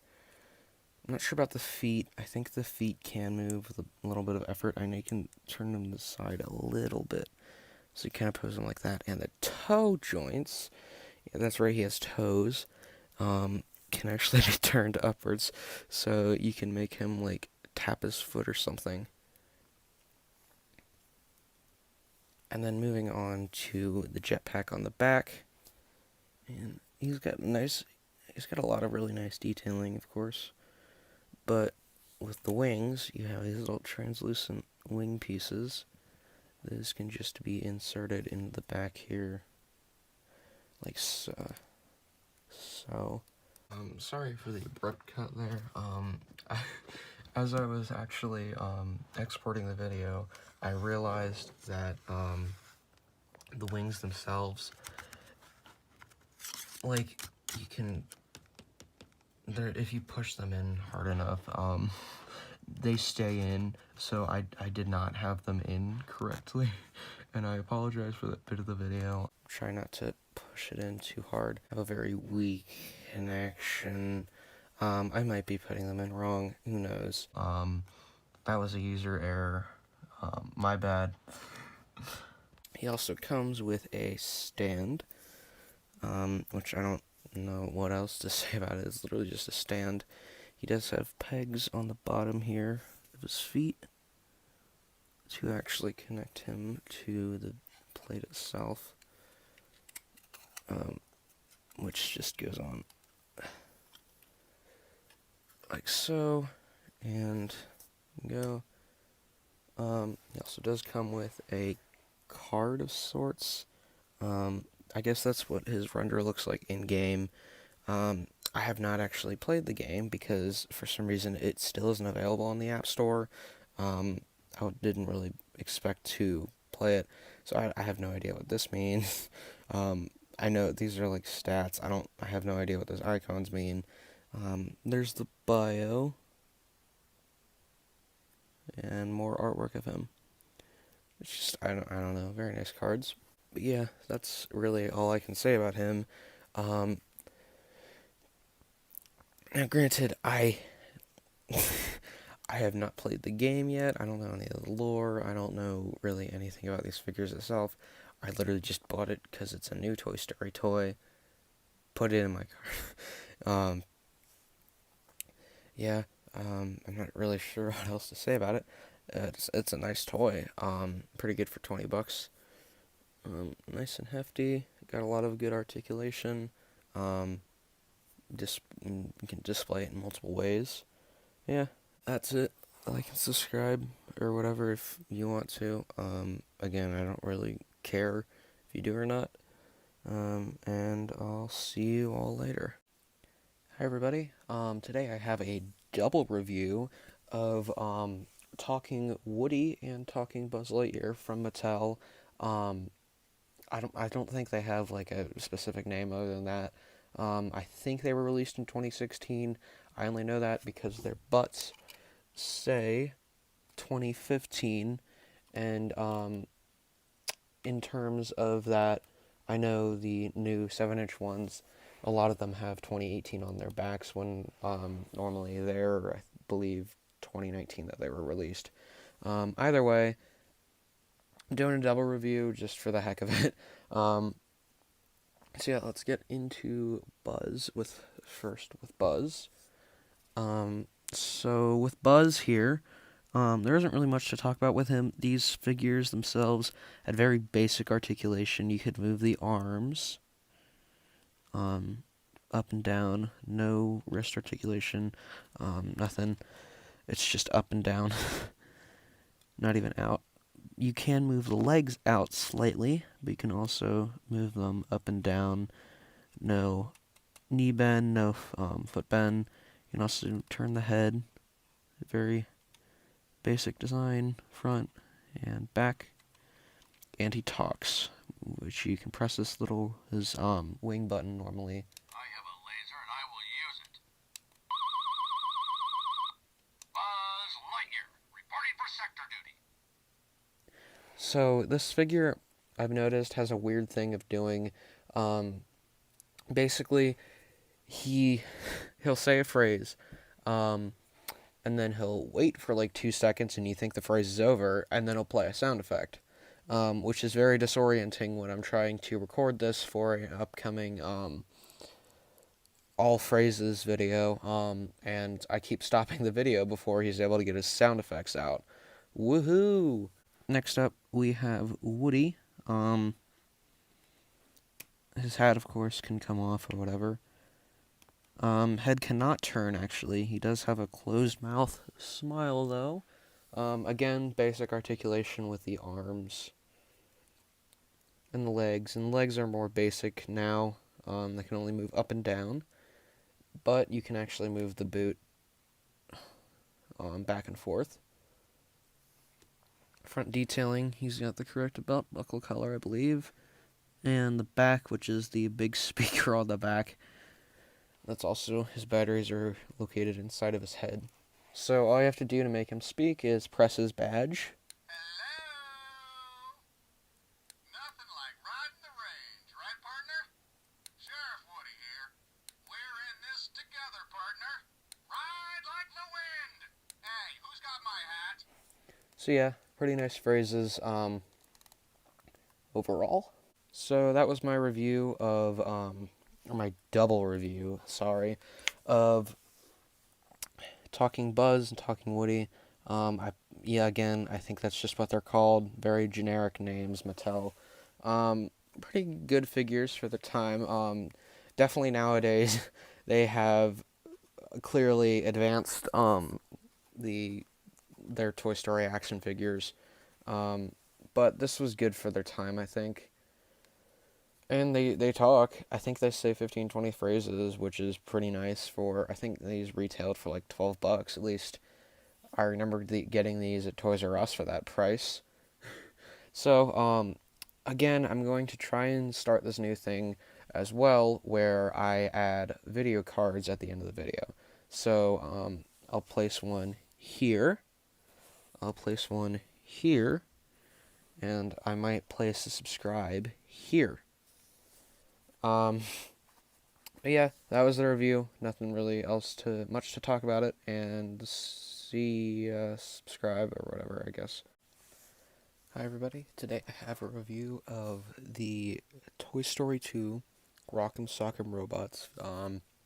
Finally, the reason I wanted to do this review a couple weeks back, whenever I got it for like the first day I got it.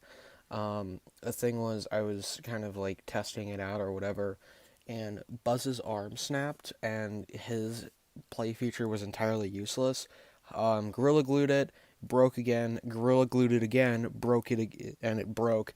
So, broke twice. I did it the third time, I put on it like a crap ton of glue on it. He like, I really don't want to mess with him that much because I don't want to break him, but I figured I might as well do the review since I've been wanting to do it for a couple weeks now. This released in 2000, and this is, I believe, since this is Mattel, and I think Mattel made the original Rock'em Sock'em Robots, this is like a very stripped down, technically official version of Rock'em Sock'em Robots. So, I guess I'll start with the figures themselves. So, here's Buzz. He's got a very odd expression. From one angle, he looks, quite pleased with, like, angry, I guess. He's got, like, a little upset face. He's not very happy. Down here, you have the button that, the actual robot itself is supposed to, like, whenever you punch him, which releases this little button here, at the bottom. But he turns, of course, so he kind of gets stuck occasionally. That's another reason why I was hesitant to do it. Yeah, his legs are stuck together, of course. There's the back of the wings. The wings actually, I think, come off quite easily. Yeah, so they're not even, like, attached with screws. You can just pop them back on and off. Yeah. Zurg's a lot more heavier. Again, he can turn, of course. Head, of of course. I don't really know what else to say since I haven't really ever reviewed a Zerg before. Cape is a plastic material, which is pretty standard for a lot of these Zerg toys. And here's the actual base itself. These bits do actually turn, and this is where you would attach Zerg, where you attach Buzz, of course. Speaker here on the center bit there, and on the bottom you have the battery port or whatever, battery lid, I don't know, and the on and off switch. So this basically just makes sound effects whenever you turn it on. It's kind of annoying, but here we have the entire thing itself. So the way you put the figures on is you kind of have to line them up with the bottom bit there, but once you do, they snap in quite easily.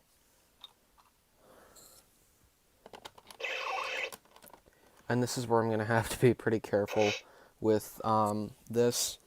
So basically the way you punch, so you can move them forward and back, it's very sensitive. The sound effects are quite sensitive on the knob, but you turn the knob, and it causes them to punch. So the punching occasionally doesn't actually work for some reason. Not 100% sure why. But I'm not going to have them fight each other for obvious reasons. The reason why Buzz's arm actually snapped is because he fell over, and that's the point of the thing. And I guess his arm just hit the ground too hard and pop. It was like rusted or whatever.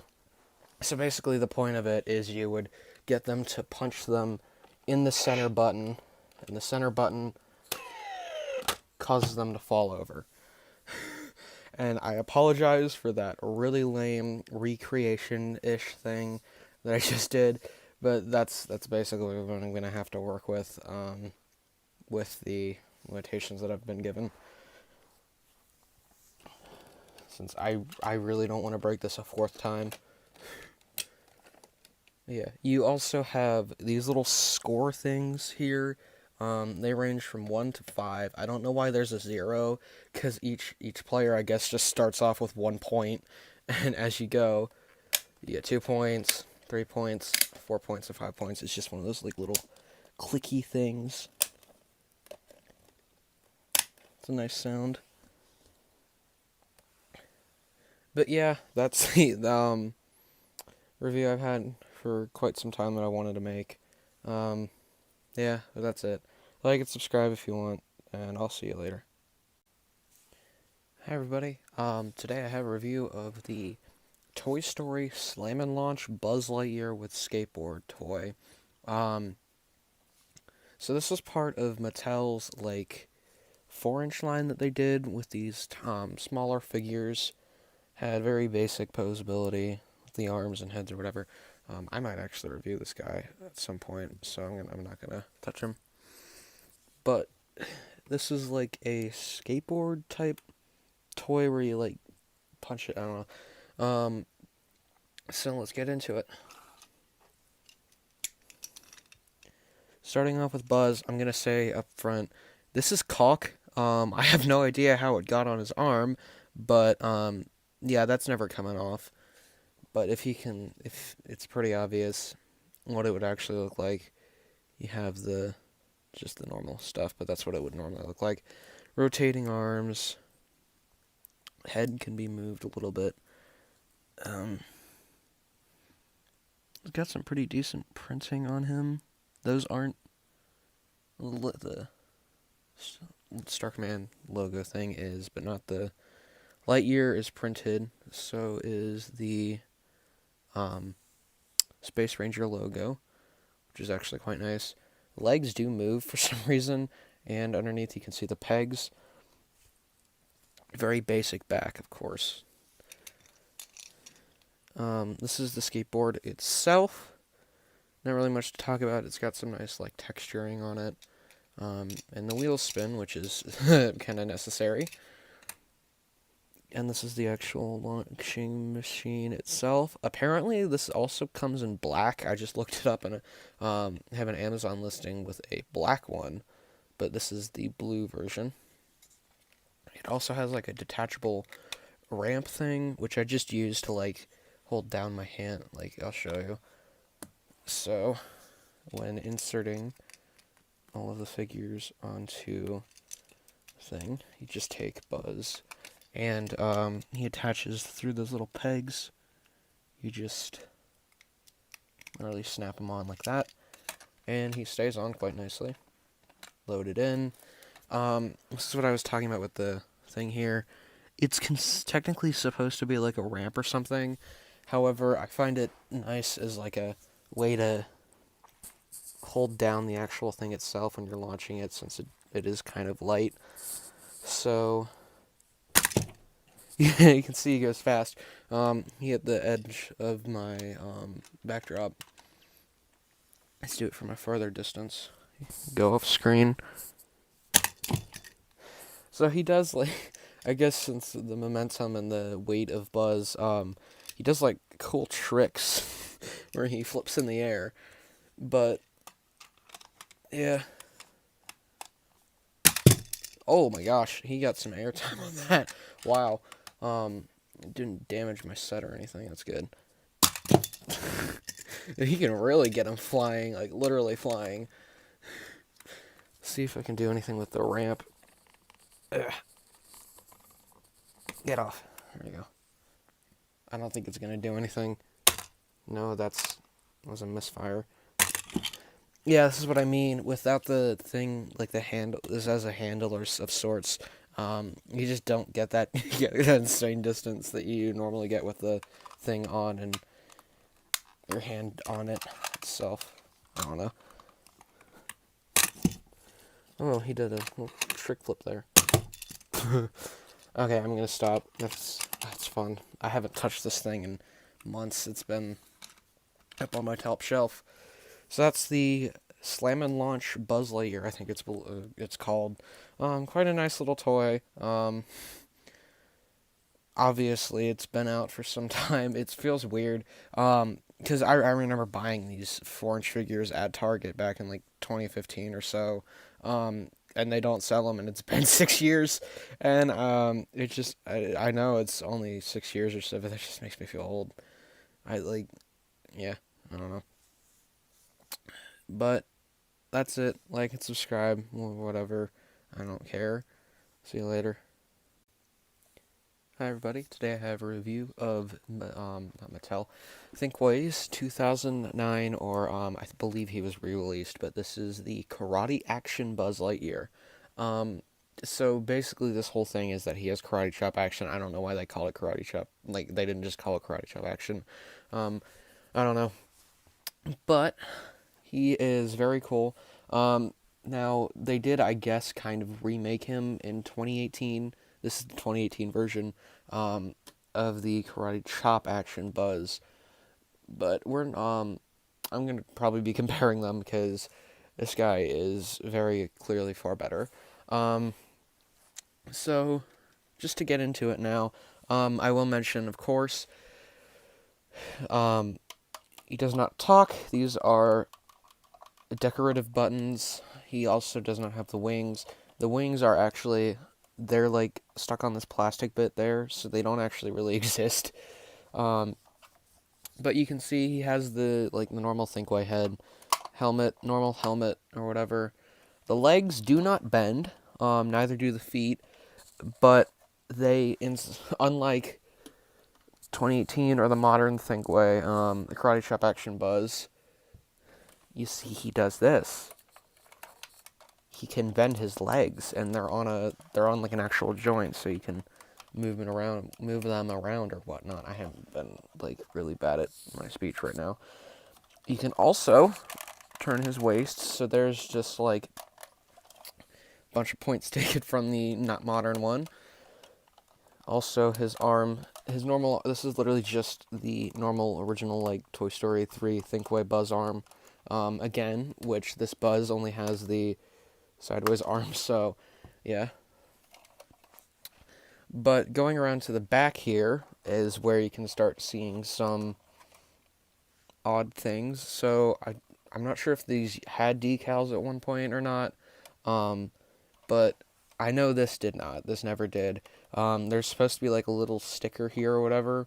Oh, there isn't supposed to be, but in the movie, this isn't completely movie accurate. This is more like they sold it without the actual sticker, so there's no sticker. There never was a sticker. But this button here, as far as I can tell, is one of the only representations of the correct Karate Chop action button as seen in the movie. The Disney Store versions have it, but it's only this top circle bit, whereas in the movie, it's this entire section here. So when you push this, not only does it move the arm up and down the entire way, not just like halfway or whatever, but Buzz's head also moves, which is quite cool. I did also forget to mention, this is like more or less his right arm is basically the same as the normal one. He just doesn't have that, turning action, because that's attached to the Karate Chop action button itself. But you can he's really cool. I love it. The button is super satisfying to push. It feels very nice. You get this nice feedback or whatever from it. I'm saying as if this is like a Switch remote or something. But yeah, that's the Buzz. There isn't really much else to talk about with him. So I'll bring out this guy. Why not? This is the 2018 one, as I said before.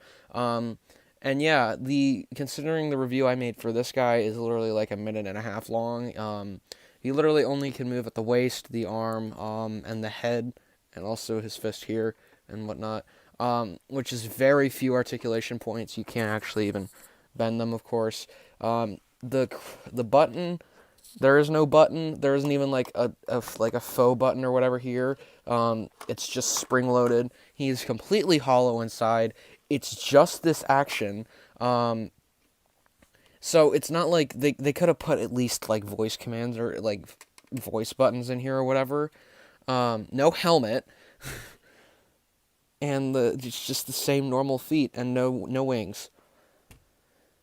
So clearly this one is obviously there is literally no competition. This guy is so much better considering when taking into consideration the new one, but unless this was actually cheaper than the normal models, this is probably the most bare bones out of the Toy Story 3 Buzz Lightyears from Thinkway that I believe are ever. But I really like the Karate Chop action button, and it gave us a completely accurate, or the most accurate thing that we've had, the most accurate depiction of the Karate Chop action button, which is really cool. Because that was something that was that's never on Buzz, because it's literally physically impossible to have it on with all the other stuff in him. But yeah, that's my review. Pretty good toy, actually. I'm surprised. Yeah, like and subscribe, and I'll see you later. Hi everybody, today I have a review of the, what is this called again? Sorry. This is the Toy Story bath set. This is part of the Disney Store collection, I believe, at Target. I forget if they sell this at the Disney Store or not. They might. But this intrigued me, mostly because the actual, tag here, you can see it has the old Toy Story 4 logoing, even with the ticket or whatever, but there's no Toy Story 4, and they've gone back to, the light up illumination, not illumination, well, it's just the light up light bulbs or whatever within it, so it's just, this is the first I've seen where they've gone back to their normal Toy Story branding, which I find just kind of interesting. So yeah, let's get into the review.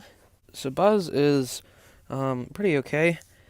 These figures themselves, I'm actually surprised, because they're actually quite, nice quality. They're made of some pretty good thick plastic or whatever. It's that kind of soft stuff. I'm not sure why, but I don't really like his face, though. So yeah, there's the front, sides. His wings are like that. That's really weird. They're really stretched out. But yeah, there's his jetpack. This is being a real pain in the neck to focus. Side again. The feet are, for some reason, they're green instead of purple. But other than that, it's pretty cool. Next we have Bullseye. Again, quite a nice little figure. Same, all of these are basically the same material, but yeah, they're kind of squishy, but they're not. I wouldn't say they're that squishy. It's got a big smile though. Very cute eyes. These are just kind of cute little figures. Yeah, that's Bullseye. There's the bottom. Here's Rex. He is probably alongside Buzz the biggest of the 5 that you get in this. It's quite nice. Again, he's a lot more simple, I guess, because he only has like 3 colors on him. But he is still pretty cool. Very thick. This is like a thick, soft plastic, which I actually like the texture of this. It's like that baby toy material. But yeah, that was Rex. Here's Woody. Very cute face. He's very chubby too. He also has Forky. He's kind of holding him there. Of course, Forky cannot come off because this is all molded plastic. Yeah, there's the side, back. You can really tell he's quite wide, especially with his boots. Other side, top. His hat's really stretched out. There's the top of the hat. Pretty cute. And finally, we have Jesse, who is he's got quite a chubby little face. He's very these are like very like rotund versions of the Toy Story cast. There isn't really much else to say with these figures. I guess since they are children's toys. And then finally, because why not, we have the bucket. This is what all of them came with. It's literally just a bucket. Not really much else to it. It has a nice, like, strainer thing here. It's for, I guess, playtime in the bath. Ooh.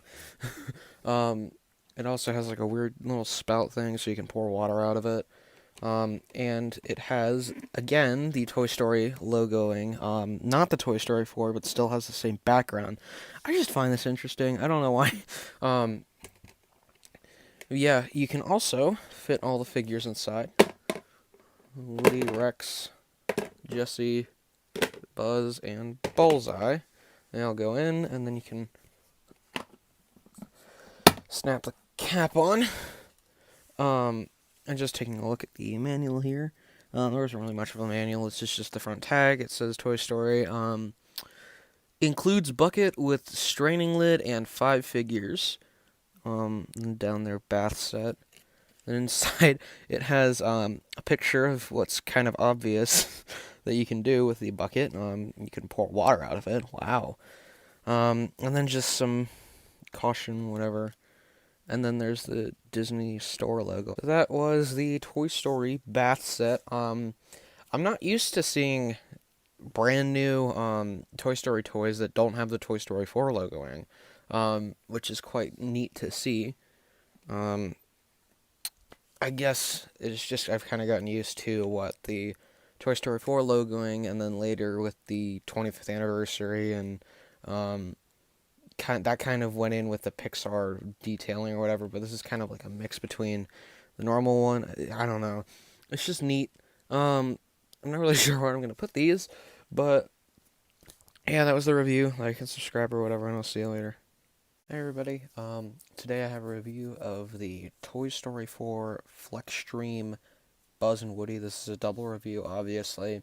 I was going to do 2 separate reviews for each one, but I felt that was kind of just really long, boring, and unnecessary to have to stretch that out for like 2 days. But as far as I know, they come in small and large sizes. I found these at like Five Below for $3 each, I think. I don't think they sell these anymore though, and I don't know where I got these large ones. But yeah, I think they're basically the same identically. Like they're just size differences or whatever. So yeah, let's just get into it. So first up, we have Buzz. He is this really, I don't know, he's made of rubber, obviously. These are bendable toys. They do bend. You can bend their arms, and you can bend their legs.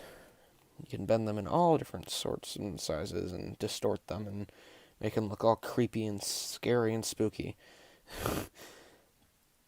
There's the front of him. He has laser, and that's actually kind of accurate, more accurate than some of them. And the back, he has absolutely nothing painted on the back, which is, yeah, that's how most of them are. But that's Buzz, Tiny Buzz. Now here's Big Buzz. This is more or less a gigantic version of its tiny predecessor. So it's just in better detailing since it has larger, like more quality, better paints or whatever. So the head is kind of flexible. You can squish it, which I mean it's literally the same face. Did I mention that these are made by Mattel? Yeah, very basic detailing, of course, on all of these. This time he actually has a Space Ranger logo, which is quite interesting. Also has lasers. You can bend his arms, of course, and his legs. These actually feel quite a bit better to bend than the tiny ones, I think, just because you have more surface area and you're able to really get in there and bend them nice and bendy. Yeah. Next up we have Tiny Woody. Again, mostly the same. However, his head can bend slightly, although I don't recommend doing it. Everything else is pretty much the same in terms of, oh look, he's T-posing, funny Fortnite. But you can bend his limbs, bend his legs, bend his limbs. Yeah, of course you can bend his limbs, Gavin. There's the back. He actually has some detailing as compared to Buzz on the back of him. He's got his nice bandana painted on. Whoa. And these holes, I believe, are for like breathing room for the figures themselves, not like actual breathing holes or whatever, but they're like make it so no air bubbles or whatever can get in, or make them more bendable. It's nice, I guess. Yep. And here is Large Woody. He definitely, I think, in terms of getting the face molds right, they did them much better compared to Buzz's. He looks a bit off on the tiny one. Although I would say the paint for the hat on them is quite a bit different. You definitely tell even on camera, which is something that you normally can't really see that well. Of course, again, added extra detail or whatever with back.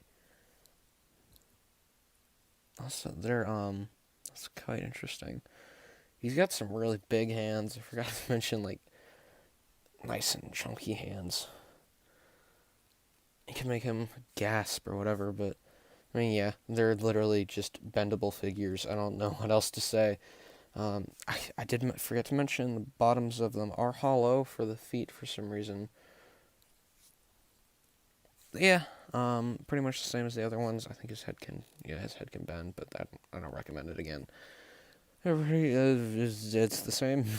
So that was my review for the small and large Flexstream Buzz and Woody. They have stuff at Bo Peep and a 4-key, but you know my opinions on Toy Story 4, so I generally consider my collection to be Toy Story 1 through 3, mostly 1 and 2, some of the 3. Yeah, that's it. Quite strange toys. I mean, bendable toys are usually pretty odd to begin with. But yeah, like and subscribe or whatever, and I'll see you later. Hi everybody, today I have a review of the Thinkway Infrared Buzz Lightyear. This was a figure released in 1999 for the first Toy Story movie by Thinkway. These are like a line of 6-inch action figures, and I believe they lasted all the way up until like 1998. So this one's pretty cool. This is also the only one that I have all of the pieces to. However, he's missing a few stickers here and there. But he comes with 2 parts. There is Buzz himself, which he is very modeled after the OG 1995 12-inch Buzz. His arms can, of course, move and rotate and whatever. This arm cannot, and that's because of the play feature that it has. Head can rotate slightly. The helmet definitely magnifies his face a bit. Some nice painting. Legs, of course, bend too. There's the side, and his jetpack. Of course, these are stationary. They do not come out, the wings at least. This is a button, which I will show later. But this is also where you insert the battery pack. And then you also get this transparent red helmet piece with like a target thing on it. So basically what you do is you take this piece and you kind of just slip it over top of Buzz's helmet here, like so. So you can still move the helmets individually, whatever. You can see it severely magnifies his head, but basically, now the main play feature is that this back button here, this little ball or circle or whatever, you push that down, and it illuminates a light within his top part there. So that's what it looks like without the infrared thing on. But the whole point of it is that you're supposed to light that up, and also the laser lights up as well, and that just kind of gives off the effect of like illuminating, like the laser illuminating him. I don't know. I mean, it's a pretty neat Buzz, just in general. Of course, these weren't that expensive either when they were released, and they still aren't that, actually. They aren't that expensive. I think you can go on eBay and buy like a sealed one of these things for like $18, or that's the cheapest I've seen them, but that's not really that bad considering this is what, like a over 25-year-old toy. But yeah, that was it. I know there wasn't really much to talk about, but of course he is quite small, so that is pretty obvious. But yeah, like and subscribe if you enjoyed, and I'll see you later. Hi everybody, today I have a review of the Infinity and Beyond Ultimate Collector's Combo Pack for Toy Story 3. This was released exclusively at Target, and it came with a kind of a free Buzz figure, and he talked and whatever. He looks pretty nice from the front, but taking a look at it from the side, he is ridiculously flattened in order to fit in this box, which is absolutely hilarious. This is not new. Just to keep the box, you can obviously see it's definitely not new, just because there is a huge crack in it. But yeah, I'm gonna get it open. One thing I completely forgot, that is in this actual package is of course, the back of this insert, for the Disney movie rewards, which, fun fact, it came with the disc within the the discs themselves. I popped it into my PC, and turns out the Disney movie rewards does not exist anymore. They shut it down in 2018 or whatever, which is kind of disappointing because I know they had some really cool stuff. But popping this out, I've already damaged the box enough, so I don't really need to worry about this. But this literally has a bunch of different adverts and inserts within this for movie rewards. So you have the Mater's Tall Tales. Oh my gosh, look at that! An advert for the Thinkway Buzz. This is the Toy Story Collection Buzz. advert. Disney Cruise Line advert. Toy Story 3 on ice. Oh my gosh. Campbell's Soup. I think. Shampoo. Santa Paws. Bambi. The Disney Movie Club, another advert for that. Oh my gosh, more adverts. Oh my gosh. This is a gold mine. I didn't even know this was in it. Action Link stuff. The Claw Rescue game, and Toy Story themed Barbies, which I remember seeing in stores. Sorcerer's Apprentice, which I think this is a bad movie, apparently. A battery advert. And the Toy Story collection line, and bad movie. And then that. And then you also get the movie rewards, which I'm not going to show the code despite it already being like dated as heck. But it's just a nice advert for it. And on the back, you could win a giveaway that included all of the Pixar movies up to that point. I guess a DVD player and the Toy Story collection line of these, which is pretty cool. Guarantee you that website does not exist anymore. And then you also get a Ultimate Buzz Lightyear advert, which I forgot was only sold at Target. This is just kind of crazy. This is like a literal time machine. I completely forgot this is in it. So here's the case that the discs came in. This isn't attached to the Buzz on the back, but you can just pop this open, and the actual insert for this does not. It's like a pain in the neck, but it just includes what was ever in the box sets or whatever. So it was the DVD, Blu-ray bonus features, and then the digital copy version of it. Which, yeah, pretty cool. And then we have Buzz himself, who is actually quite articulated for the figure himself. He's got arm joints, of course.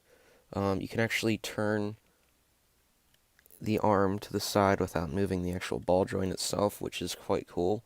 Again, with the arm and the wrist movement, I guess. You got the leg movement. So it's all of like the important parts of the bending.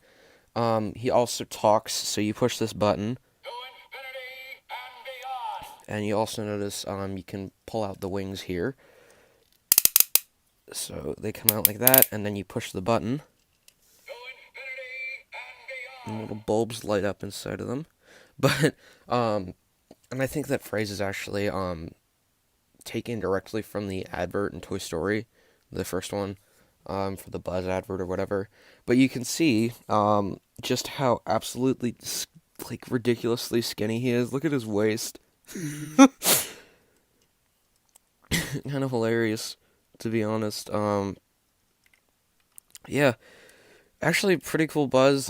It's just a shame that he has to be as flat as he is.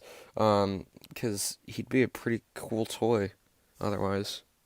Okay, and so now, get off of him.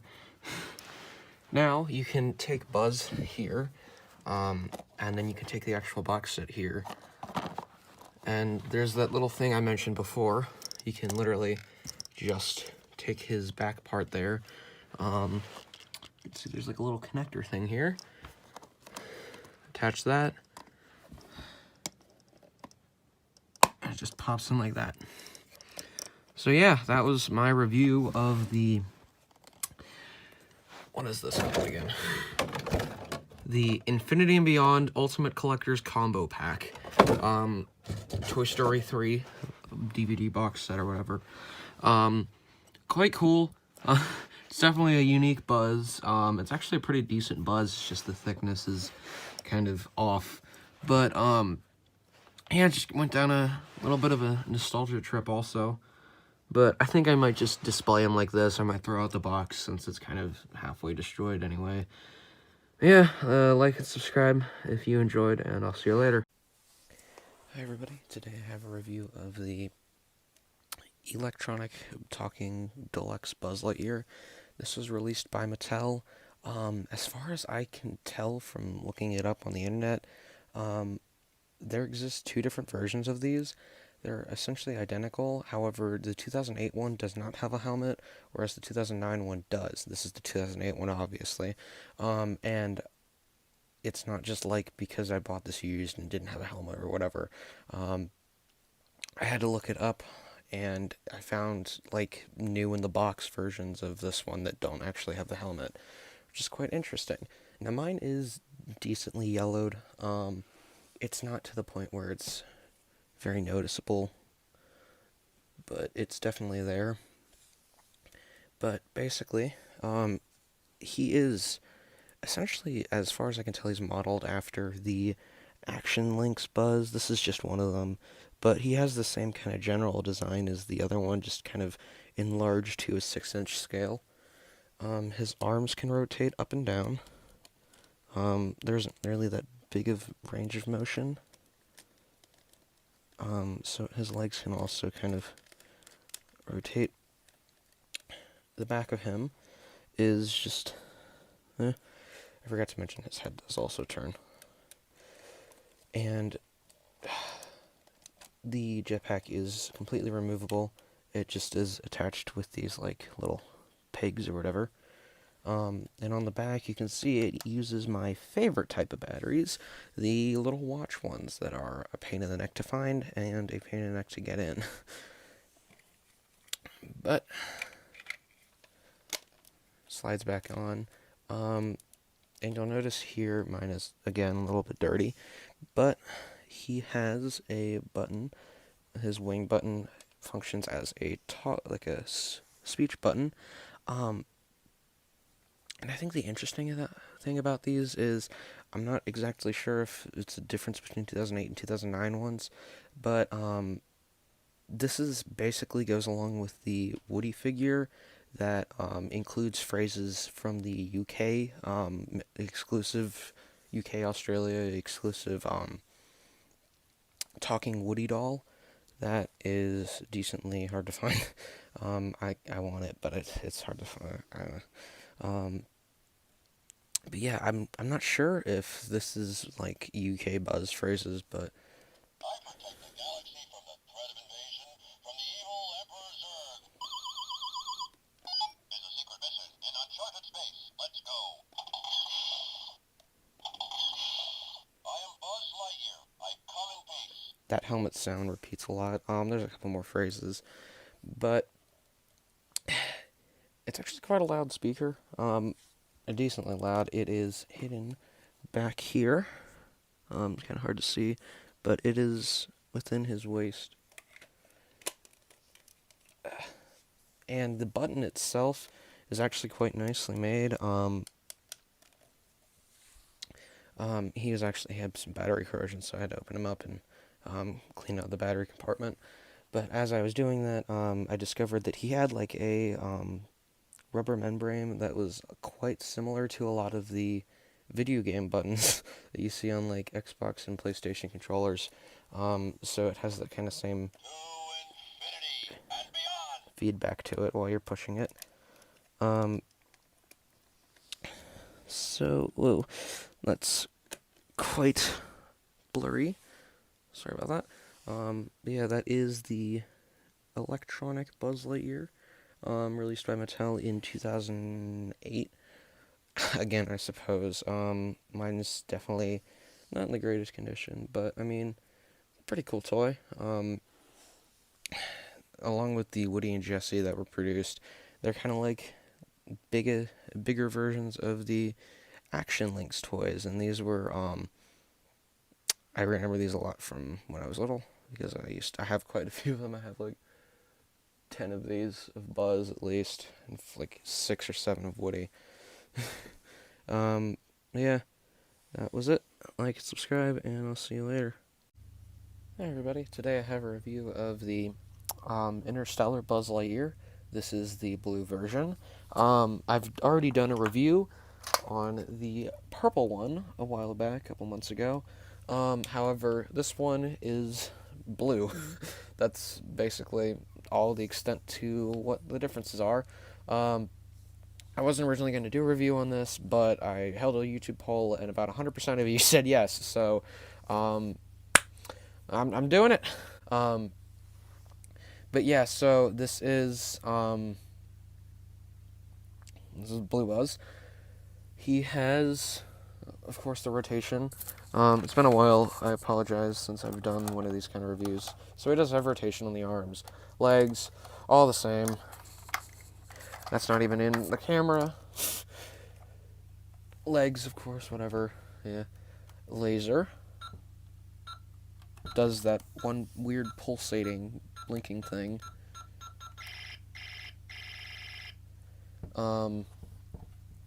Talks. I am Buzz Lightyear, Space Ranger, Universe Protection Unit. Should also mention, of course, that this one does have the corrected pitch. So his voice sounds actually, the purple one was way too higher pitched. I am Buzz Lightyear, Space Ranger, Universe Protection Unit. Moving on to the head, mine rotates slightly for some reason. I don't think that's normal, but it is just the normal Buzz head. However, he's a lot tanner than the other one. Helmet, of course, is just the helmet. However, I did notice, especially when looking through this again, there's like, yeah, so it says copyright Disney, and then it's a little bit difficult to see, but it has the imprinted copyright Disney, and then printed on is a /Pixar, which I find kind of interesting. So I don't know if that's like a difference in it or whatever. Wings, of course, obviously also open up. They're the strong ones that are terrifying. Same jetpack as before. He's got a very nice blue color, I guess. That's really all I could say about it. However, this bit here is oddly different for some reason. So this has like a stripy design, whereas on the purple one I have, he is just completely clear, which is quite strange. But yeah, that was the review. There wasn't really much to talk about, considering this is just basically very standard Buzz, except that he has, of course, the Buzz Lightyear, calling all Space Rangers. he has the transparent light up stuff, and he's blue, which is, I like this blue. I like this blue quite a lot. This is nice, pretty, like royalish blue. Yeah, that was it. That wasn't much. Like and subscribe or whatever, and I'll see you later. Hi everybody, today I have a review of the U-Command Buzz Lightyear. This is a remote control Buzz Lightyear action figure. I believe there's been two ever kind of made, no, three. There was this one. There is the super advanced programmable Buzz robot that was released exclusively at Target. This was released exclusively at Toys R Us. And a walking Buzz thing. It's hard to find info on, I've seen it at least, but it was released at the Disney Store in like 2005, I think. This was released later, I believe in 2010 or 2011. Pretty cool, Toys R Us exclusive, kind of rare. Yeah, so let's just get into it. So Buzz himself is actually quite a bit bigger than many others. So here's a standard 12-inch Buzz for reference, and you can see he is bigger. He's about 2 inches bigger, somewhat. Yeah, so, moving him out of the way, this is the Buzz figure himself. He's got a nice, large-ish head, helmet that goes up and down, of course. The arms, I'm not going to move. They do move, but they move with the motors, and pushing them manually without the motors kind of messes it up. So he does have a laser, which is pretty cool. His arms can move around somewhat. Same goes for the other one. It's a bad camera angle, apologize. The legs are stuck in place like this. He's kind of crouching somewhat. There, trying to get him in shot. There's the back, you can see he has the on and off switch there. Another infrared signal. I believe that's also what the front bit is there for the red button. No wings, obviously, because this one is jam-packed full of stuff. Battery compartments here, 2 AA's in each side, so that's a total of like 4. Over in the back here, we actually have extendable, like, extra wheels. This is for stability, although they tend to come out often. And then they also have the wheels on the bottom of the feet, of course, which are what's going to move the remote around. I'm going to put them on place like that.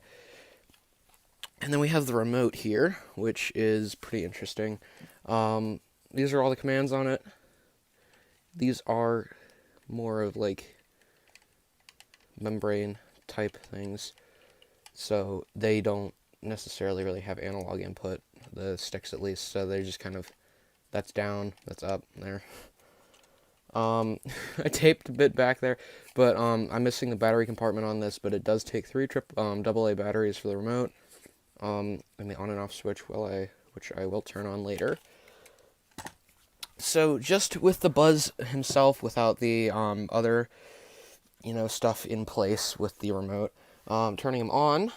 I am Buzz Lightyear, Space Ranger. I come in peace. See, starts moving around already. I wasn't able to find a manual for this guy, unfortunately, so kinda gonna have to wing it here, but he's got voice modules, of course. I am Buzz Lightyear, Space Ranger. The motor thing that you hear at the bottom, he's on wheels. However, I have him stuck on top of 2 CD cases, so that he doesn't like move around on my carpet or whatever. Not that he really would, but I don't really want to get any hair on him. I come in peace. Or not hair, fuzz, whatever, I don't know, on the wheels. I protect the galaxy from the threat of invasion. You can see he's kind of moving around by himself, though. He also has the laser, which functions as expected. Although the laser is not really that bright in reality. Oh, I also should mention the hands do open up and close, which is pretty interesting. My wings are a beryllium carbonic alloy, perfect for adventures in outer space.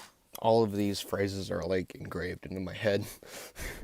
But yeah, that's it for the base one. Now I'm going to go switch to a voiceover with pre-recorded footage of remote stuff. So let's go. Okay, so pushing up on both sticks allows Buzz to move forward. Pushing both sticks down allows Buzz to move backwards. Pushing the sticks to opposing sides allows Buzz to spin in a circle in either direction, depending on which way you push either one.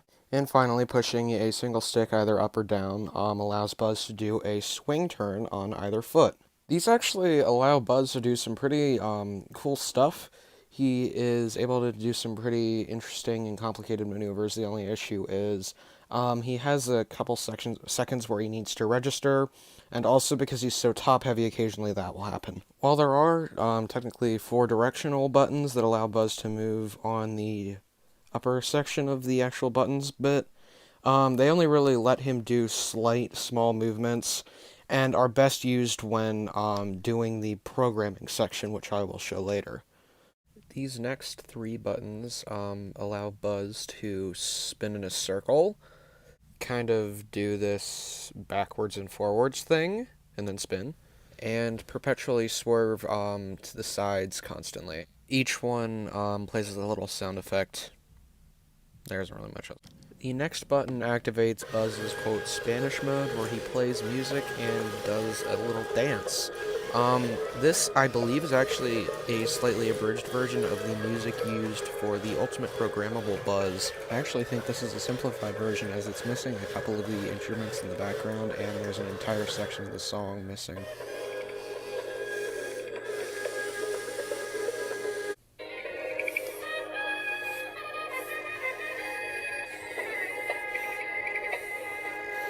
This speech bubble button does exactly the same thing as the buttons on Buzz's chest. And the laser button gives Buzz the ability to just talk about his laser or whatever.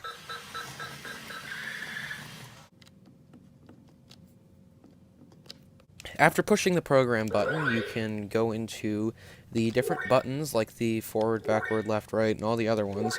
All of the buttons work, but you can push them in any order you want, and then once you're done, you can press go, and the program will start.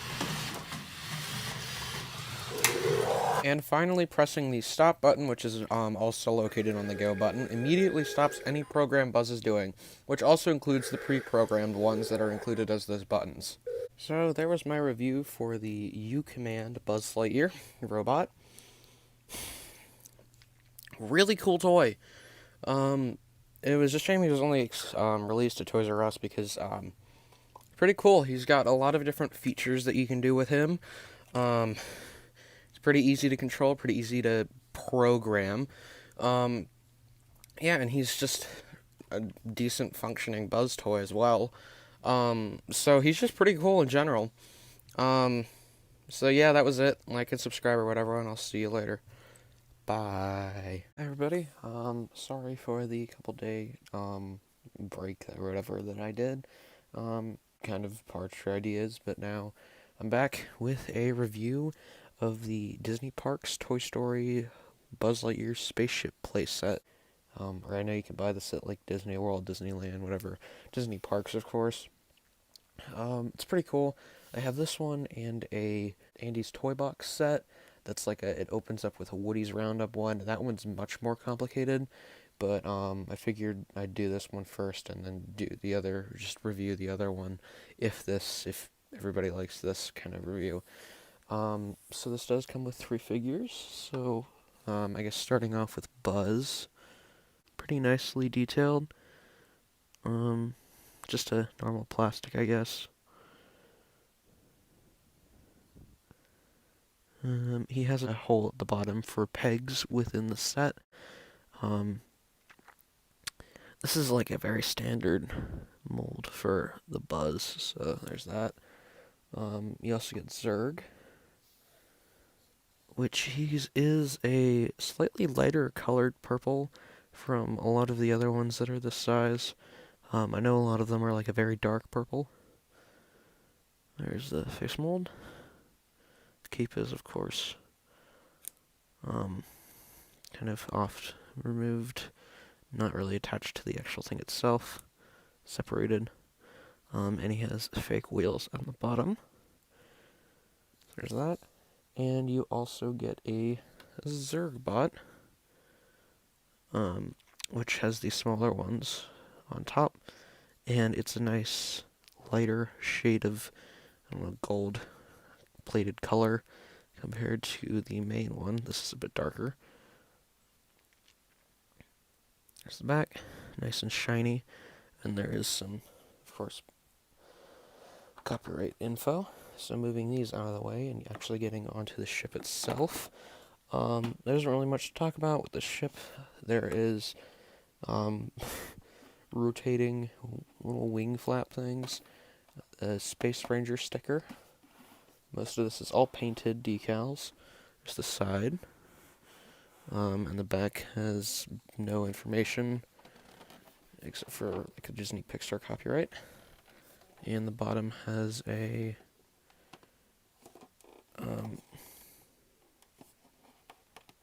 oh yeah, that is supposed to be there. Whatever that is, but it's the opening, or it's just another sticker decal. And the way you actually open this set up, moving this out a bit, of course, is there's a little latch on this side here. You just basically take that, and it moves open. So yeah, they come with these little cardboard cutout things. There's 3 different alien ones and Zurg logos. They're all essentially the same kind of thing. There really isn't much to talk about with them, but there are like little slits within this, just kind of scattered throughout, and you can actually kind of customize it to a small degree. There isn't really any instructions as to where these go specifically. This thing comes off often. But the whole thing itself is actually structured based off of the opening, aka the video game of Toy Story 2. Where is Buzz? There he is. So you start over here, and I guess the Zargbot goes up here. Nice decal of like the space or whatever from the opening. This thing has a little bottom thing that you can rotate. I guess you can just recreate the laser blasting scene.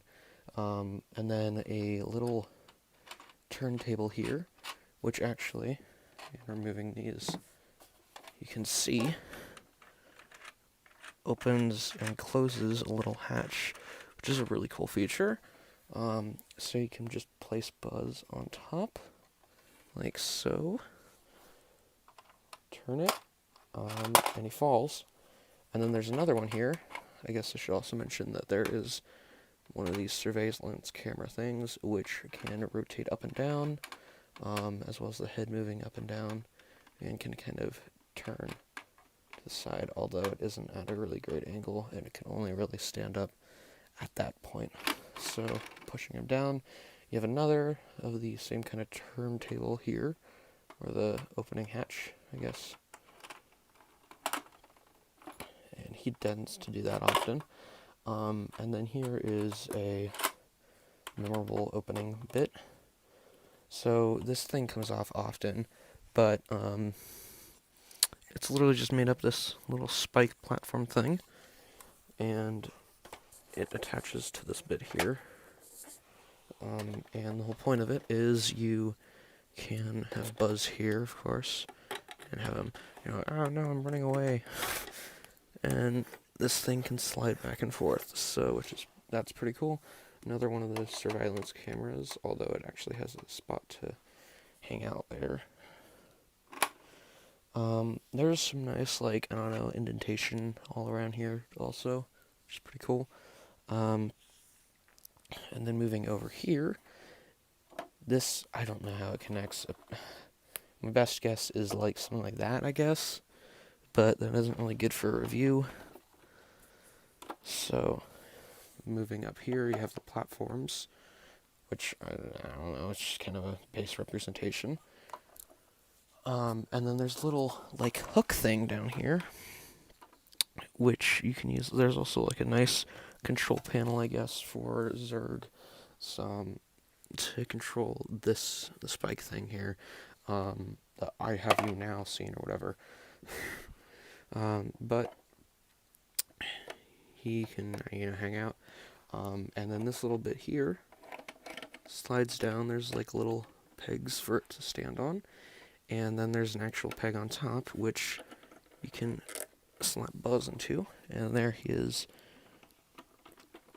And pretty good.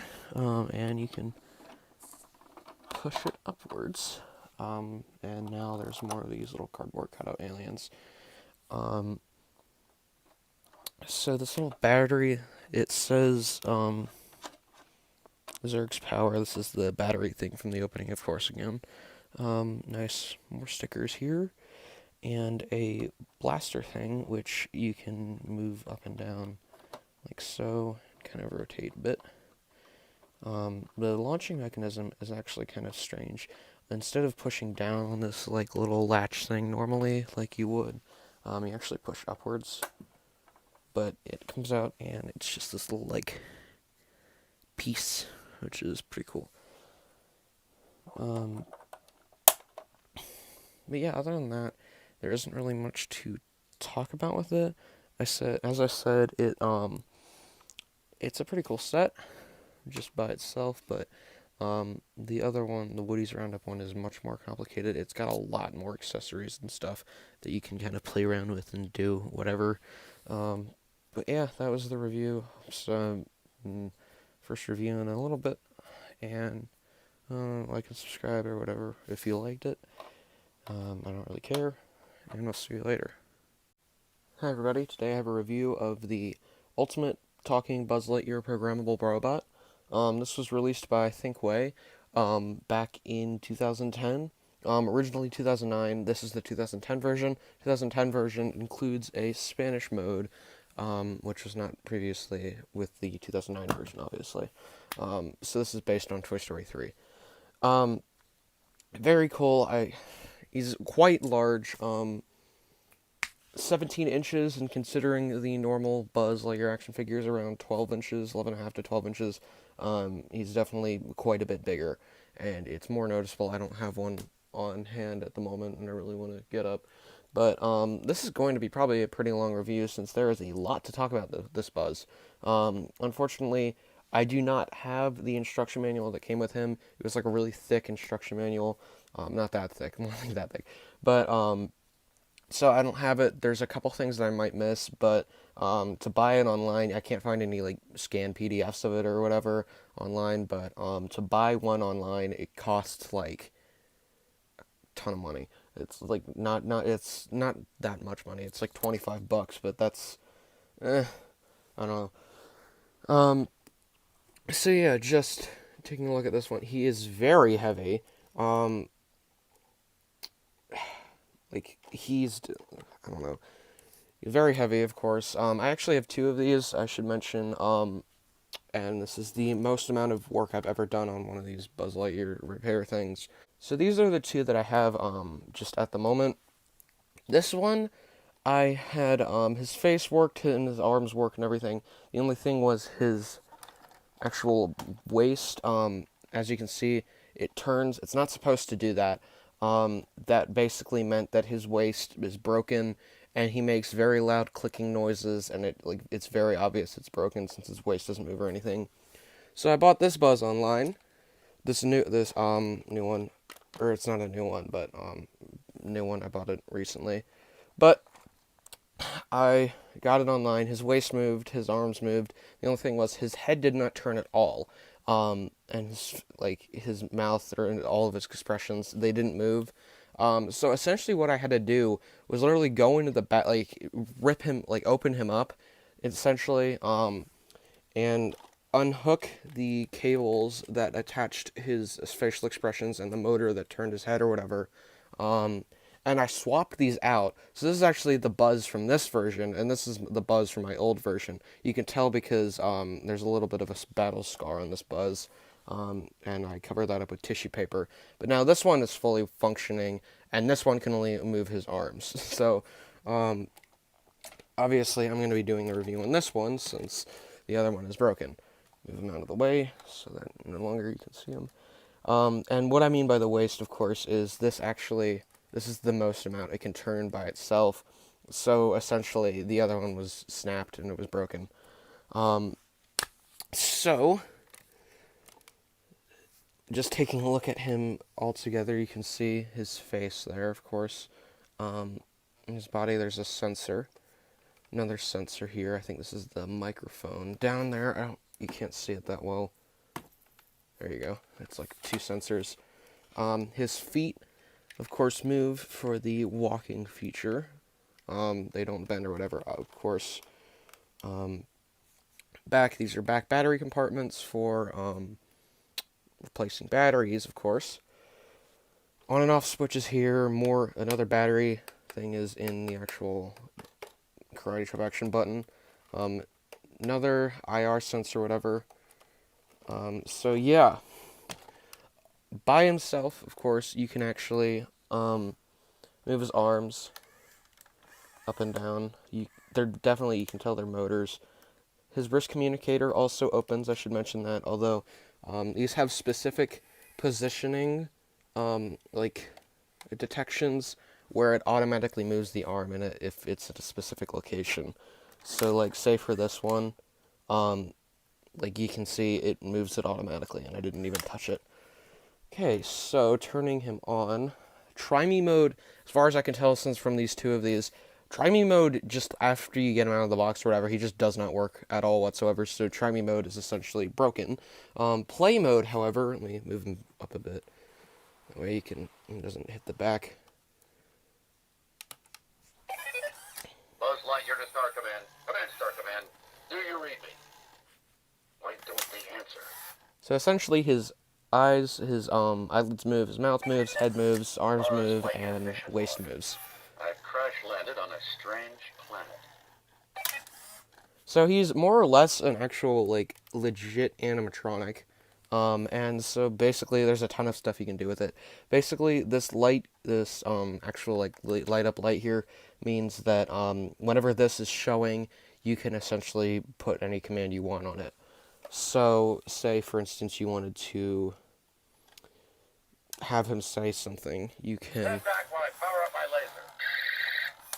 Well, actually, I should mention, he is in Space Ranger mode at this point, so if he's in Space Ranger mode, you can only really push this button. Space Ranger, Universe Protection Unit.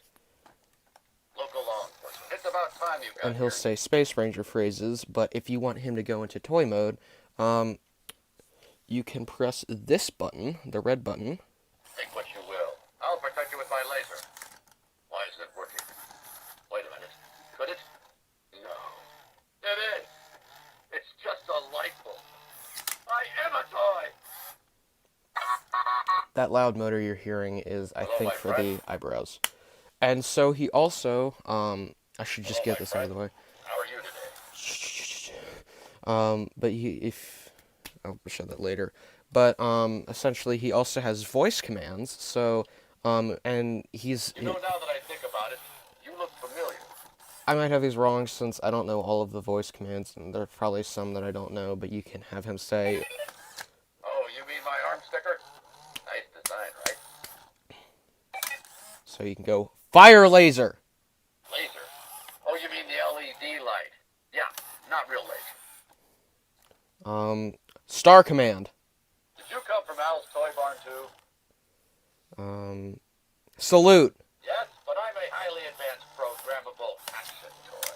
See, he didn't actually recognize my voice there. Salute. You look like a very cool toy yourself. Come on. Salute.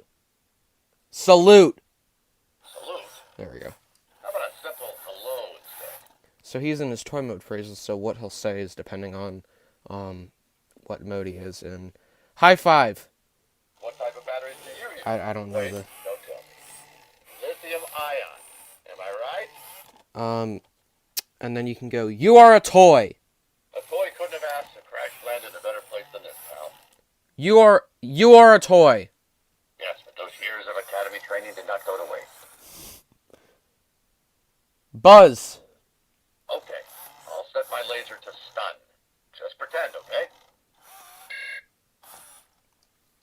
Very strange. Fire laser. I gotta find Woody. I think there's a staff meeting today. He also, I think, just kind of recognized your voice. Fire laser. Laser? Sure, I'd be glad to show you the laser button. There you go. The other command I was trying to show, but I guess he doesn't work, I don't know the voice command for it, is you can push his right hand up. Star Command. I wish I could. But that's just a sticker. Okay, yes. I should mention his face is rubber, that's why he's able to do the mouth movement. But if you push his hand upwards, Aha, your special greeting. Sure, buddy. All right. he's supposed to give you a high five. And what that means essentially is he just moves his arm up and down. I should mention also the laser works. This place looks familiar. Yes, I know, Buzz. The laser actually functions normally. So you can just, fire it. It's a nice big button, too. Unnaturally large, of course, since this is a big Buzz. Let me put him back into Space Ranger mode. Yes, Commander. So now he's back into Space Ranger mode, and he has different phrases depending on what you say. Like, I'll show you. Fire laser. Fire laser. Oh, no. Damn. Come on. There. So this is supposed to be like his delusional phase. Star command. Come in, Star Command. Do you read me? Why don't they answer? Salute. Buzz Lightyear. I salute you. Space Ranger. Space Ranger. Standing by. You're a toy. You're mocking me, aren't you? No time to argue. I must get to the Gamma Quadrant. Okay, so, yeah. I'm trying to think if there's anything else. Oh, yes. So he doesn't have wings, obviously, since this is very clearly not going to have wings. I am Buzz Lightyear. I'm trained for any task at hand. So he also has a programmable mode. And what that means is you can essentially push this button. And now he is locked in programmable mode. So essentially all you have to do is move the limbs. I think it only moves on the arms and the head. And after each motion you want him to do in one phase, you push the button once.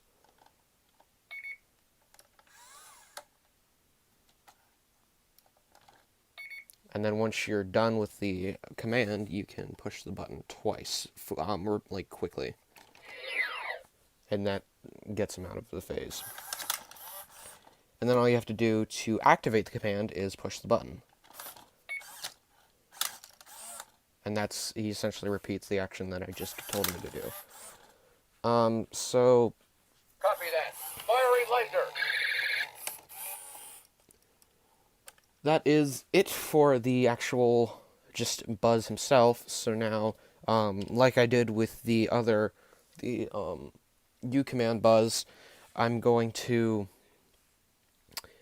go separately and show you the remote commands. Although I will say up front, these four up here are literally just ways to activate the voice phrases. So this is Fire Laser, Star Command, Salute, and the High Five thing from a distance. This is to activate the Space Ranger mode, and this is to activate Buzz mode. This also says there are different phrases that are spoken in between. So, like, say, let me turn it back on. Buzz Lightyear to Star Command. Command Star Command. Do you read me? Why don't they answer? So this essentially just activates his voice phrases. Universe Protection Unit. So after you push one of these buttons, of course, it It's about talks. time you got here. I am Buzz Lightyear. I'm trained for any task at hand. Which is basically that. So that'll just activate those kind of voice phrases. So yeah, going down, I'll go downstairs and I'll record the B-roll footage and overlay the audio. Goodbye. Hello? Are you still there? I nearly forgot to mention, so these two buttons here, so this button here, this microphone button, actually, it works the same way as this green button here. Buzz Lightyear. Signing off. Which actually, I forgot about this, removes the voice feature. So this now he doesn't recognize your voice, and he doesn't, like, talk out of nowhere. This is just him in, like, a toy mode, almost. Think what you will. I'll protect you with my laser. Why isn't it working? Wait a minute. Could it? No. It is. It's just a light bulb. I am a toy. Notice how this doesn't light up after every turn or whatever, which is nice. This button also, I figured out, actually runs this program that you pushed. So once you push this button, it'll activate the program that you wrote, which is pretty cool. So you have to turn it back on, of course. Let me just program something really quick here.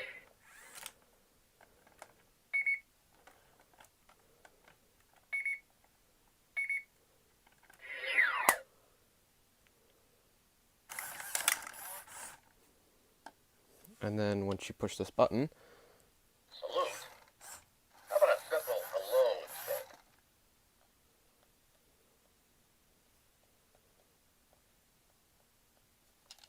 oh, forgot to turn the thing on.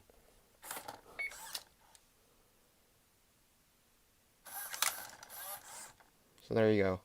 Hello, my friend. And now I'll actually get into the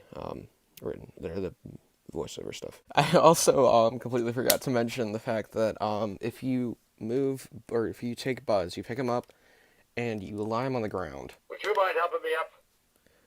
He can he has like a gyro sensor in him, I guess, and he can detect if you push him on, or if you put him on the ground.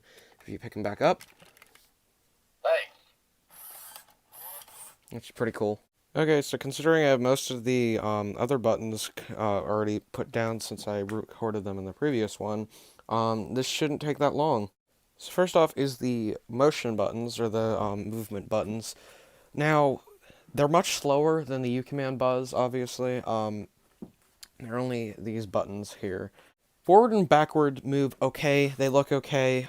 Turning, on the other hand, takes forever and it looks like Buzz is going to fall over. Movement is also ridiculously delayed. Even taking your finger off the button, Buzz continues moving for some reason. And he doesn't stop for a while, so you're never actually really precise in the movement.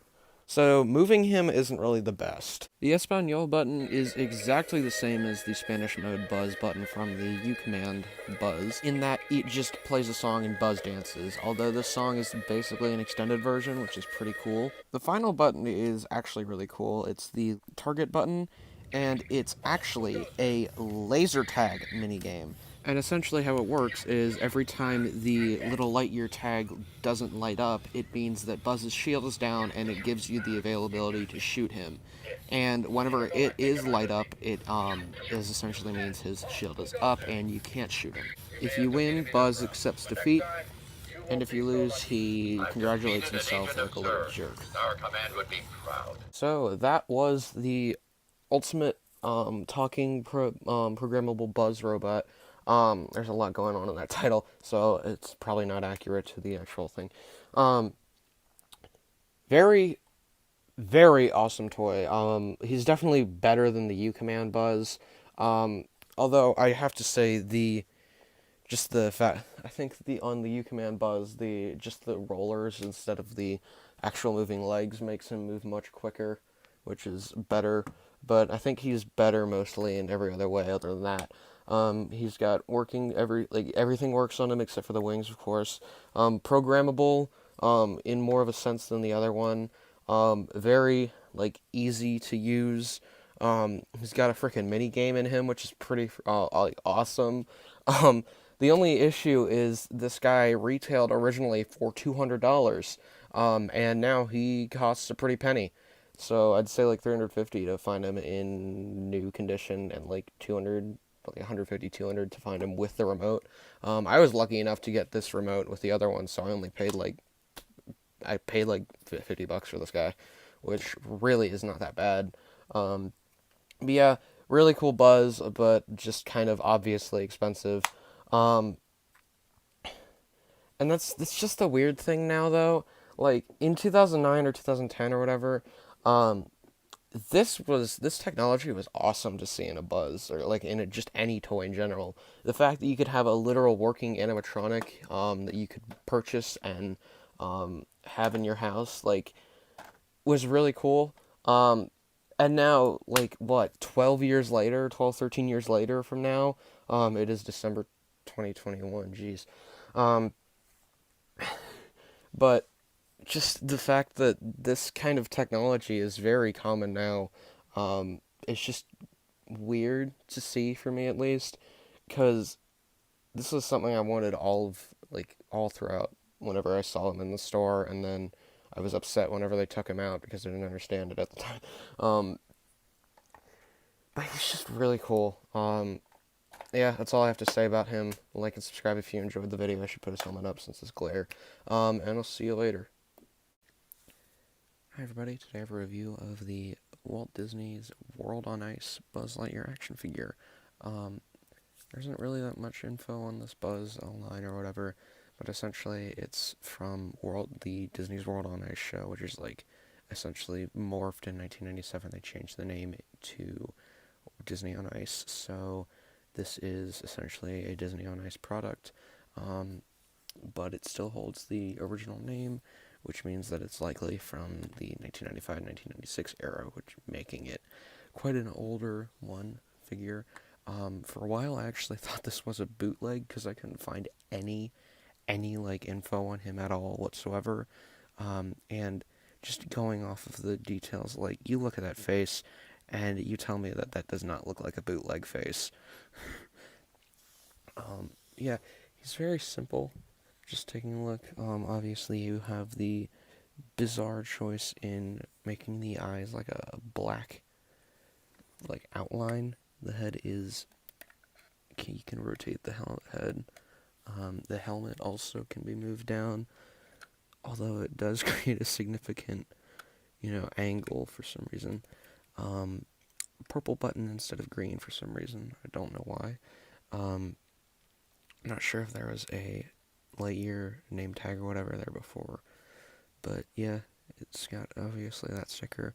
Arms rotate. You can move up and down like so. You can't actually bend them, but you can rotate the hands on either side. And these are stickers, by the way. All of these are mostly stickers. Just bit my tongue. Ow. The legs obviously rotate, although they're quite disproportionate to the waist. It's a lot bigger than the legs themselves, and it kind of makes it look strange. Taking a look at the back here, I'm not sure if that'll show up, but apparently this is made by a company titled The Idea Factory, which no longer produces the Disney on Ice toys, which I believe they might have changed their name to the Feld Consumer Products or whatever. Not sure. That's just a theory. There's the back though. The wings are made of like a flexible plastic rubber thing, and they are removable, so you can pull them out, although it takes quite an effort. So it's quite similar to the Thinkway ones. The original Thinkway ones. You'll see the jetpack. I didn't really notice that, but it's like really long and very thin for some reason, which just kind of looks bizarre. Also, the 3 screws do not help the look. Yeah. But yeah, you can stick these back in. They're a bit annoying to get back in. You kind of have to force them in.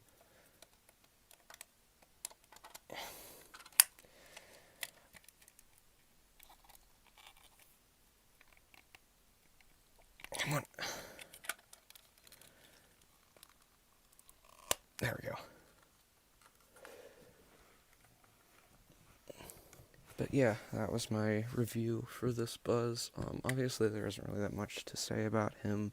I thought he's just kind of interesting, and there's not really that much info on him online, so I might as well document him and make a review for just the Buzz in general, which I think is probably my whole channel's point. So yeah, that was it. Like and subscribe if you want, and I'll see you later. Hi everybody, today I have a review of the Thinkway Stars and Stripes Buzz Lightyear. This was released along with a Stars and Stripes Woody, which I do not have because he's much more rare than this one. But yeah, so this is obviously an American-themed Buzz Lightyear. He is completely decked out for American attire, so it's just like he's been smothered with an American flag. But yeah, so let's just get into it.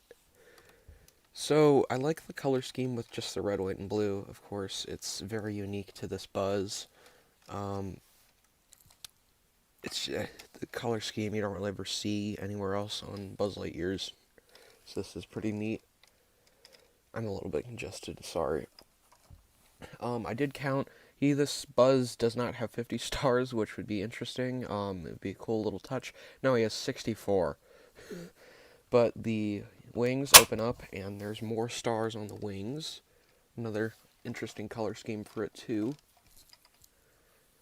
Pretty cool. Closing up the wings again. There we go. They never actually had stickers on these, funnily enough. There were never any, like, actual Space Ranger or laser stickers. Yeah, sorry, I'm really congested. But yeah, so I like he has a red hood, of course, obviously, just the color scheme. Phrases, I like the red, white, and blue that they did with the voice buttons. So I am Buzz Lightyear, Space Ranger. So these phrases I feel are very different. They're quite unique to this Buzz, and specifically in general. It's a lot of unique phrases that weren't really around whenever this was released. However, there is one. The To Infinity and Beyond has about a 10 second or so actual like song or just tune, but the tune is actually 10 seconds of the actual soundtrack from Toy Story 2, the opening, wherever Buzz is flying through space or whatever. They use that soundtrack, so I can't play it, obviously, for copyright reasons. If I ever do the all phrases for whatever for this Buzz, I'm probably not going to have to include it either, since I don't want a copyright claim or whatever. But of course the laser does work. It's that blinking once for the pulsating and then again for the actual firing. But overall, he's pretty cool. There again really isn't much to talk about. I just like he has a very unique color scheme and is just unique, stylized. Definitely the most interesting looking Buzz of my collection at this point. So yeah, that's the review. Like and subscribe or whatever, and I'll see you later. Hi everyone. Today I have a review of Mattel's Talking Techno Gear Buzz Lightyear. This was released in 1999. And technically, they re-released it in 2001 under a different name, one which I've already reviewed a while ago, Battle Command Buzz. And obviously, so basically, the reason why this is considered a re-release is because they use the same colors and their voice boxes are the same. But clearly, physical, like, appearance-wise, this guy is completely different. And he's also kind of considered a little bit better than the other one. So obviously he does have the same I'm awake from hypersleep and ready for action. voice modules I'm awake as the other one. and ready for action. But he has a much different paint job. You can see he actually has the differentiating colors up there, whereas on Battle Command Buzz it's just silver. So there's a little like paint thing here, obviously. Again, kind of the same legs as Battle Command Buzz, obviously.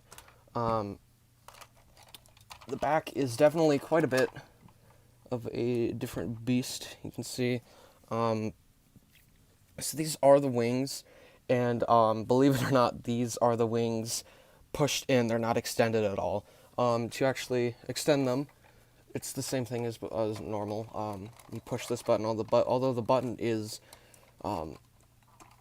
shaped much differently. So you push it down, there are the wings. So obviously they don't really go that far to extend, much as like the original ones.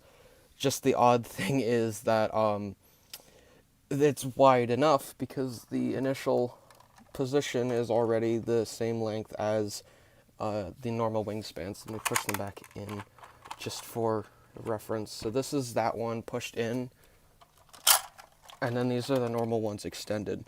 So clearly they have the same kind of wingspan as the normal extended Buzz, like retro ones.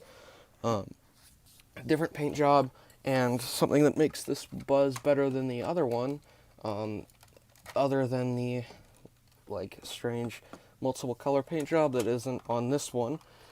This one actually has a laser. It's the standard, or it's just basically the standard retro Mattel laser, but this one, if you remember my previous review of the Battle Command Buzz, does not actually have a laser. It's just a sticker, literally a sticker. So clearly that's just a good bit better than the other one. And the helmet is completely clear rather than the blue tinted other one. So there you have it. That is the review of the Mattel Talking Techno Gear Buzz. So I believe this original design isn't seen in a lot of the other ones. I'm not 100% sure, but I believe this is the original Ultra Buzz model that was used before they had to do that rewrite or whatever, and it completely changed the script and they had to reuse a ton of assets.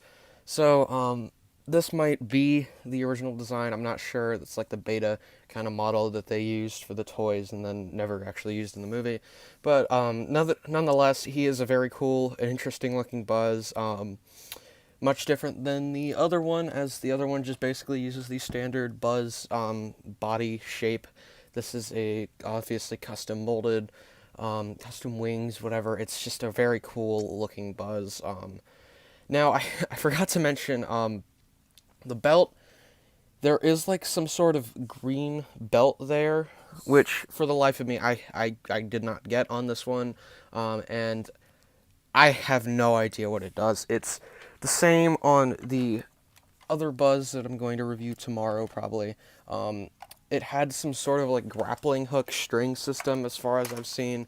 Don't even know what it does. Don't know what happened to it. Apparently it is removable unlike the other one, but it's green and it's just essentially the same thing as the other one I showed you. It's this one. So yeah, that was it. Like and subscribe or whatever, and I'll see you later. Hi everybody. I have here the Mattel's Talking Rescue Gear Buzz Lightyear. This is released along with the Collector's Classic Buzz, the Battle Command Buzz, and the Talking Techno Gear Buzz, and all the other original Mattel line. So yeah, this is one of the standard sizes. Of course, he is more or less the same as the other ones. He has quite a nice little actual, I like the purple paint used. It's kind of, all of the paint used on this is like has like a metallic shiny finish to it or whatever, as you can see clearly with the green here. He does have some like camouflage material on his chest plate or whatever. He has phrases, of course. Man your battle station, cadet. My trusty utility belt will help us save the day. Those are the two that are significant. He's got like a interesting gray color, grayish tint to him, on the arms here, which is pretty interesting. The laser is quite a bit different, as it's the only one I've ever seen that you actually, in order to have the whole laser effect, you press and hold the button.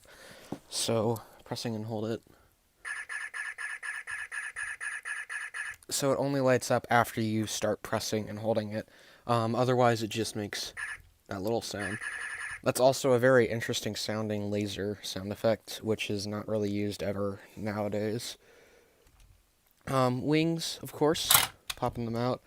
You can see they have the same nice colored metallic finish to them, which I think is pretty cool looking. The same belt as the Talking Techno Gear Buzz. No idea what it does. I know the Techno Gear Buzz one was green. This is blue. This one is not detachable, however. I think the other one is.